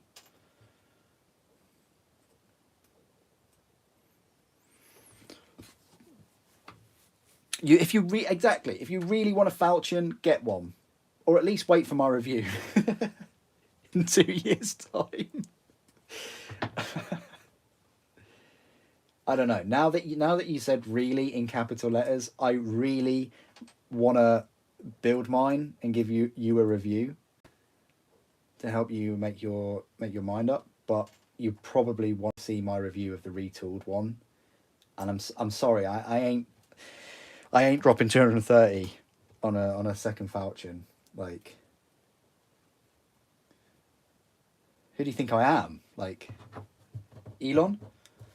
I mean, and also I'm not an Iron Warriors player, so I haven't got that excuse.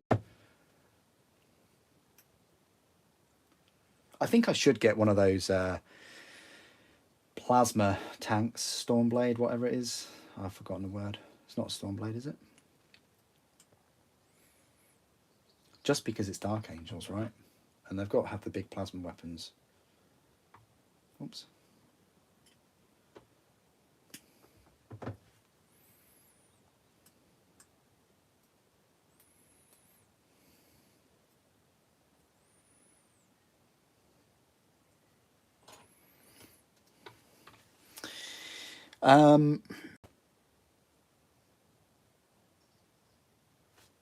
Planning for Chaos Knight. Helldrake is too big for Chaos Laserbeak.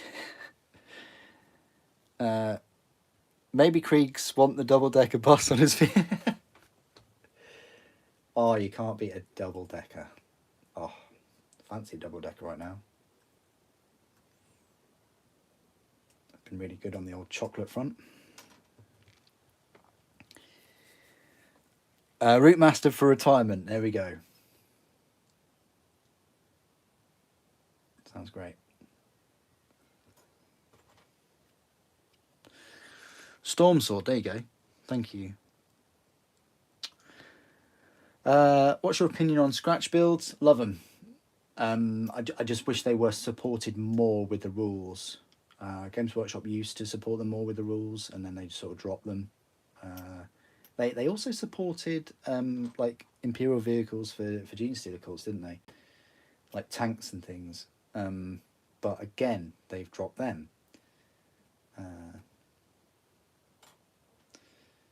Yeah, I'm all for scratch builds, especially for orcs. Like Genestealer cults, they can get away with some cult markings and slightly different colours and things like that, and icons. But for orcs, yeah, definitely think with orcs, out of all the races, they are, that's them, isn't it? They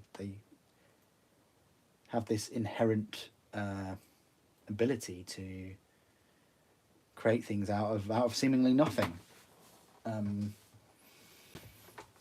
There's that classic story of that guardsman that took a slugger off of an orc and opened it. Inside there was nothing, but it worked.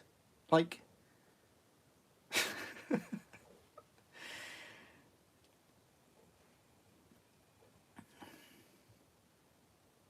oh, Stormblade, that's the one. Stormblade, yeah. You've been listening to me talking about going through the backlog of kits. I should really do my kits. Well, Zelda is just so good, right? I mean, it's hard to stop playing it and do some Warhammer, if I'm honest. And then you got Diablo coming out in a couple of weeks. I mean, I think everybody, and then on top of that, you then got 10th edition. So I think everybody, well, it's going to be difficult. If you like video games as well, it's a difficult sort of few months. And then the weather's getting better in the UK at least. Had some nice sunny days. Been a sunny one today.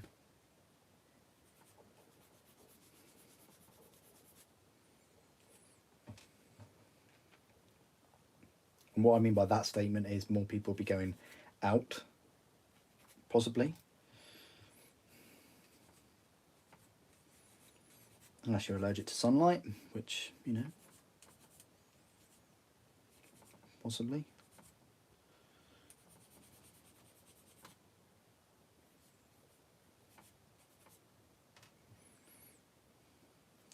We are so close to finishing this, but I do want to finish it.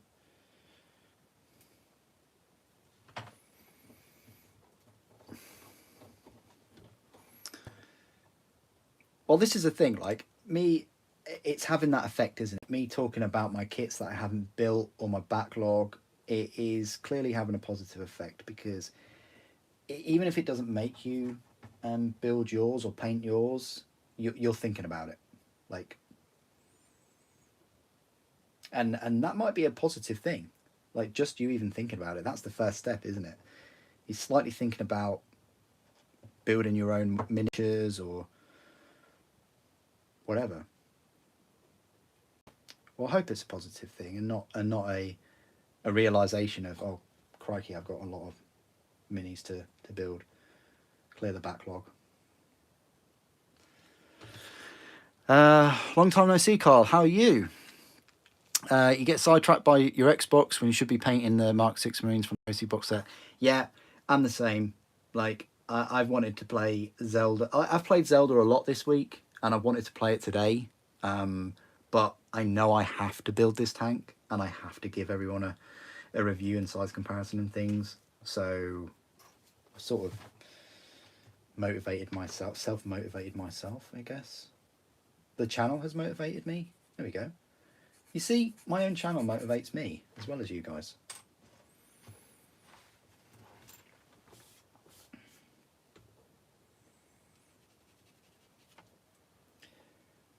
It's just like video games. I'm a big gamer, right? I am a big gamer. I've got all the consoles, good number of games.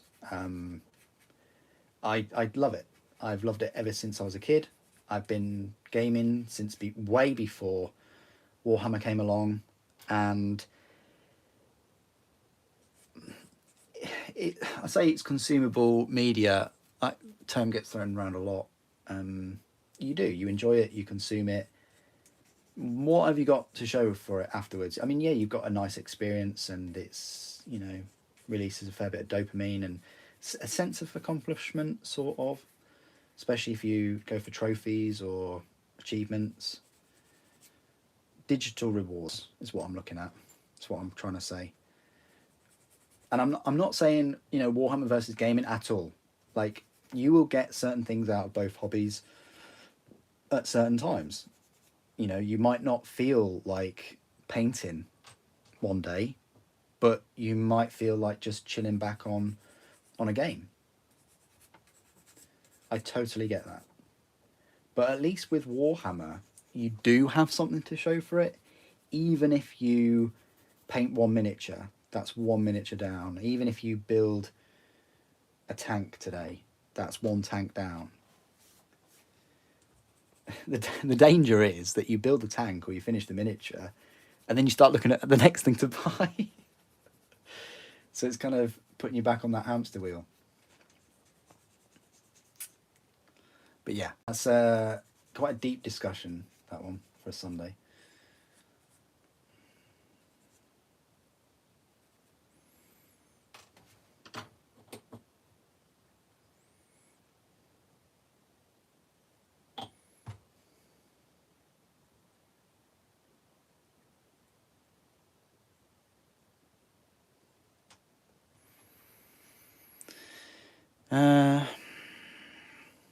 Hey Silver, how you doing? Yeah, having a great afternoon here in the United Kingdom.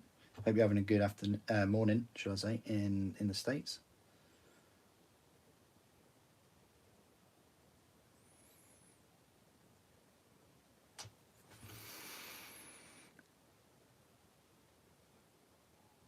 $150 in 2 years' time will be like $250 if inflation keeps on going. Yeah, I mean, that's one of the reasons why they've raised interest rates, isn't it? Interest rates kind of, start affecting inflation, hopefully. It's just there's lots of other things because of globalization and imports, exports. Like, we're all kind of quite linked together, and we all know what's going on in the world, and all these things affect each other. It's one of those things. But you keep finding yourself painting Space Wolves. Okay. Carl, you've been busy with work and being an officer in a WoW guild. Oh, nice! You play WoW. Cool. Still need to finish up in your Sisters of Battle Squad. Yeah, crikey! If you're a WoW player, hats off to you if you can do anything other than WoW. Seriously, like, you guys that play WoW, that game requires a lot of commitment, a lot of time, and it can be quite ruthless. And there's a lot of commitment as well, I've read. To be a member of a guild, and the commitment for raids, and just hats off to you guys.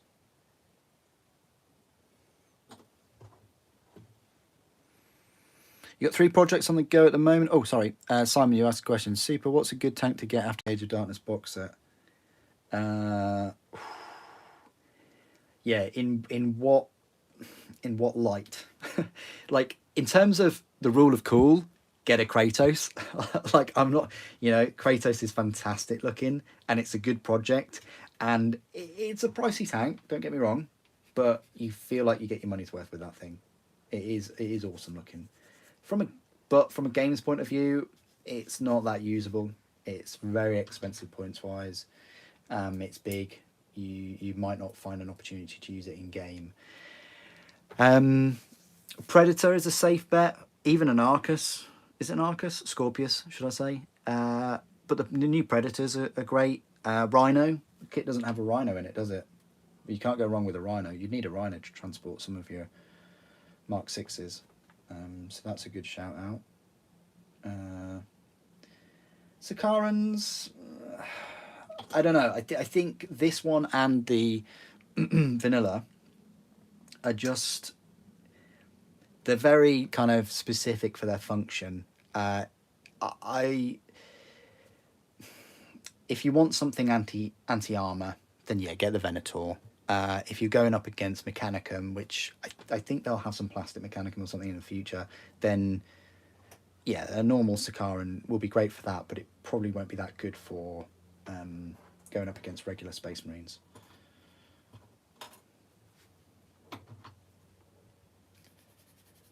If it was me, I'd go for Kratos just because of the Ruler Cool, because it just looks amazing. I'd probably go for a Predator with the Plasma Executioner, because that weapon is ridiculously good. It's too good to be on the Predator, I think. It's one of the best weapons in the game.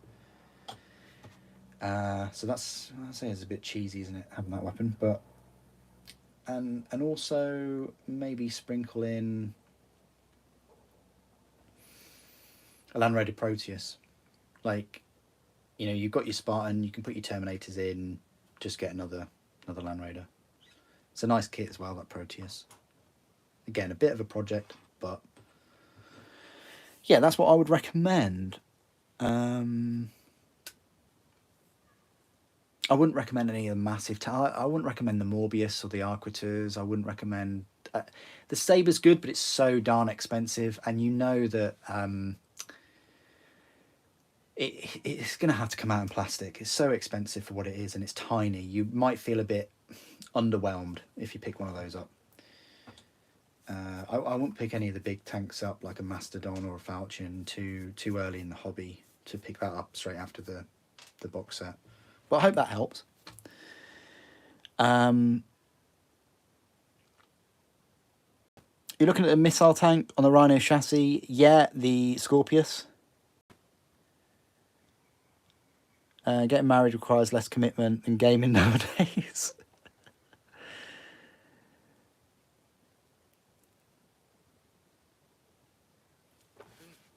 Kratos to bring down the pantheon of Greece gods. Boy.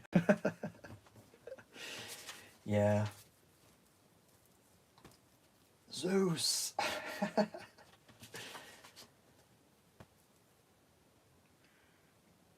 Now I've got the God of War theme in my head. Thanks for that.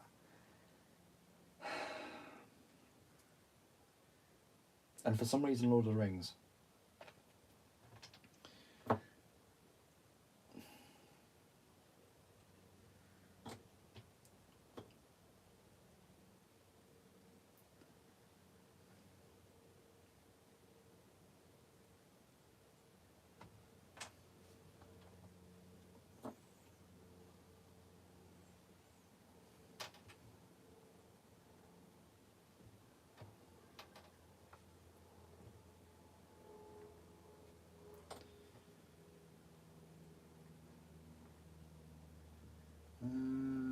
Yeah, maybe we do that.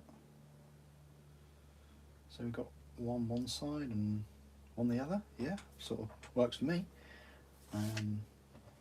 We need to clean up those, but we'll also need to clean up all of these. Oh, didn't even put that tip on. Can't forget the tip.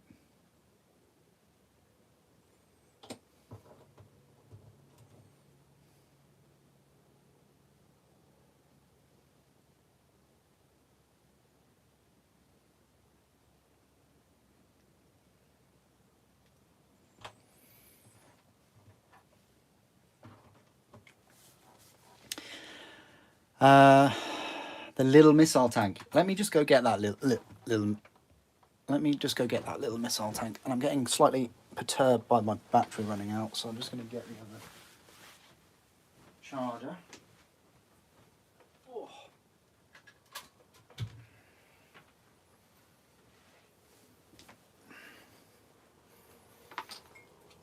I'm just thinking, could this be the longest stream I've ever done? I don't know. Longest continuous stream I've ever done.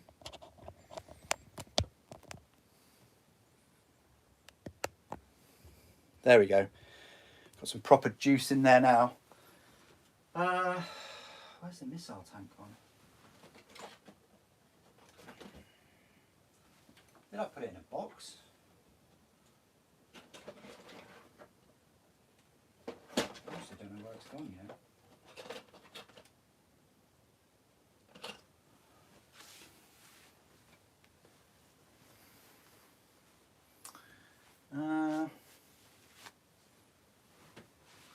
Okay.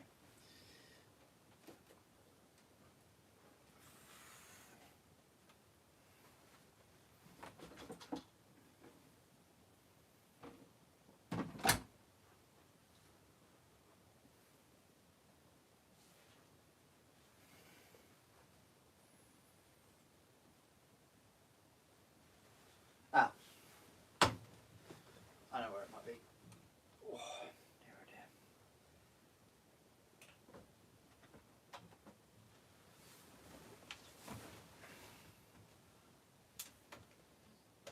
Oh, it's not in there either.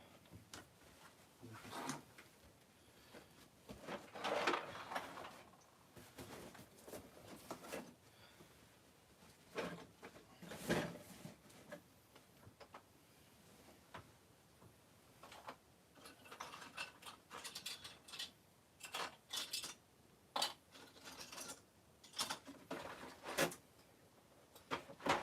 Well, I honestly can't find it. Unless I put it somewhere.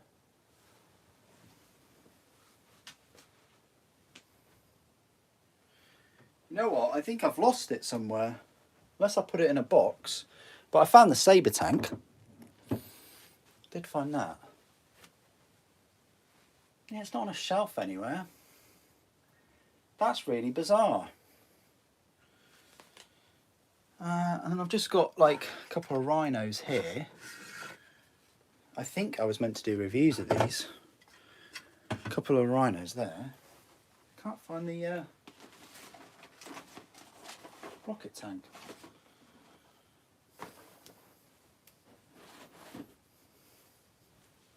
Wonder where that's got to.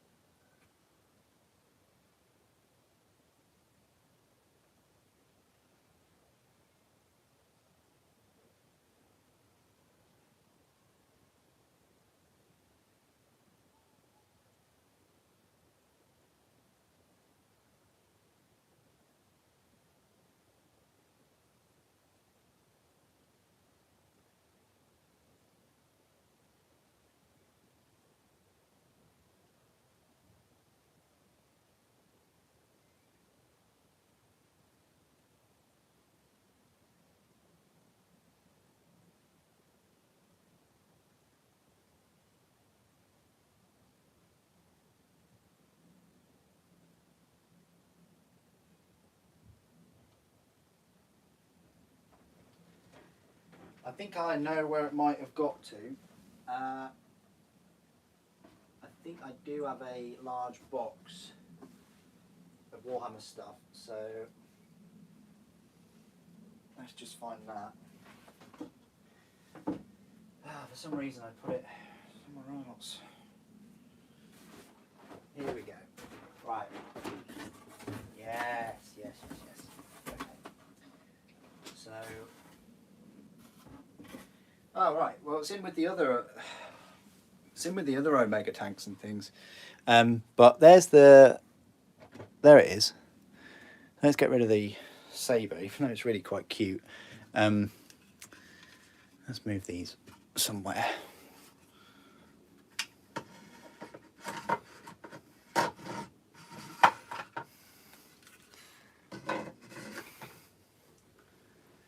Yeah, I mean, I could then start putting, like, should we just go for a collection video, shall we? Let's put some heavy. Honestly, I wouldn't be able to fit all the tanks on this table, you know that. Like, as much as I'd like to just put Horus Heresy tanks on the table and do a video about them, that just isn't going to happen.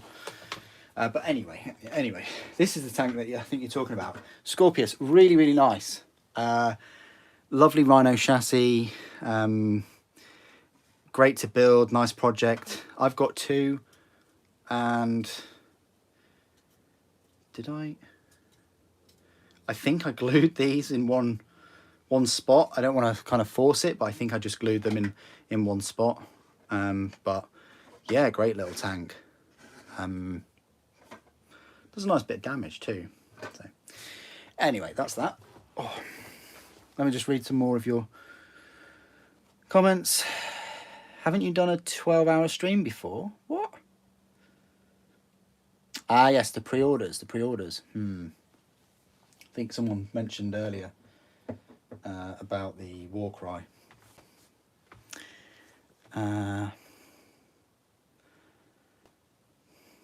Oh, nice one. Thanks, Kyle. I really appreciate that. Like, word of mouth and things. That's, yeah, especially if like you're new to the hobby. It can be a bit overwhelming. Gives me an idea for a video, actually. Horus Heresy, where to start, something like that.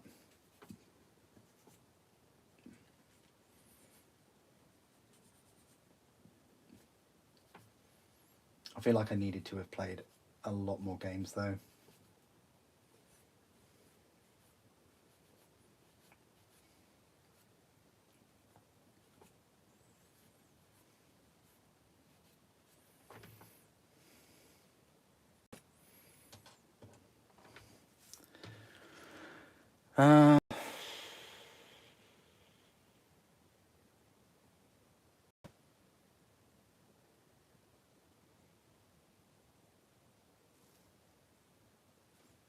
Good. Yeah, you can put Legion specific doors on it, yeah. You'd love to see the full collection you have as a video one day. Oh, yeah. Again, I'd have to hire out a hall. I probably could get the use of a hall for free somewhere. I know where I could, yeah, I definitely know where I could take it. But just thinking of access and time to get there.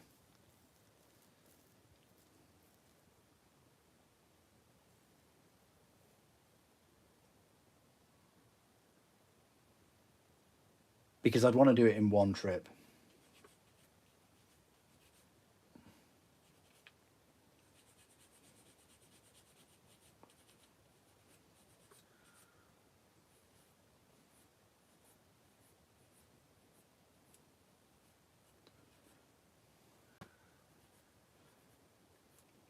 And it'd have to be a 2, 3, maybe a 4-person job. I'd probably say 3-person job. To take all the minis and put them in a hall or something. And again, like I say, I wouldn't do that unless they were, say, painted. Painted 3 colours.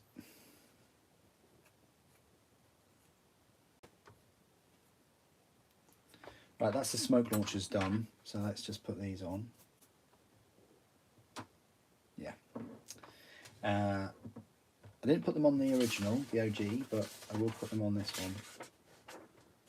Just see exactly how they put theirs on, just at the edge.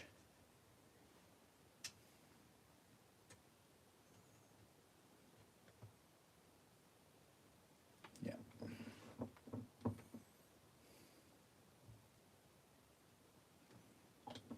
Put this one first, I think. Okay. You want to do that? That's fine.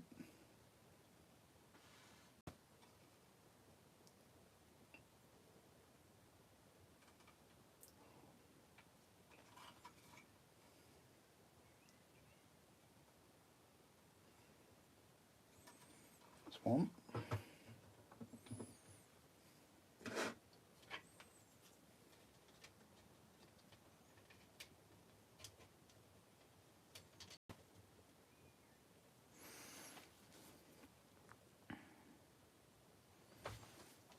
Lego Star Destroyer stream.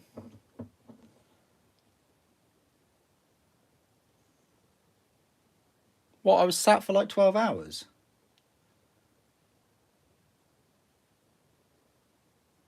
No, I think I would have done a break. I think I would have had a break during the day or come back later.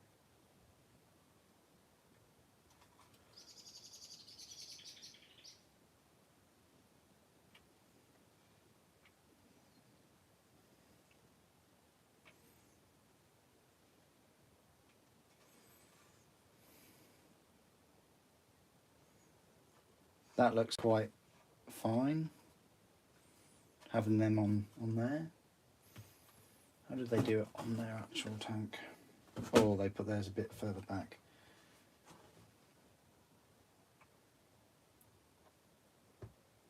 A little bit further back.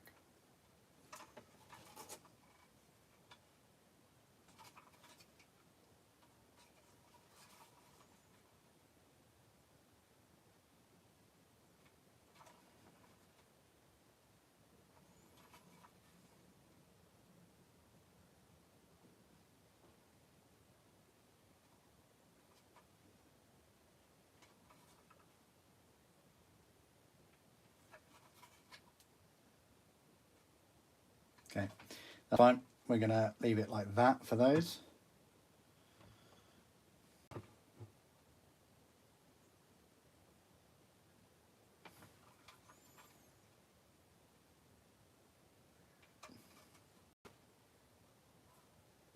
Yeah. Yeah, that works.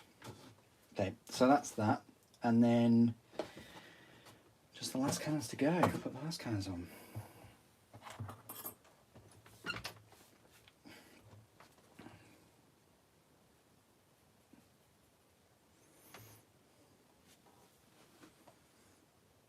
The Lego Star Destroyer. Yeah. Yeah, it's a nice tank. It was a nice project, a very little project. Anything with the Rhino chassis is quite straightforward to put together. The tracks as well are great.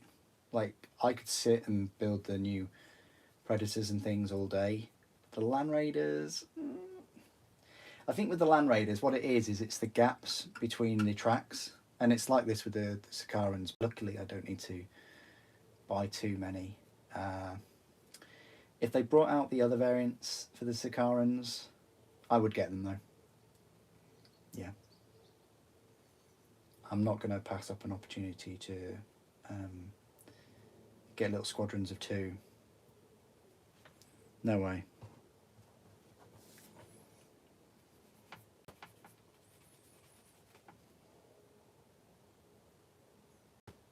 I have 2 Arcus though, 2 Scorpius though, so would I get a third? I don't know. I don't know how many you can have in a unit. I can't remember. We'll have a look at the rules in a moment for it, seeing as I have them nearby.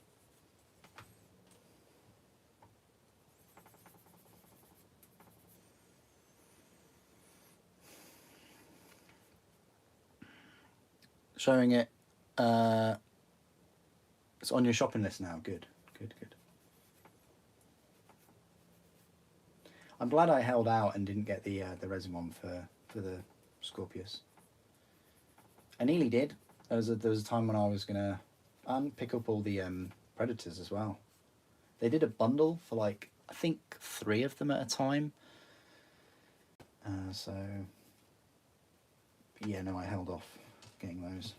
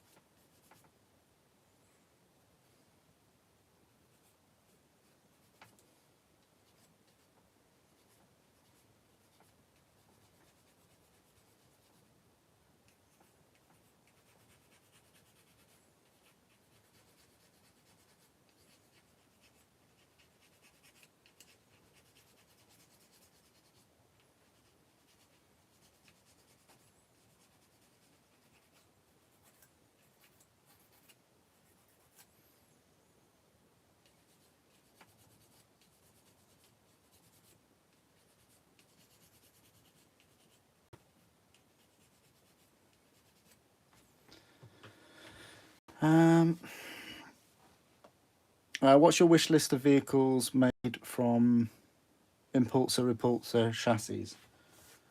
None. I don't know. I'm not too harsh on them because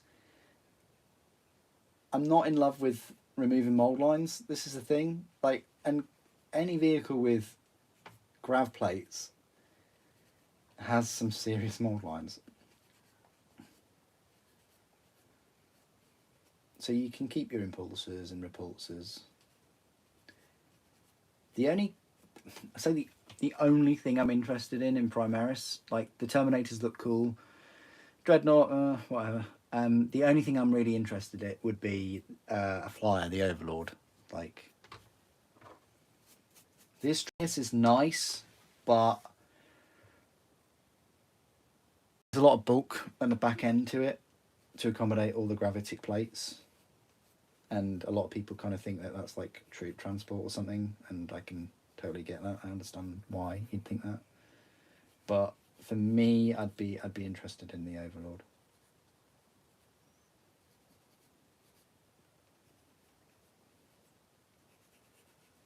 Tenth seems like a really awesome time to release it as well.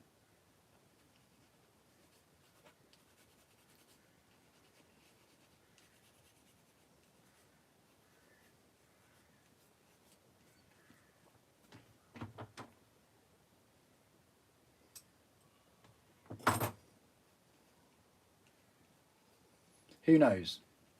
Maybe this time next year we'll have a Primaris Super Heavy Flyer. People already say, "Oh, super! We already have that. We've got the Thunderhawk." Yeah, okay. And maybe we'll also have a War Master Titan. We'll see.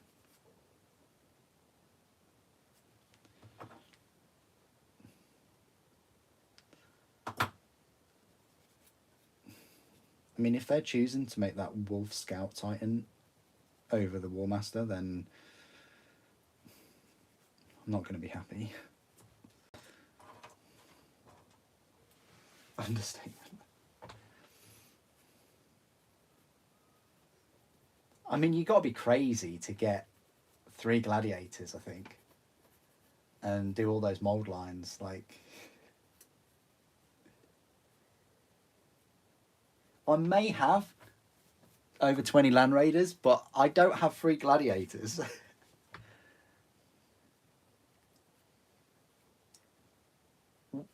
I mean, the main reason is because of the mold lines. But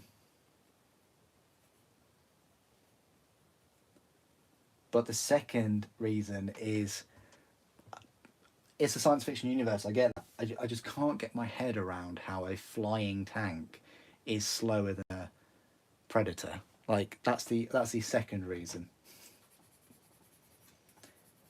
They look nice, you know, the weapons look cool, don't get me wrong. And I think it's better than the Land Speeder R2D2, whatever you want to call it, I don't know. But yeah. In a year, you think Plastic Warlord. Plastic Warlord. Oh, I nearly read that as Warhound. A Plastic Warlord Titan. No way. How many parts would that be? How big would the box be? It would be multiple boxes. And then there's the price as well. Like,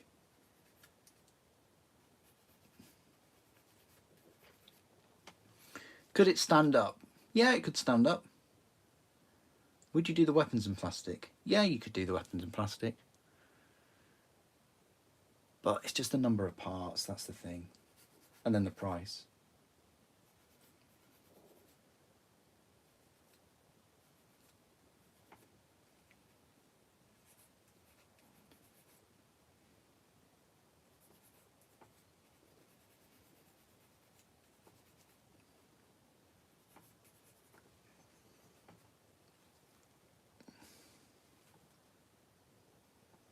I don't even know what that is, but it's certainly not Games Workshop.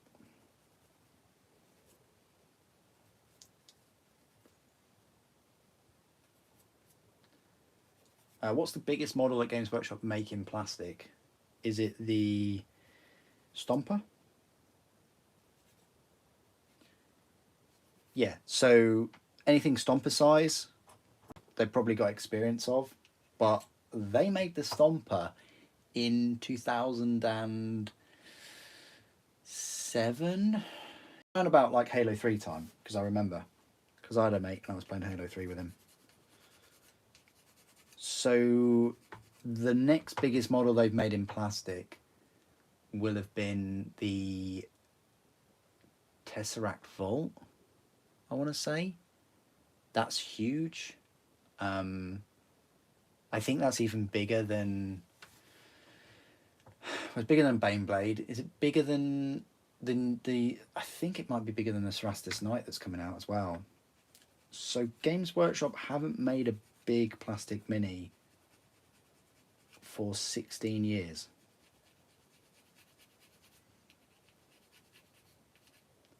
The Stomper is almost Warhound size, but the Stomper, there are parts on there, like the base, that you can get away with as being one piece. The Warhound you can't, and the Warhound is posable. Could they do it non-posable Warhound? Kind of defeats the point. Yeah. So yeah, no, they haven't made a big plastic mini like that for 16 years. So because they haven't, they have obviously, you know, say gone out of practice. They just haven't got the things available, the capacity to do that. I mean, if they were releasing a big plastic mini every few years or something, then yeah, like something at least as big as a Stomper, but they haven't. So why would they just suddenly be able to pull out a plastic Warlord Titan? And also the price, like I say, they wouldn't price it at 500. They'd price it more. You need a truck to deliver it to your home. Okay, were you part of that conversation when they said they've got stock issues? When 80% of their warehouses are now stocked full of Leviathan box sets? Yeah. They would rather stock their warehouses with big new editions of games than one-off minis that take up a lot of space that you'd only buy one per customer, if that. I mean, don't get me wrong, I think the Leviathan set, I'd be interested to know if people are buying multiples. Would I buy multiple of it? No. No, I wouldn't.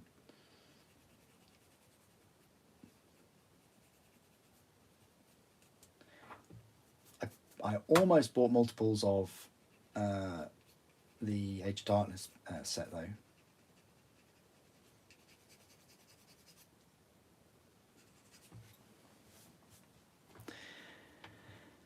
Archaon. Archaon is big, yeah. He's not Monolith big, but he's very, very big. So you got Monolith, not Monolith, you know what I mean, Tesseract Vault. Tesseract Vault, Archaon, and Stomper.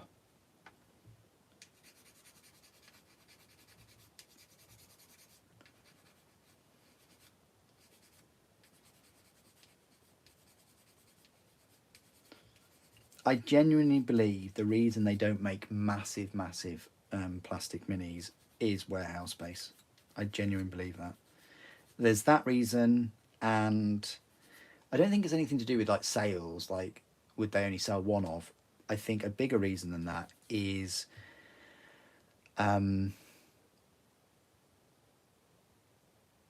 well, storage space, but also logistics and a price cap. Like, what do they say behind closed doors of, you know, what can we justifiably set a price at? What's the maximum we can expect hobbyists to pay for minis?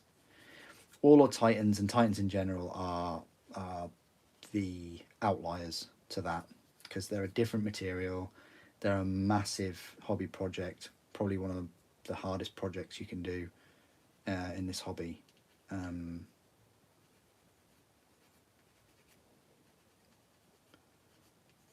We're talking about like the masses can kind of make, like in terms of like a plastic kit. And when we're talking about what would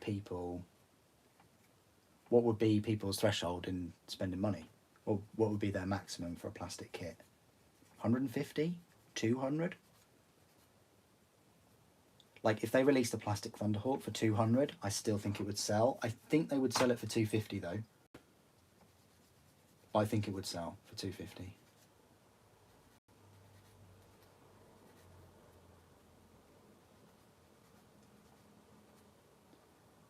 Every Space Marine player would want one.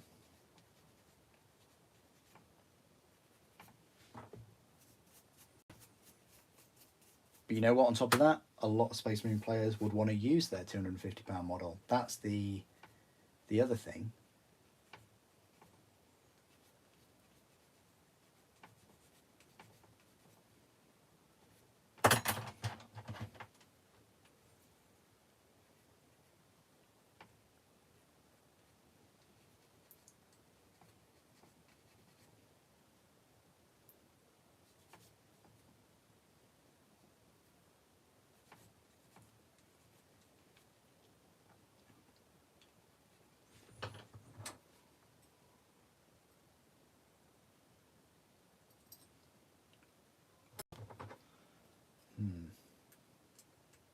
Certainly some good conversation points today though.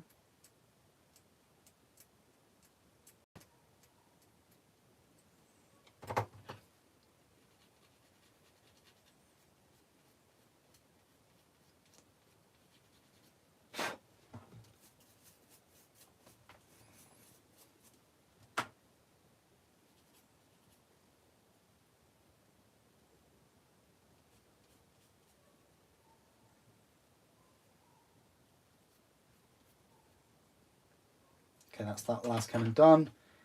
That last cannon is done, sort of. Just tidy that up a bit.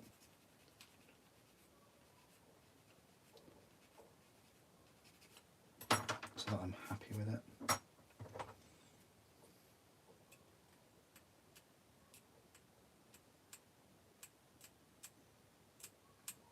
Okay, let's put these together.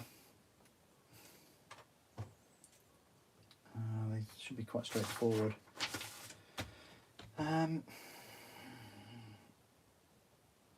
Which way does it go? I think it goes one way, from what I can remember.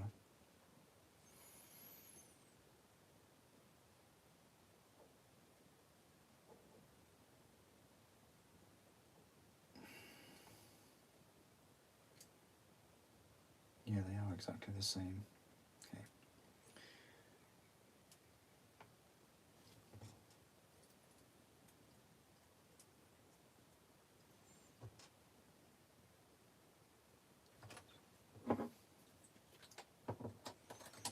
Astro tank.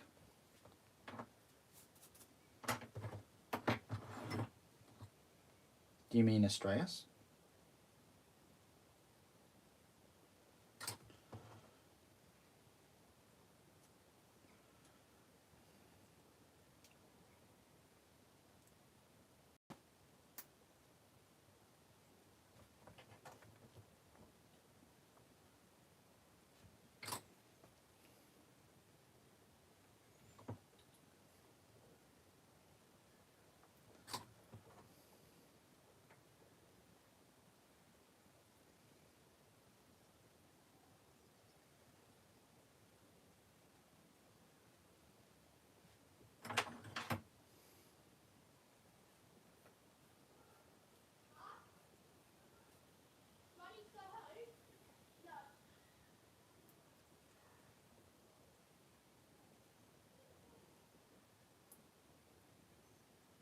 Okay, that's fine.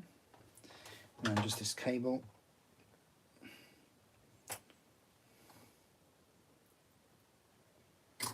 Fair bit of glue on that though.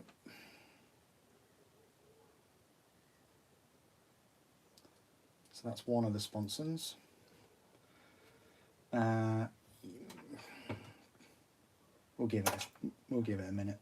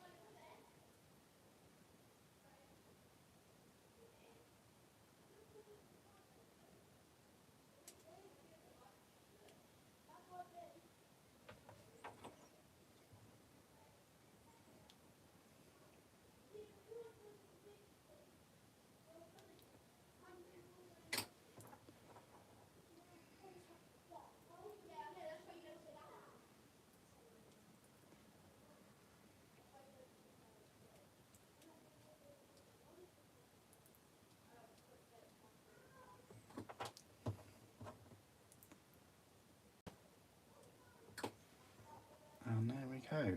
That is Sakaran done.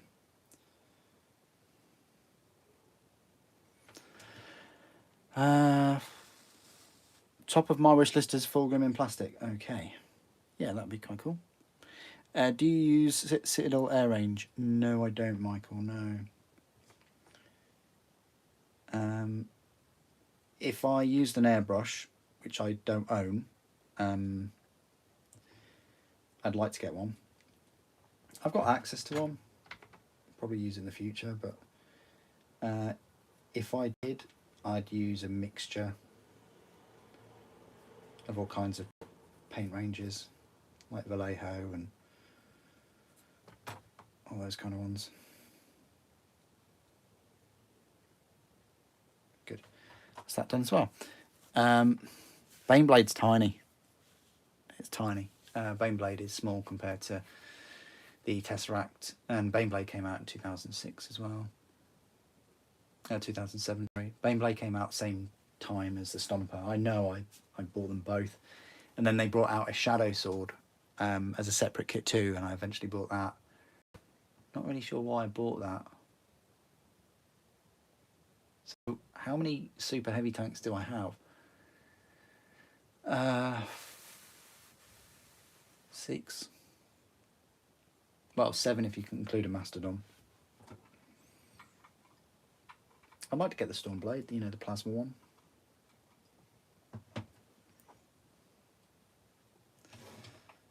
And there we have the completed Venator. Looks awesome. I can't wait to give you a review. Coming soon.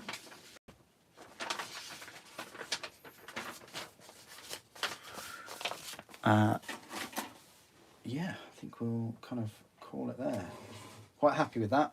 That is it next to the normal Sakaran. There's enough about them to look different. Which was quickest to build? I'd probably say this was quickest because this cannon requires a fair bit of work. But yeah, I think they both look pretty awesome. I think.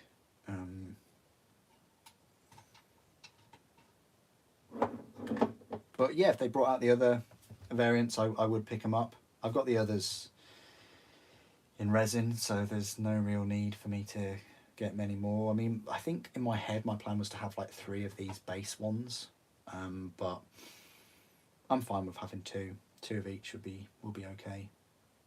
The accelerated core autocannons used to be better as well, but there you go. That is the live stream. So I've been streaming for, oh crikey, 3,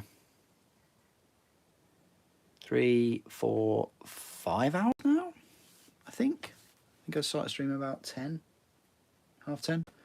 So yeah, thank you ever so much everyone for joining me today. You know, some of you have been here from the very start. Simon, you've been here from the very start. Revan and Maxim, you joined a bit later. Kriegsman, I think you've been here from the very start.